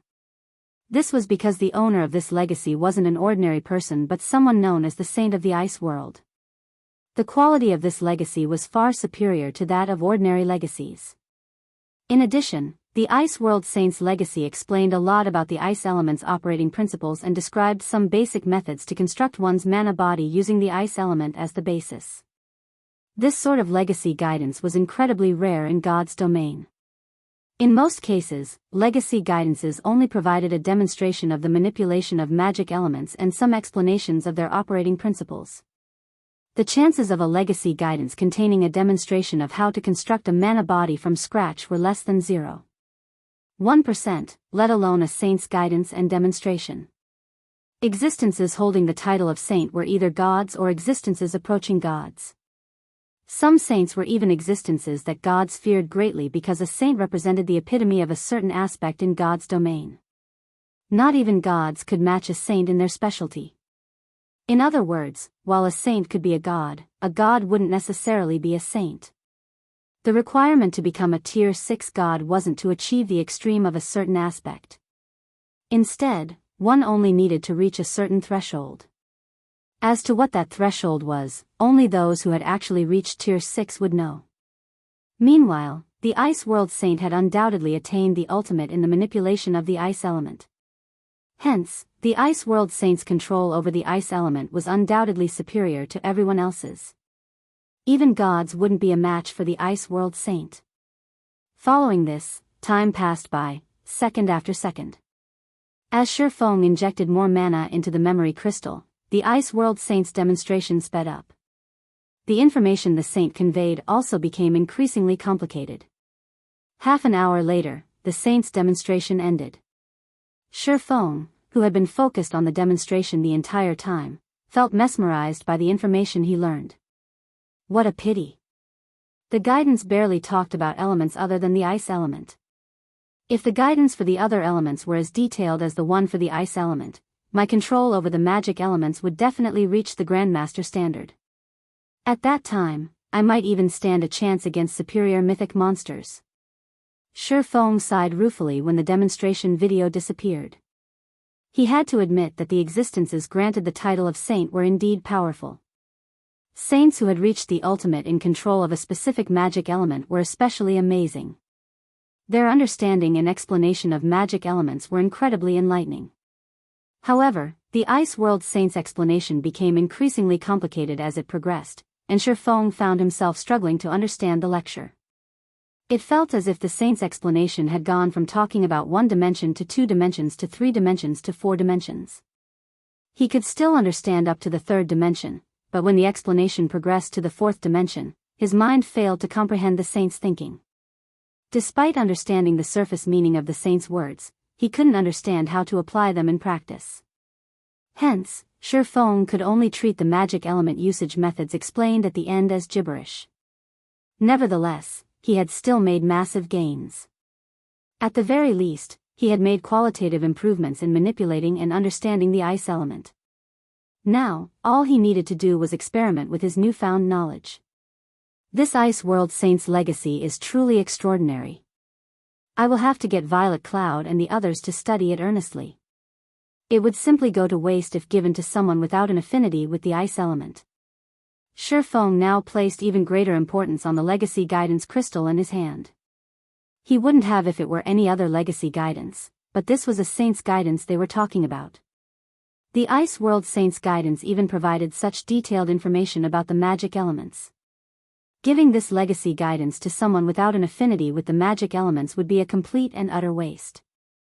In fact, had he used this legacy guidance crystal in the modern god's domain instead of the ancient god's domain, he would have wasted a precious opportunity. If the information he absorbed from watching the legacy guidance here consisted of only 20% of the total information, then he probably would have failed to comprehend even 5% of the information had he watched it in the modern god's domain. After all, he didn't possess much affinity with the ice element, he was much more attuned to the fire element. Fortunately, the environment in the ancient god's domain was excellent, and it drastically improved his affinity with and perception of the ice element. Now, he could perceive the ice element much more clearly than he could the fire element when he was in the modern god's domain. After absorbing the Ice World Saint's legacy guidance, Feng took out a drop of soul water and drank it, boosting his concentration recovery and energizing his brain.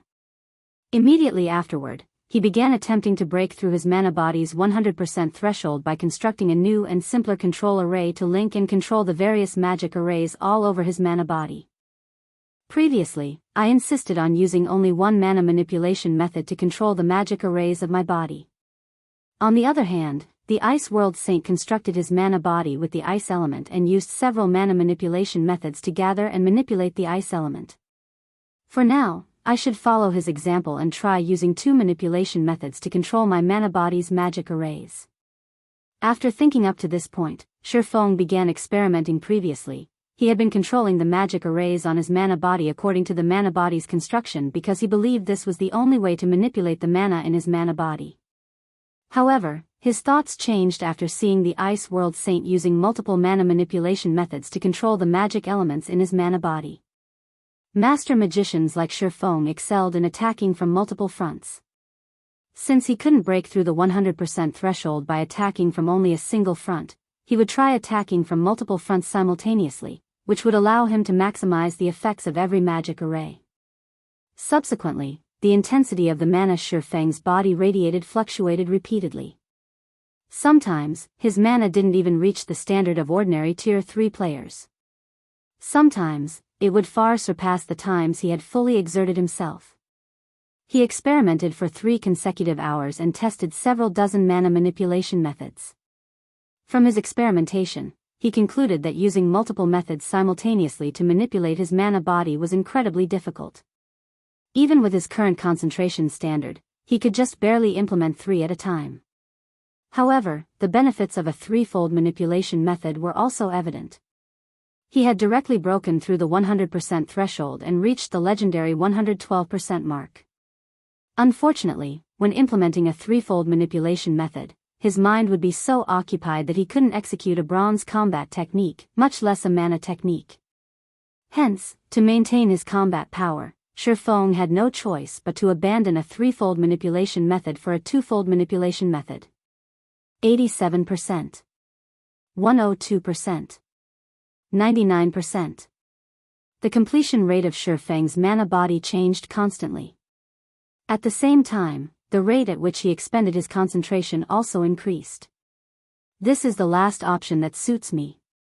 I'll be satisfied so long as it goes beyond 103%. Of the various 2-fold manipulation methods Feng had tried, the best one produced a result of 103%. However, he wasn't particularly satisfied with it. After all, he had already experienced what having a mana body with 112% of its potential unlocked felt like, and it was a truly amazing experience. Meanwhile, after combining the manipulation method of light shadow, the mana technique he frequently used, with his original mana manipulation method and continuously refining the combination, he had produced what he deemed to be the best combination currently possible.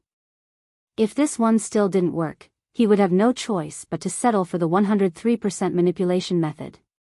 Taking a deep breath, Feng opened his eyes abruptly and began manipulating the magic arrays inside his mana body. Immediately, the magic arrays began operating one after another, drawing upon the ambient mana in the room. The mana density around him increased steadily. 120%. 134%. 157%. As the density of the mana surrounding Feng increased, the sensitivity of his 5 senses also improved slightly. Although the improvement was minor, there was no doubt that they had improved. The next moment, the numerous magic arrays all over Feng's mana body began combining into a super large magic array. Read latest chapters at Wuxia EU Boom. Suddenly, a ripple of mana spread from Feng's body and surged toward the surrounding walls. The mana inside the living room then stilled. However, a moment later, every bit of mana inside the room converged around Feng, a faint layer of mist forming around him. If one did not possess an acute sensitivity to mana, they would most likely have difficulty noticing this layer of condensed mana flowing over Feng's body. System, congratulations. You have successfully surpassed the mana body's 100% threshold and achieved a 110% completion rate. Chapter 2773, Mana Beyond the Limit. Upon hearing the system's voice ringing by his ears, Feng revealed a rare expression of joy. A 110% completion rate. Sure enough, integrating the mana manipulation method of mana techniques is the way to go. The mana manipulation method of light shadow was much more refined than the methods he had thought up by himself, especially in the aspect of manipulating magic elements.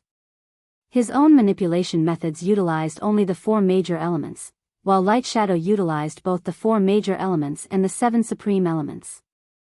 Due to this difference, he had managed to unlock his mana body's potential to 110% with just a twofold manipulation method.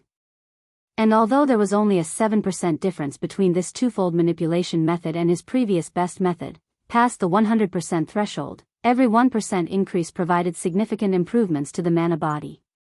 The difference between a 103% mana body and 110% mana body was like the difference between heaven and earth. Subsequently, Feng punched at the empty space before him. Boom! All of a sudden, the living room's stable space shattered, spatial cracks forming one after another. Only after extending to the living room's wall and coming into contact with the magic barrier there did this phenomenon stop. What an amazing result! Feng was astonished as he looked at the fractured space before him. His mana body had truly undergone a qualitative transformation after reaching a 110% completion rate. Now, even his normal punches carried a hint of a mana technique's power. Moreover, he didn't even need to manipulate his mana actively to gain such an effect. Afterward, Feng closed his eyes and felt his surroundings. Even with his eyes closed, he could still perceive the entire room within his mind. Not even a speck of dust escaped his perception. Not only has my physique improved by at least 30%, but even my 5 senses have risen to the next level. In my present state, my perception is just slightly inferior to a demon prince's. Feng opened his eyes, an ecstatic look appearing on his face. Although he still wasn't Ferbero's equal in terms of physique and 5 senses, he was much closer to matching the demon prince than before. This was undoubtedly joyous news for him. Originally, he felt that a Tier 4 player needed a legendary weapon to contend with a Tier 4 demon prince.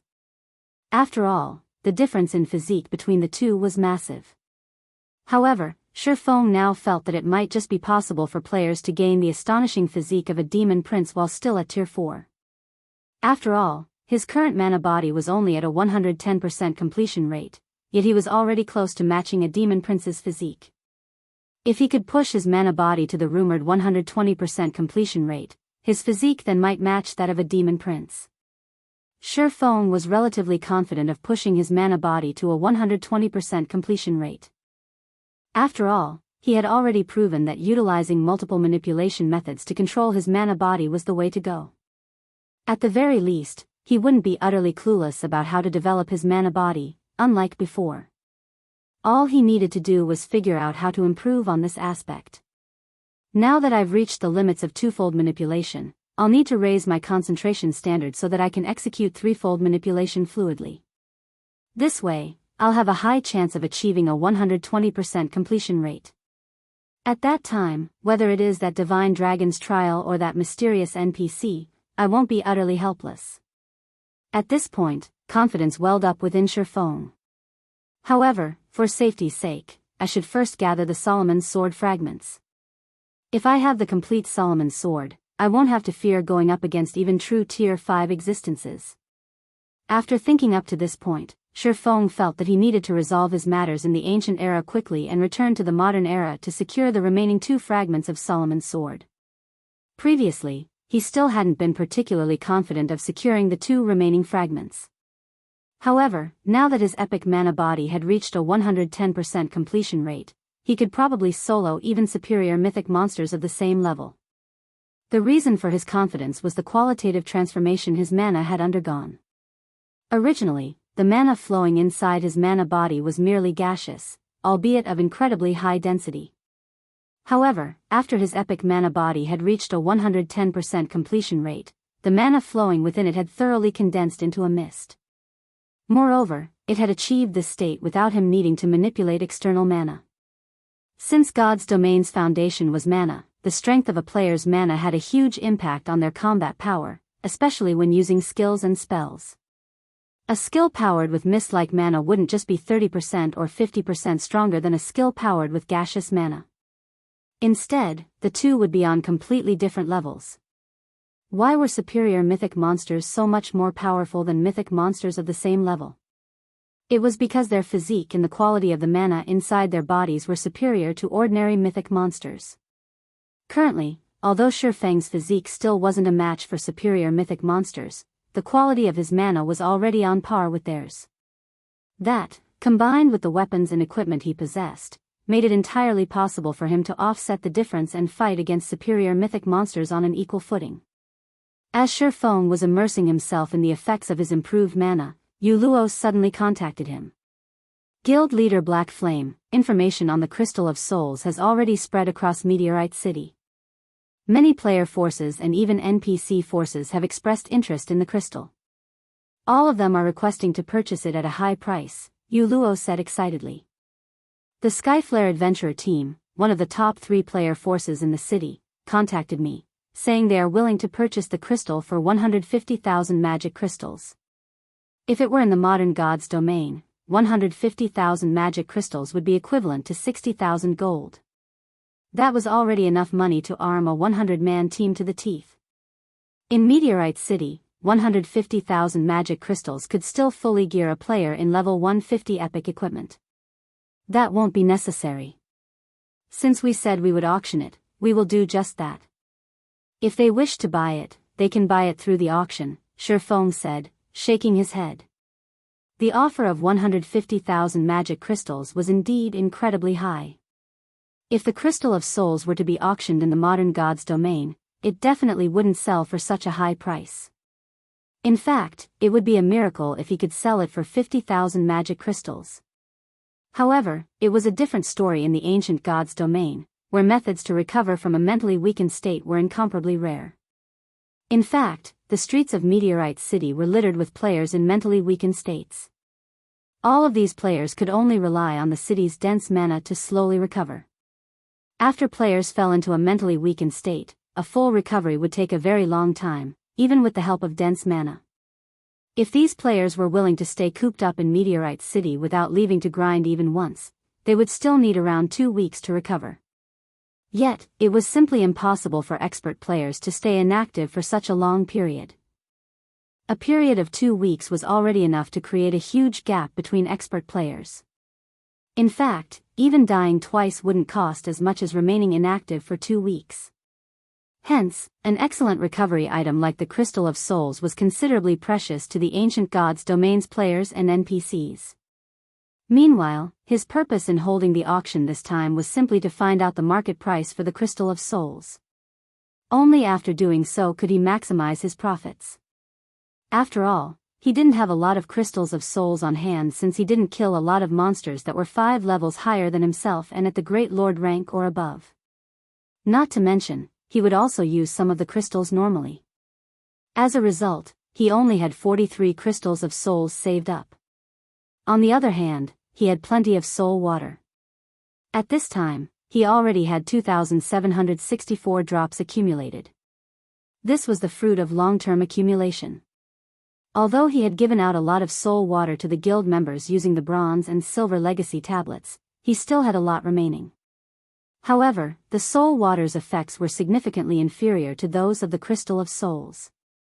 If the Crystal of Souls couldn't sell for a high price, then the soul water naturally wouldn't sell for much either. But now that Skyflare is also competing for the Crystal of Soul, both player and NPC forces will most likely step aside out of respect for Skyflare. After all, aside from Skyflare's commander, one of Skyflare's vice-commanders is rumored to have also reached Tier 4 already, Illusory explained. She naturally understood Feng's thoughts.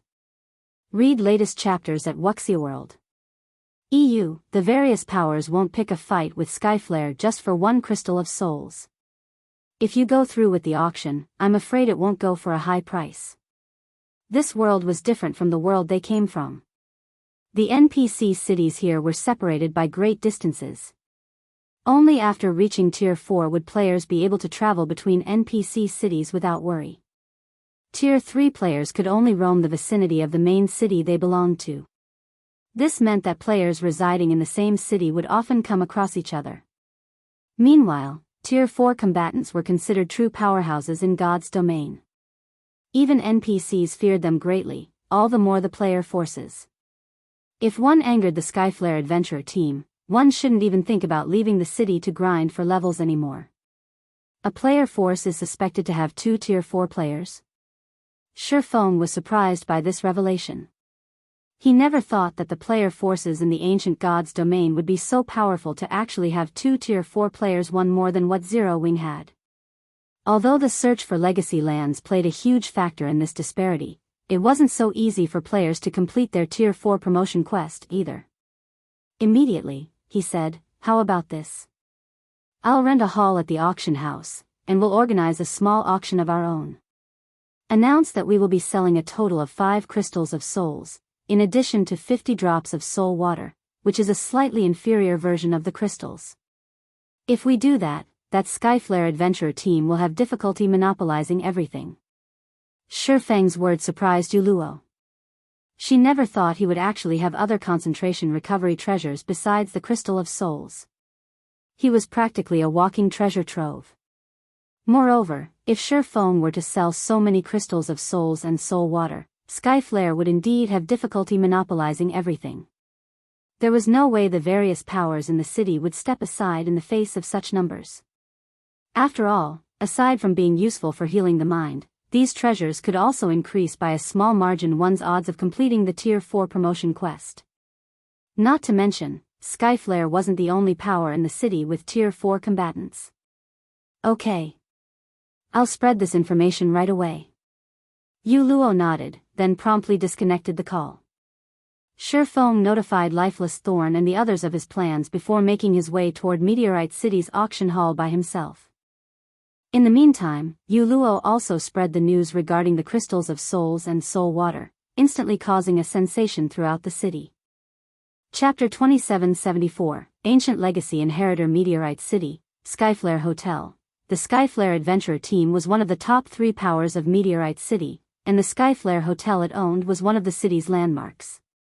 Not only did the hotel boast 19 floors, but it even occupied the largest plot of land in the city's business district, with roughly the footprint of a sports stadium. The Skyflare Hotel also had the best resting environment in Meteorite City. Due to its relatively reasonable prices, it had become the first choice of many players and NPCs for lodging. The hotel was so popular that it ranked within the top 10 most profitable businesses of Meteorite City. At this time, a level 131 female assassin clad in pitch-black epic equipment walked into the Skyflare Hotel's top-floor lounge. She then stopped before an imposing man sorting documents behind an office table. This imposing, middle-aged man was none other than the Skyflare adventurer team's commander, Lionheart, nicknamed Raging Lion. "Commander, I've already looked into the person you mentioned. She's Yuluo, a cleric from the Night Legion. She's the one responsible for spreading the information across the city. Not long ago, she made another announcement stating that her side will be hosting a small auction at the auction house. They will be selling 5 crystals of souls and 50 drops of soul water, which is an inferior version of the Crystal of Souls," the black-clad assassin reported. She then passed a memory crystal to Lionheart and continued, "There is a record of her image in there. From what I found out, she seems to be a proxy. The real seller should be the party of 5 people that entered Meteorite City with the Night Legion. I included a record of their appearances in the crystal. Of the 5, the cloaked man walking in the lead is verified to be a Tier 4 Sword Emperor. However, I did not find any records of him appearing within Meteorite City's vicinity." "Good job," said the crimson light armor-clad Lionheart, who had reached level 133. After glancing at the images recorded in the memory crystal, he nodded and looked toward the several vice commanders inside the lounge. He then asked calmly, "What do you guys think of this matter?" "They're simply picking a fight with Skyflare. We've already shown a lot of respect to that Sword Emperor by offering such a high price, yet they still refuse to reciprocate," sneered a gloomy man standing beside the French window. "I think we need to teach these outsiders a lesson. If they wish to mingle in Meteorite City, they need to know their limits. The treasure in question can increase the success rate of completing the Tier 4 promotion quest. We absolutely cannot let the other powers in the city get their hands on it." The 3 other vice commanders present nodded in agreement with the gloomy man, Wind Chaser. Although Wind Chaser was a cold and ruthless person, he was incredibly loyal to the Skyflare adventurer team. Most importantly, Wind Chaser was a Tier 4 Nightwalker.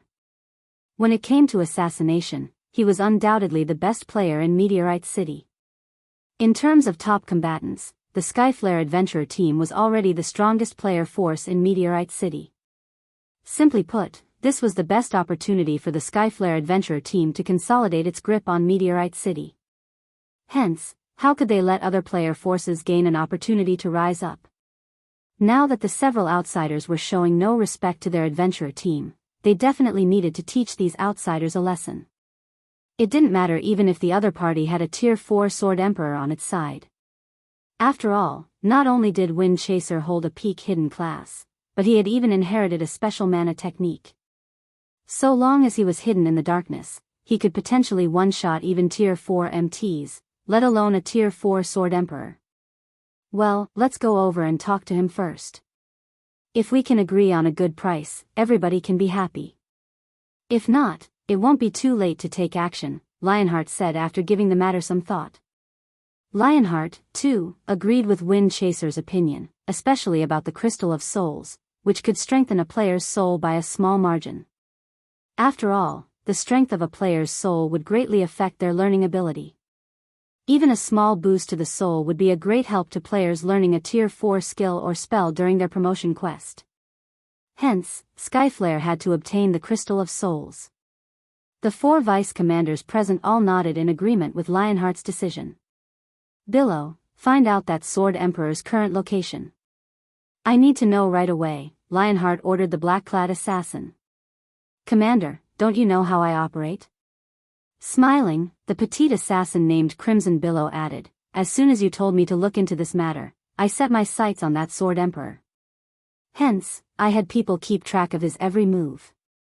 Currently, that Sword Emperor is at the auction house. By the looks of it, he plans to rent an auction hall to host a small auction. Good. Lionheart nodded in satisfaction as he looked at Crimson Billow. Billow, you and Chaser will follow me in secret. I'll meet with that Sword Emperor in person and find out his origins and purpose. Truthfully, he felt very curious about the Sword Emperor mentioned. Tier 4 players were still incredibly rare in the current God's domain. According to Skyflare's information network, most main cities had only one Tier 4 player. The main cities with 2 or 3 Tier 4 players were all cities with massive populations. Logically, after a player reached Tier 4, the first thing they should do was expand their influence in their city as much as possible, capitalizing on their advantage. However, this foreign Sword Emperor had actually chosen to visit another city. It was simply inconceivable. Understood. Crimson Billow and Wind Chaser responded respectfully. Meteorite City, Auction House. Meteorite City was a large trade city, and the auction house could be said to be the most prosperous place here. Not only was the local auction house much larger than the ones found in the modern God's domain's royal capitals, but its visitor traffic was also massive. A huge variety of products was on sale, including mana ore, which was quite rare in the modern God's domain, sold by the stack at dastardly cheap prices. One stack of 200 mana ores cost only 49 magic crystals. If sold in the modern God's domain, it would be bought out instantly. After all, mana ore was a byproduct of certain ores, and the chances of acquiring it were low. Hence, the price of mana ore in the modern world was already close to 30 silver coins per piece. Even then, supply was still tight. It's a pity I can't travel freely between the two worlds. Otherwise, I could definitely make a killing, and Zero Wing wouldn't have to worry about lacking funds and resources anymore. Feng sighed ruefully as he looked at the available items in the auction house. According to the old man's words, only 10 people could visit the ancient god's domain at a time. Moreover, while first-time visitors could get in for free, the second visit onward had a price.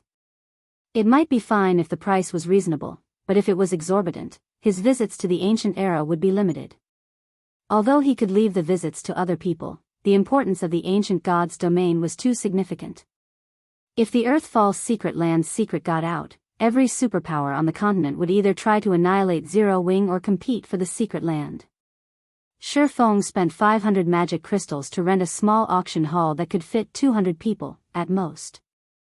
For Meteorite City's various powers, this number was already more than enough. After Feng finished making the necessary arrangements, an imposing and mighty man suddenly approached him. The man was clad in crimson light armor and carried a knight's shield with crimson runes. At the appearance of this imposing man, silence descended momentarily on the entire auction house. Everyone looked at this man in surprise, a hint of awe and admiration gleaming in the eyes of both players and NPCs. Crap. It's Lionheart. He looks so handsome. He looks much better than the photo on Skyflare's promotional posters. But, why is a big shot like him here? Could it be because of the news of that small auction? A discussion over Lionheart promptly broke out in the auction hall. Everyone couldn't help wondering why a VIP like Lionheart would personally visit the auction house. Skyflare's commander? He actually came in person? Yu Luo, who had just arrived in the auction house, gaped in shock and doubted her eyes when she saw Lionheart enter the building. Lionheart was an amazing individual. Despite having started with nothing in this ruthless world, the adventurer team he established had grown to the point where it managed to defeat several large guilds and become one of the top 3 powers in Meteorite City. In terms of achievements, the Skyflare adventurer team easily eclipsed the Heaven's Blade adventurer team. On the interstellar continent, living resources were incredibly scarce. Ordinary civilians couldn't hope to compare with large guilds in terms of the resources they could acquire. This was because large guilds generally had high-level authorities as backers. These authorities boasted resources and influence far greater than those of the large guilds on Earth. Just one word from these high-level authorities would be enough to allow a civilian who could barely feed themselves to move to the interstellar continent's core area. In the core area, one would be able to not only eat like a king but also enjoy recreational activities in the real world and appreciate the beauty of the vast universe. Just this point alone allowed large guilds to walk over civilian players with no background. Meanwhile, Lionheart was only a civilian on the interstellar continent. His development of Skyflare to such an extent was a remarkable feat. He was practically a legend among the civilians there. If he were in the modern god's domain, he would definitely become a noteworthy existence known throughout the mainland. The next moment, Lionheart stopped before Feng. Immediately, everyone in the auction house focused on Feng curiously, the stares making him feel very uncomfortable. You're the person selling the crystals of souls, right? Looking at Feng, Lionheart went straight to the point, saying, I am Lionheart, the Skyflare adventurer team's commander. You should have heard of me already. Of course, I've heard of you. In fact, I've heard a lot about you. Feng did not deny Lionheart's statement. Calmly, he asked, may I know what business you have with me? Read latest chapters at Wuxia World. Feng had gained plenty of information regarding Lionheart. The man was undoubtedly a powerhouse. Not only did he reach the domain realm, but he had even set foot onto the second step, the upper domain realm. The amount of time he had spent immersed in virtual reality games was much greater than that of the modern God's Domain's players. Rumor had it that Lionheart's control over mana had already reached the advanced Master Magician standard and that he was only half a step away from becoming a Grandmaster. In addition, Lionheart also possessed an ancient hidden class called the Blood Knight, which gave him the strongest defense among players. At this point, he was a complete monster when it came to defense. His terrifying defense was why the Skyflare adventurer team had managed to conquer plenty of powerful bosses. The adventurer team had even killed quite a few level 120 superior mythic bosses. Hence, Lionheart was also known as Meteorite's Wall by Meteorite City's players. This isn't a place to talk. Why don't we find a place to sit down and have a proper conversation? Lionheart suggested as he scrutinized Feng. When he saw Feng's special state, he was surprised and confused. However, he quickly set aside his surprise and treated Feng with the respect due a foreign Tier 4 expert. Sure. Feng nodded. He then turned to the empty space a short distance behind Lionheart and asked, are those two coming along too? Chapter 2775, Astronomical Transaction. Those two? Yu Luo was confused when she followed Feng's gaze. After all, there was nobody there. Even when she pushed her perception as a Void Realm expert to the limit, she still couldn't sense any aura or presence of a living being. She didn't notice any unusual fluctuations in space either. Experts at the Void Realm would be aware of even the slightest disturbances around them. At the end of the day, an assassin's stealth only turned them invisible to the naked eye. They remained physically present in the world. So long as they moved, no matter how slow, they would cause some air turbulence. Such unnatural changes wouldn't escape the perception of a Void Realm expert. Hence, even a Void Realm assassin generally couldn't get within 30 yards of other Void Realm experts undetected.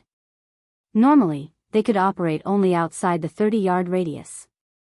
As for assassins at the Domain Realm, while they could perform better, they still wouldn't be able to get within 20 yards of Void Realm experts undetected.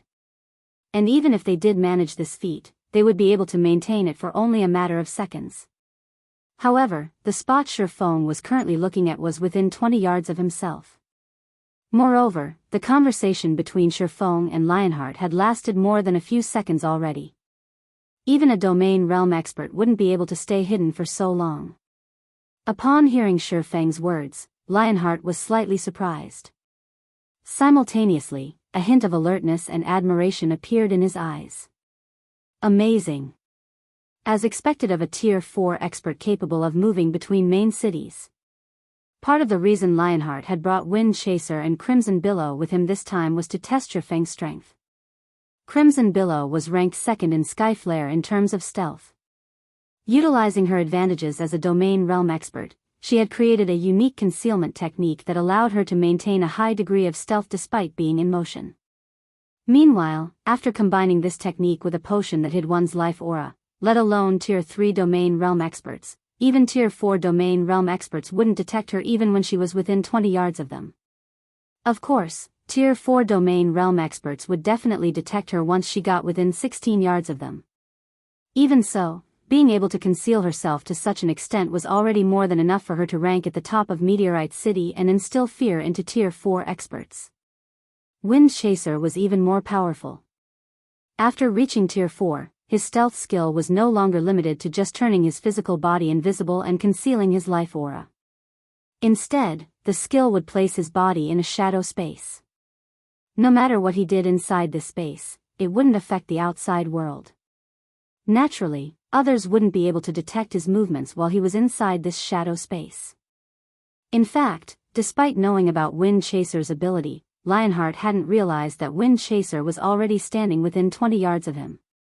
Nevertheless, Feng had stated that there were two people behind Lionheart.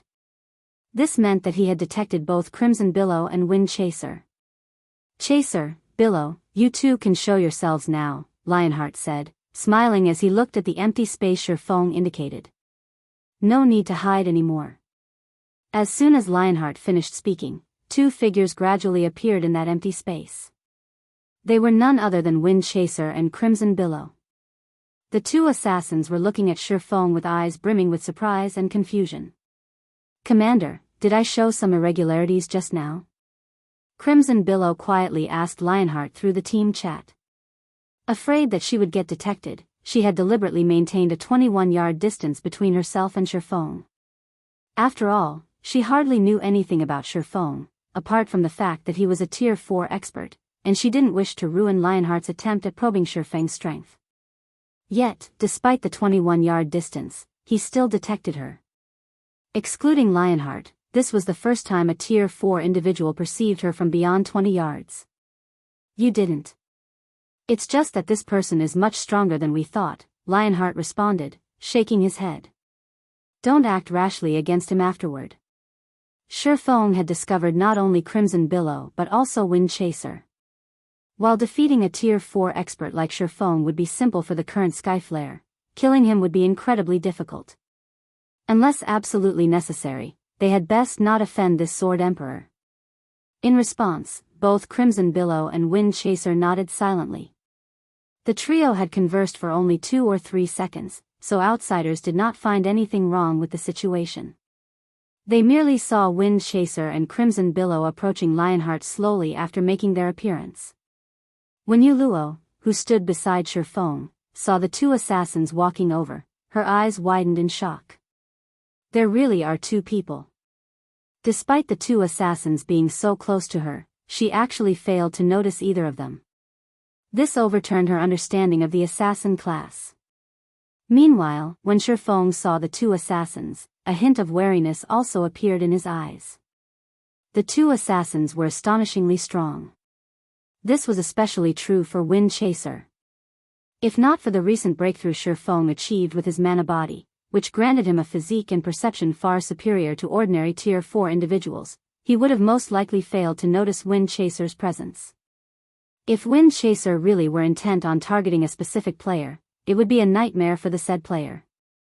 After all, the Tier 4 assassin was capable of suddenly appearing within 20 yards of his target without giving off any indications, a distance that any Tier 4 combatant could cross in the blink of an eye. If Feng was not careful, even he might end up falling prey to Wind Chaser's ambush. "Let's head to a reception room to continue our conversation," Lionheart suggested to Feng. Sure. Feng did not object to the proposal. His original goal in coming to the ancient god's domain was to acquire a large amount of resources. Meanwhile, the best way to do so was by partnering with a local tyrant. He could gather resources much faster this way than if he did it by himself. In fact, he could even gain access to items that normally wouldn't appear on the market. Lionheart's taking the initiative to seek him out was naturally good news for Feng.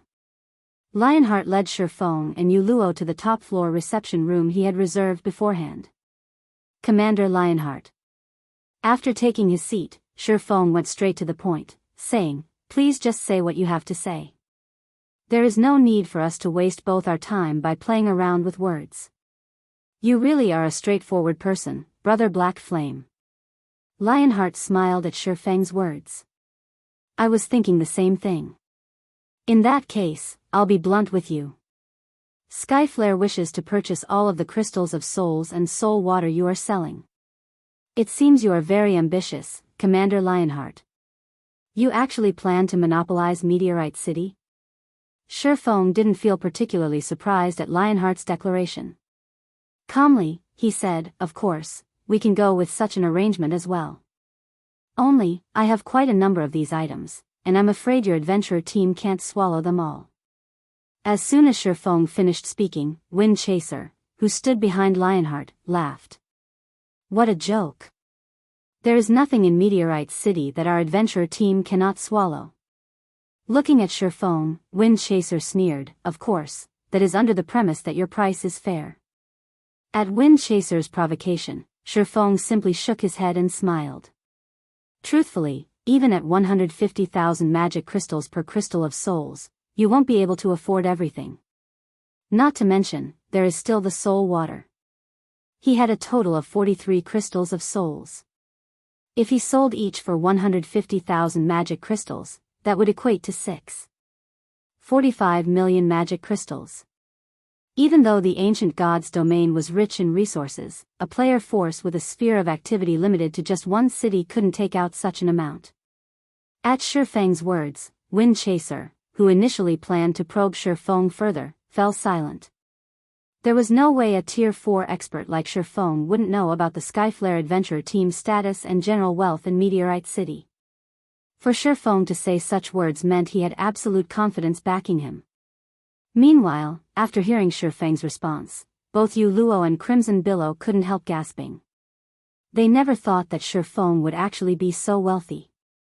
They had already investigated the Crystal of Souls, so they knew it was a precious treasure that wasn't obtained easily. Yet, Feng had just declared that Skyflare couldn't afford to purchase all his stock. This proved that Feng had a lot of crystals of souls on hand. Who knew how many Tier 4 experts one could create with so many crystals of souls? "You truly are extraordinary, Brother Black Flame." Lionheart immediately broke into a smile. Moreover, this was a very sincere smile. "I apologize to you on behalf of my brother. At the same time, I also hope that the Skyflare adventure team can form a long-term partnership with you. What do you think? I admit that Skyflare cannot take out the necessary magic crystals to purchase all your crystals of souls. However, our adventure team still ranks within the top 3 of Meteorite City's player forces in daily income. We might not be able to swallow everything in one bite, but I'm sure we can do so after several or a dozen bites. Furthermore, I can assure you that not only will we purchase each crystal of souls for 200,000 magic crystals, but we will also ensure a weekly transaction of 3 million magic crystals at a minimum. May I know what you think of this, Brother Black Flame? Luo gaped in shock at Lionheart's words despite herself. She never imagined that the Skyflare adventurer team had such astonishing wealth. Even the superpowers in the modern god's domain were far from comparable to Skyflare in magic crystal acquisition. Moreover, Lionheart even raised the price of the Crystal of Souls to 200,000 magic crystals. Skyflare was probably the only power in Meteorite City capable of offering such a price. After all, a piece of fragmented legendary equipment cost only around 500,000 magic crystals, while fragmented legendary weapons cost around 1 million magic crystals. Lionheart's promise of a weekly transaction of 3 million magic crystals meant Skyflare was trading away 3 fragmented legendary weapons every week. Commander? At this time, even Wind Chaser was stunned by Lionheart's offer. The Skyflare adventurer team operated only in Meteorite City's vicinity, and there were only so many resources available in the area. If Skyflare really pushed through with this transaction, the adventurer team would have to tighten its belt and strictly limit its future expenditures. Read latest chapters at Wuxia EU. Okay, I can agree to those conditions, Feng said, nodding. After giving the matter some thought, he felt that this price was probably the best he could get for the crystals of souls. Even if he could get a higher price at an auction, it wouldn't be much higher. However, before this, I wish to test you, Commander Lionheart. We can verify our transaction depending on your performance. What do you think? Test our commander? Feng's words infuriated Wind Chaser. Crimson Billow's complexion also darkened, a hint of hostility appearing in her eyes as she looked at Feng. Even super guilds would not dare say that they wished to test their commander's qualifications for cooperation, yet a person of unknown origin actually did so. Feng was utterly looking down on the Skyflare adventure team. However, before Wind Chaser or Crimson Billow could say anything else, Lionheart extended a hand to stop them. He then looked at Feng with a glint of determination in his eyes as he asked, "May I know how you wish to conduct your test, Brother Black Flame?" "Simple. So long as you survive a hit from me, you'll pass," Feng said decisively. Chapter 2776, Duel Between Sword and Shield, Survive a Hit from You? Lionheart was momentarily stunned by Feng's words. Even Wind Chaser and Crimson Billow fell into a daze for a long time. They felt that Feng was simply toying with the Skyflare adventurer team. Looking at Feng, Wind Chaser asked to verify, "Are you sure this is your condition? Do you know what title our commander holds in Meteorite City?" Initially, Wind Chaser thought that Feng would make things difficult for them to invalidate this transaction. Yet, Feng's condition for partnership was simply for Lionheart to survive a hit from him. This test was beyond simple. Let alone Tier 4 players, even superior mythic monsters were incapable of one-shotting Lionheart. The Skyflare adventurer team had relied precisely on Lionheart's overwhelming defense to develop to its current extent. It would be a complete and utter joke to say that a Tier 4 player could one-shot Lionheart. For a moment, Wind Chaser even suspected that Feng had never bothered looking into Lionheart's information. Either that or the man thought that Lionheart's fame was exaggerated. Of course. I'm very certain. Feng nodded earnestly. Luo also couldn't help looking at Feng strangely. She simply couldn't understand why Feng would set such a meaningless condition. She knew that Feng was indeed very strong. This was evident from how he repelled over a dozen Tier 3 demon leaders with one move. However, Lionheart wasn't a pushover, either. The achievements he had today were piled up through innumerable battles. Wind Chaser and Crimson Billow turned to Lionheart. Although they didn't know what Lionheart thought of this matter, Feng's test presented no problem to them. It wouldn't even be an exaggeration to call it a free pass. Meanwhile, so long as their two sides entered into a partnership, the Skyflare adventurer team would be able to gain full control over Meteorite City easily. In fact, it wouldn't be long before they could start establishing branches in other NPC main cities. And even if the player forces of the other cities opposed Skyflare's intrusion, they would have difficulty doing so. After all, what truly mattered in a fight between powers were Tier 4 combatants. Although the saying one Tier 4 player could easily go up against a countless number of Tier 3 players was indeed exaggerated, it was still a fact that Tier 4 players could do many things that Tier 3 players couldn't. This was the difference between tiers and life ratings. No problem. I agree to your condition, Lionheart said. After giving the matter some thought, he couldn't find any problems with Feng's condition. However, are we going to hold the test here? In Lionheart's opinion, Feng probably wasn't aware of the strength of his Blood Knight class. As one of the incredibly rare ancient legacies in God's domain, the skills it offered were far superior to ordinary peak legacies. Not to mention, he currently had 3 fragmented legendary items on him: the Bulwark of Holy Blood, the Void Magic Armor, and the Windwall Ring. Even when he had only the fragmented legendary shield and armor, he could already fend off superior mythic monsters. In fact, if not for the high HP and defense of superior mythic monsters, he could even solo these monsters, given enough time. Now that he had the Windwall Ring, his defensive capabilities had soared even further. I'm afraid this place isn't sufficient. We'll need to rent an advanced combat room, Feng said, shaking his head. In that case, let's go to our adventurer team's Skyflare hotel. There's a special combat room there. It should be enough for us to display our strengths, Lionheart suggested. A special combat room? Feng was surprised at Lionheart's words. He never thought that special combat rooms already existed in the ancient god's domain. Special combat rooms were far superior to advanced combat rooms. They were perfect for practicing skill and spell usage. However, special combat rooms simply weren't something that could be acquired at this stage of the game. Let's go to the Skyflare Hotel, then. Feng and Yuluo followed Lionheart's group to the Skyflare Hotel, which was only 1 block away from the auction house. The instant the group walked into the Skyflare Hotel, Yuluo grew a little excited. The Skyflare Hotel wasn't a place just anyone could enter and rest at. Aside from Skyflare's members and the members of Partnered Powers, who received a 50% discount, visitors would be charged the full price when staying at the hotel. Meanwhile, even the most basic room here cost 400 magic crystals per day. Even a Tier 3 Void Realm expert like herself wouldn't dare stay here for no good reason. Only when she needed to verify some theories and techniques she thought of would she make an exception and stay here. As for Feng, he felt as if he had just walked into a sacred training ground. The density of the mana here was truly amazing, much more than even in Stone Forest City's Freedom Hotel. In fact, the boost he got for his perception of magic elements was roughly 20% higher than what he got from the hotel he was currently staying at. No wonder he's so confident of being able to take out 3 million magic crystals per week. At this time, Feng finally understood why Lionheart was so confident in the Skyflare adventure team's abilities. Meanwhile, along with Feng and Yuluo's arrival, an uproar occurred among Skyflare's executives. I heard that guy named Black Flame wants to test the commander. What? That guy must be crazy. He thinks the commander is someone he can test.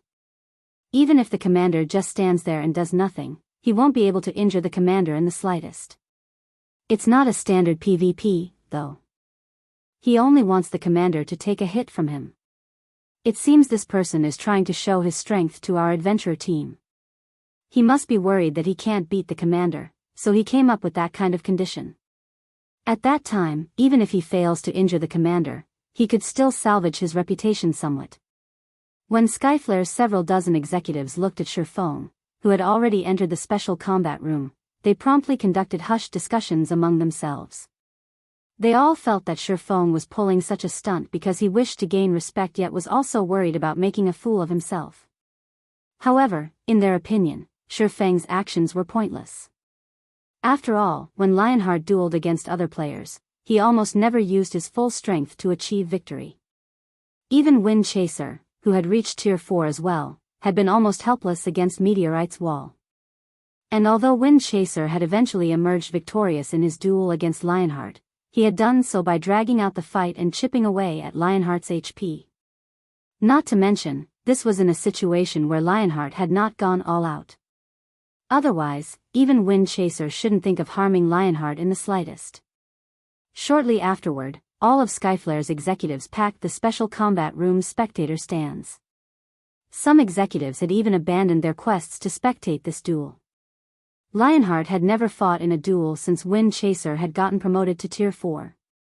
During this period, Lionheart had improved significantly.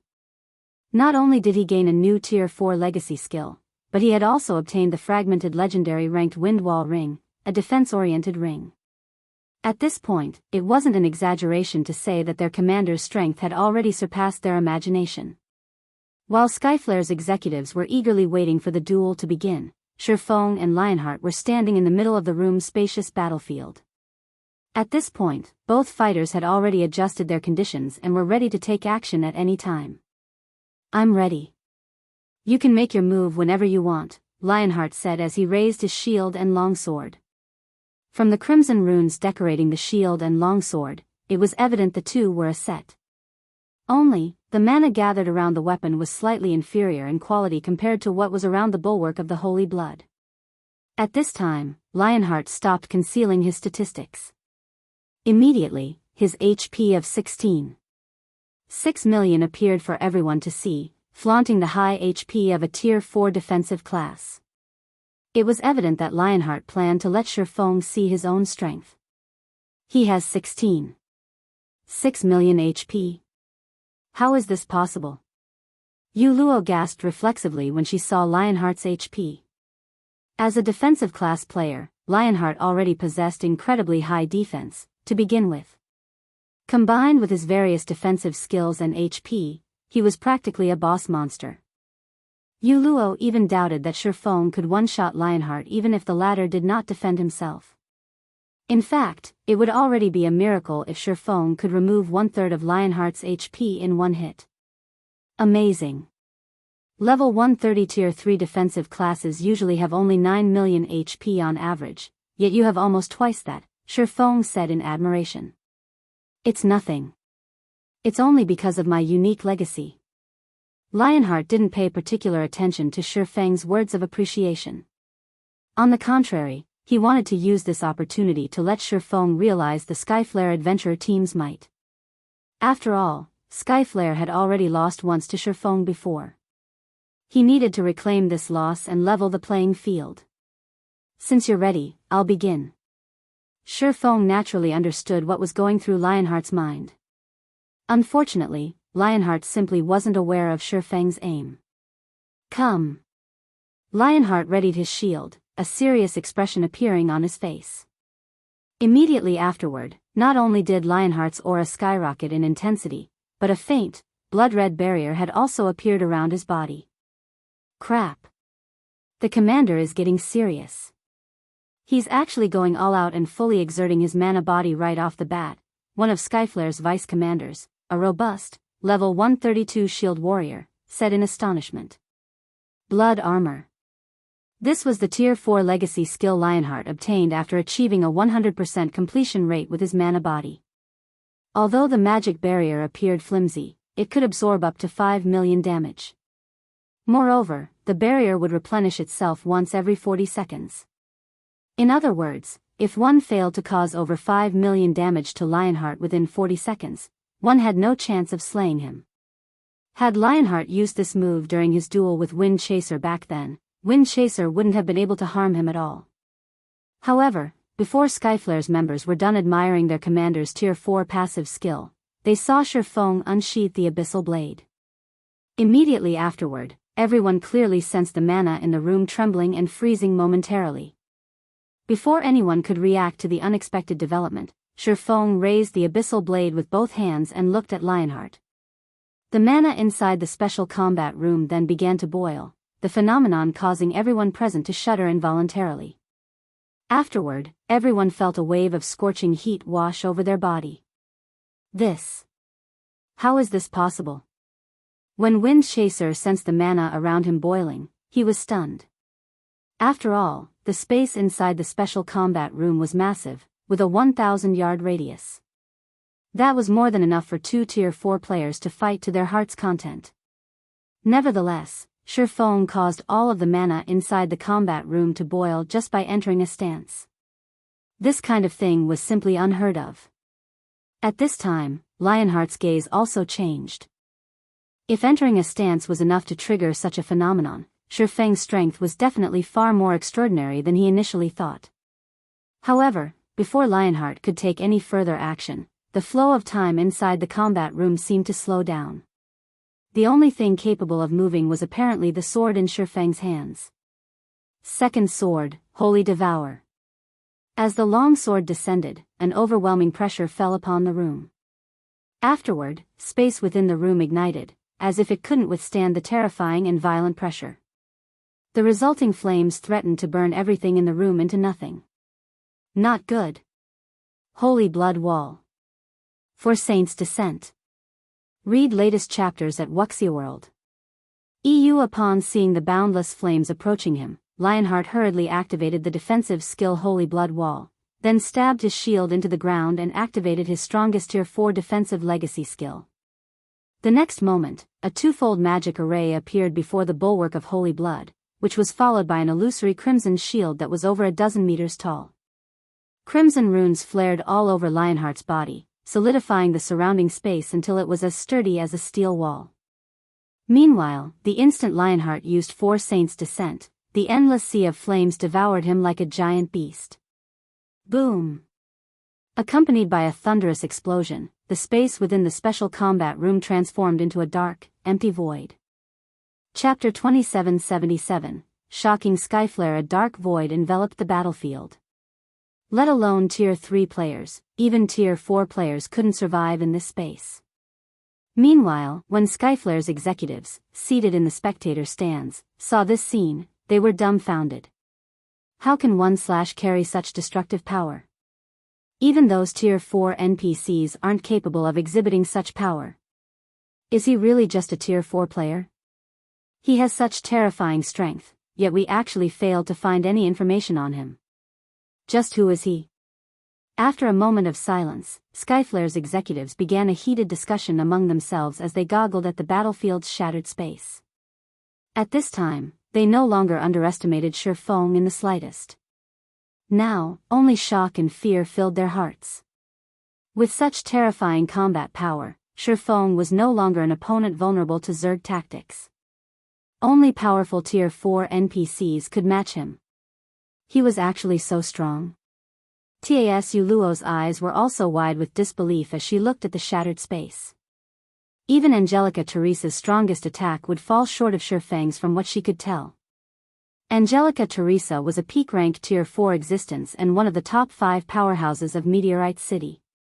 In addition, as an NPC, the items and basic attributes she possessed were also far superior to players. Yet, Feng had actually executed an attack way stronger than even Angelica Teresa's strongest attack. Commander. The commander couldn't have fallen, right? After a while, Wind Chaser and the others snapped out of their daze and searched hurriedly for Lionheart's figure in the dark void. Out of the player attacks they had seen thus far, Feng's was undoubtedly the strongest.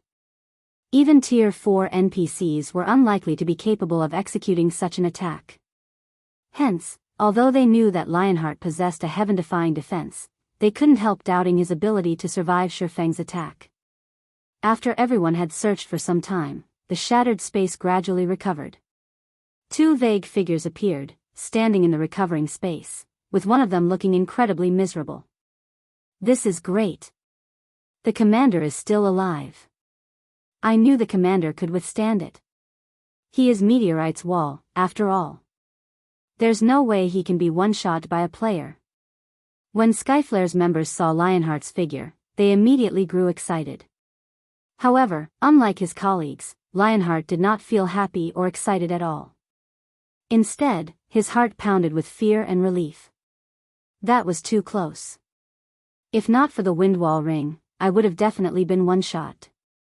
Lionheart smiled bitterly when he looked at his remaining HP. Currently, he had less than 6 million HP remaining. While this might seem like a lot, he had only managed to retain this amount of HP thanks to the Windwall ring's passive skill. The Windwall ring's passive skill, Wind's Protection, was capable of reducing all the damage he received by 35%. Even if he received a Tier 5 attack, its damage would still be reduced by a full 35%. Wind's protection was also the Wind Wall Ring's only skill. The Wind Wall Ring was different from other equipment with passive damage reduction skills. Although the alternatives might even have skills offering much greater reductions than Wind's protection on paper, there were hidden limits to these skills. Generally, their upper limit was Tier 4. Once an attack reached the Tier 4 standard, their effect would be significantly weaker. And against Tier 5 attacks, their effect was practically negligible. However, that was not the case for the Wind Wall Ring's Wind's protection. The skill's description clearly stated that it could reduce the damage of even Tier 5 attacks by 35% and not 1% less. On the other side, after Feng executed Holy Devour, his complexion had paled significantly. Is it still too much to execute this move? When Feng sensed that more than half of his concentration had disappeared, he was shocked. He had already developed his epic mana body to 110% completion rate, yet he still had trouble gathering and condensing the mana required to execute Holy Devour. For a moment, he couldn't help imagining what kind of power he could exhibit if he successfully executed the third sword, Holy Annihilation. Tier 5? Tier 6? Regardless, this is a good result. At the very least, I can now use the complete Holy Devour. Now, I should be able to cope, even against a half-step Demon King. As Feng sheathed the Abyssal Blade, he was satisfied with his previous attack. Although his mana had undergone a qualitative transformation, thanks to the improvement of his mana body, the improvement this change brought to his skills and spells was limited. It wasn't enough for them to undergo a qualitative transformation. However, it was a different story for mana techniques, whose power was highly dependent on the quality of the mana used. Now, if he went all out, he could execute an attack at the Tier 5 standard. The only drawback of Holy Devour was the huge burden it placed on his concentration. Even at peak condition, he could execute the complete Holy Devour only once. Nevertheless, it was already more than enough as a trump card. As Feng was savoring the experience of executing Holy Devour, Lionheart approached him. "Brother Black Flame, that move of yours really is ruthless. If I hadn't gained some improvements recently, I would have really died," Lionheart said jocularly. At this moment, Lionheart no longer underestimated or looked at Feng with contempt, only respect was present in his eyes. The fact that Feng had managed to execute such a move as a player meant that he already stood at the apex of the entire God's domain.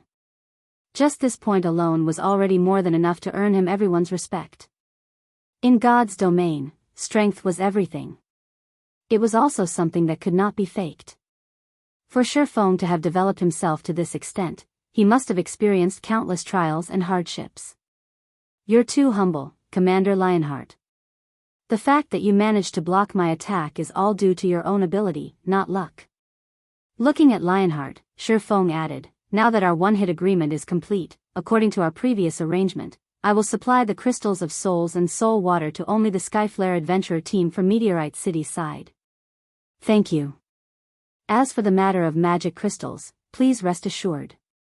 The Skyflare adventurer team definitely won't let you down, Brother Black Flame."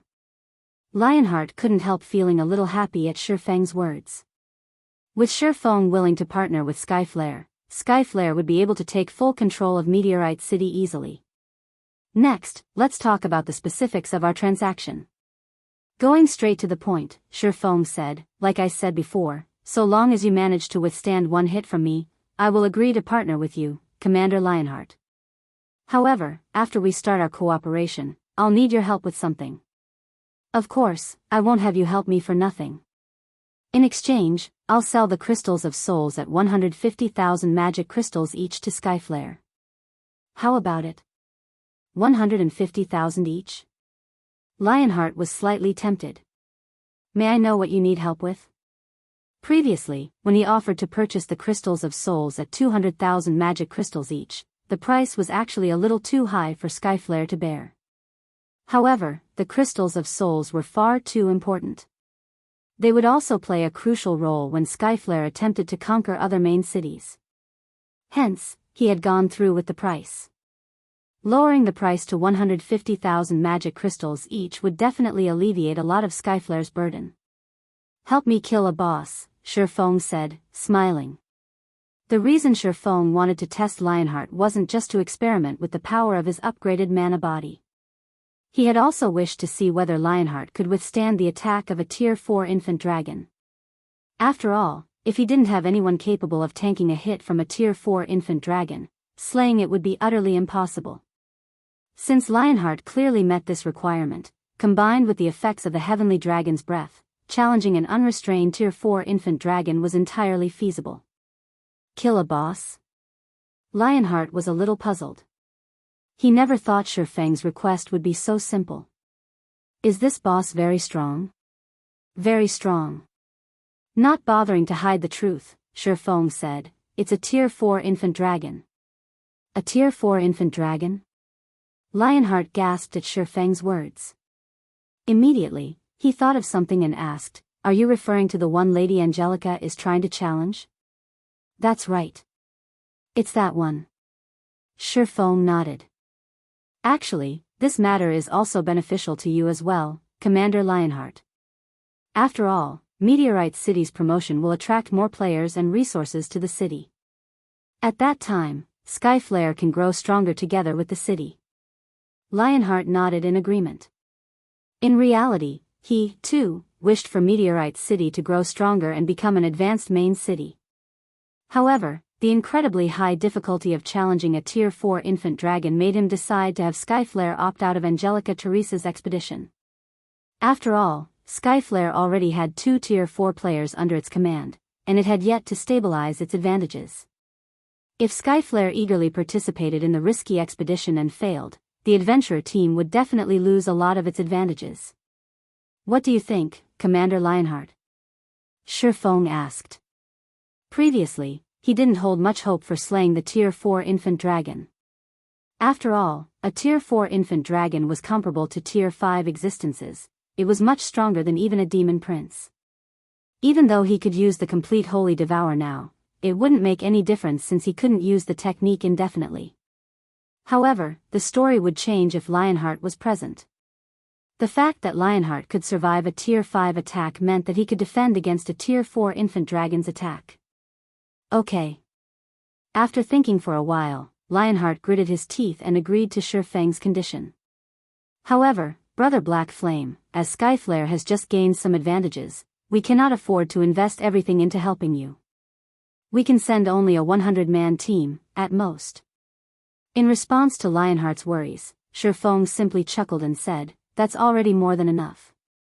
In fact, it's fine so long as Skyflare can dispatch its 2 Tier 4 players, let alone a 100-man team. May I know when we will begin the operation? Lionheart asked. Raiding a Tier 4 infant dragon was an important matter. Preparing the necessary manpower and supplies would take a lot of time. We're not in a rush right now. I'm afraid it will still take several days before we can set out, Feng said, shaking his head. I'll notify you when the time comes, Commander Lionheart. Challenging a Tier 4 infant dragon with just 3 Tier 4 players would be outright suicide. It wouldn't matter even if they had a large number of Tier 3 players supporting them.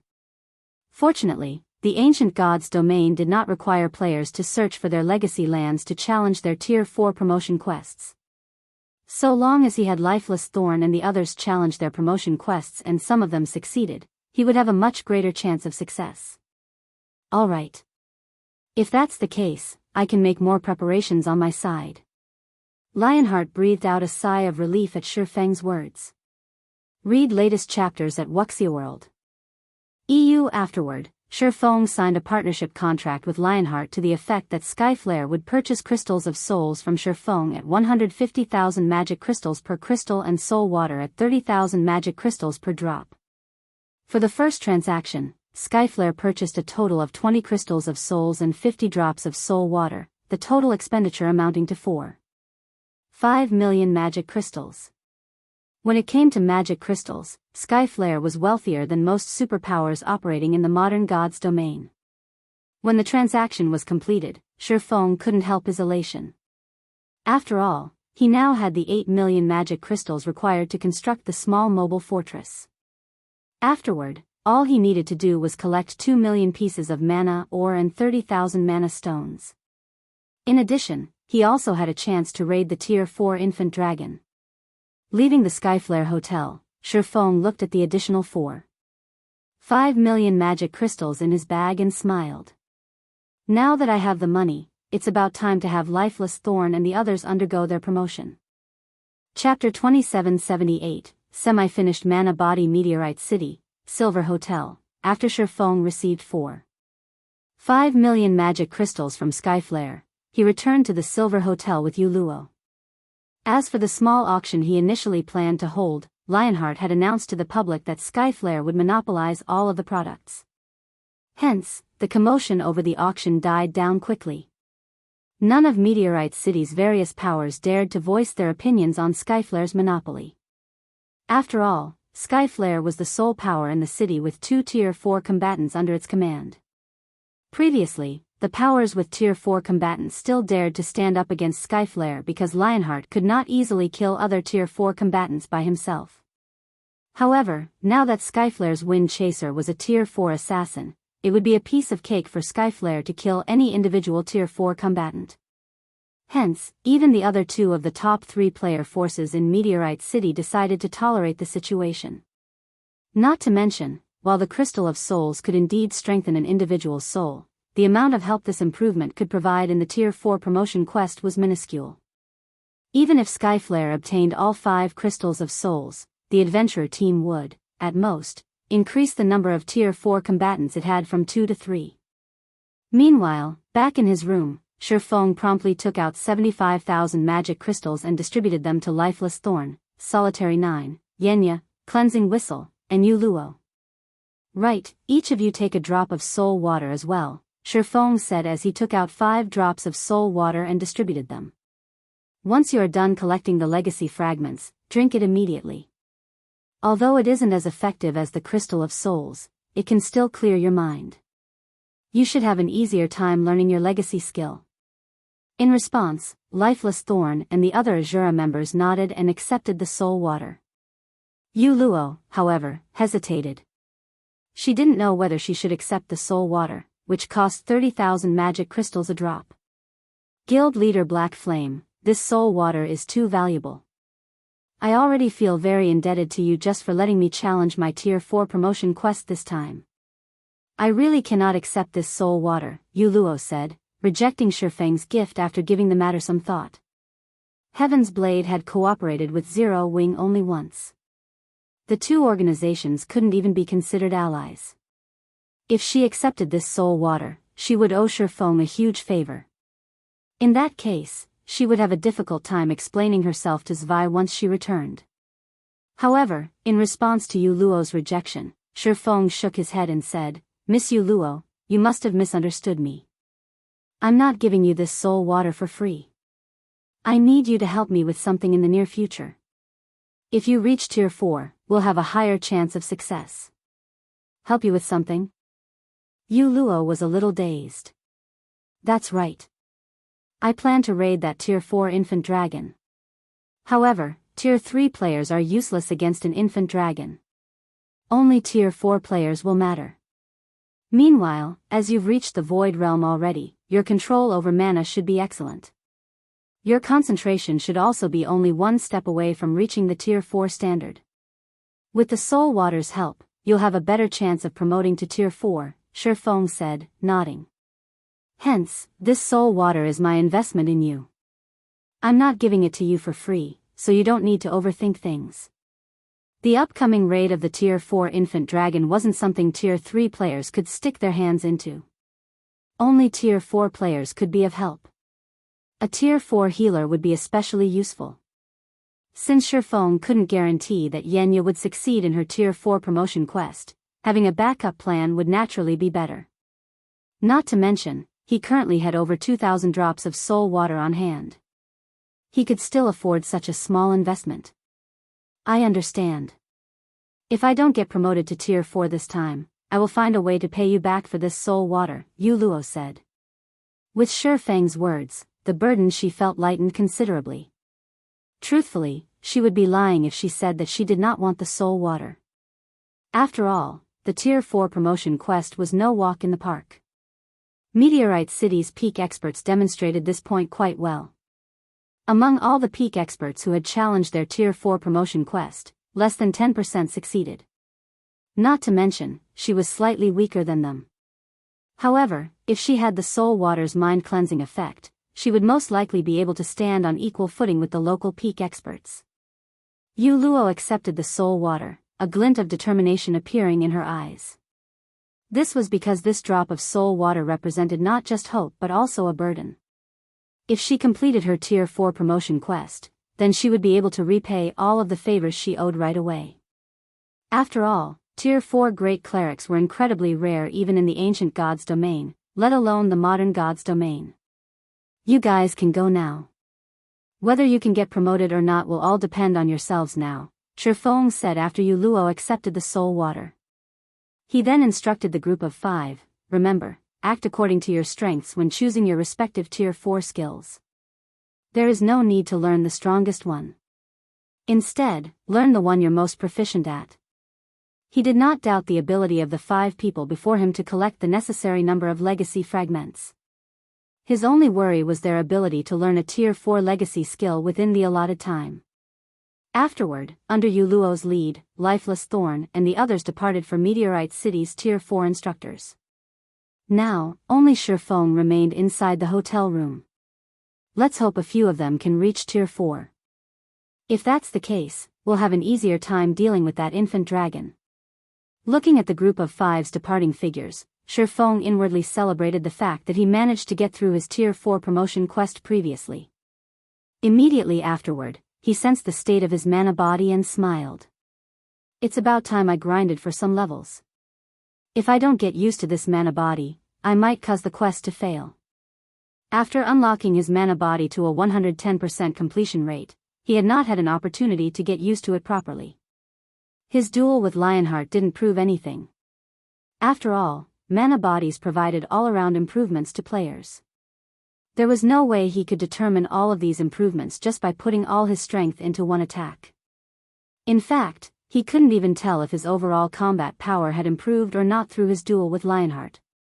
This was because the mana body's improvement mainly led to subtle improvements in various aspects. On the surface, it was impossible to tell if his improved mana body had brought any changes to his overall combat power. After all, his basic attributes remained the same as before. Right now, the only obvious improvements were in the density of his mana, his control over mana, his physique, and his 5 senses. During his fight with Lionheart, he had only proven that the improvement of his mana body had positive effects on his mana techniques. Even then, he still wasn't clear how the improvement had triggered such a change.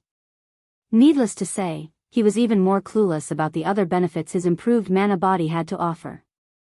Read latest chapters at Wuxia EU. If he wished to fully utilize his new mana body and maximize his combat power, he would need to readapt to his mana body. It was akin to learning a new skill or spell. He would need to put in a lot of time and effort into adapting and training. Only after he could make use of his mana body at an instinctive level could he be considered to have truly adapted to it. At this point, his mana body could only be considered a semi-finished product. Next, he would have to explore his mana body thoroughly. Feng drank a drop of soul water, recovering some of the concentration he had expended executing Holy Devour. He then put on his black cloak and silently departed from Meteorite City.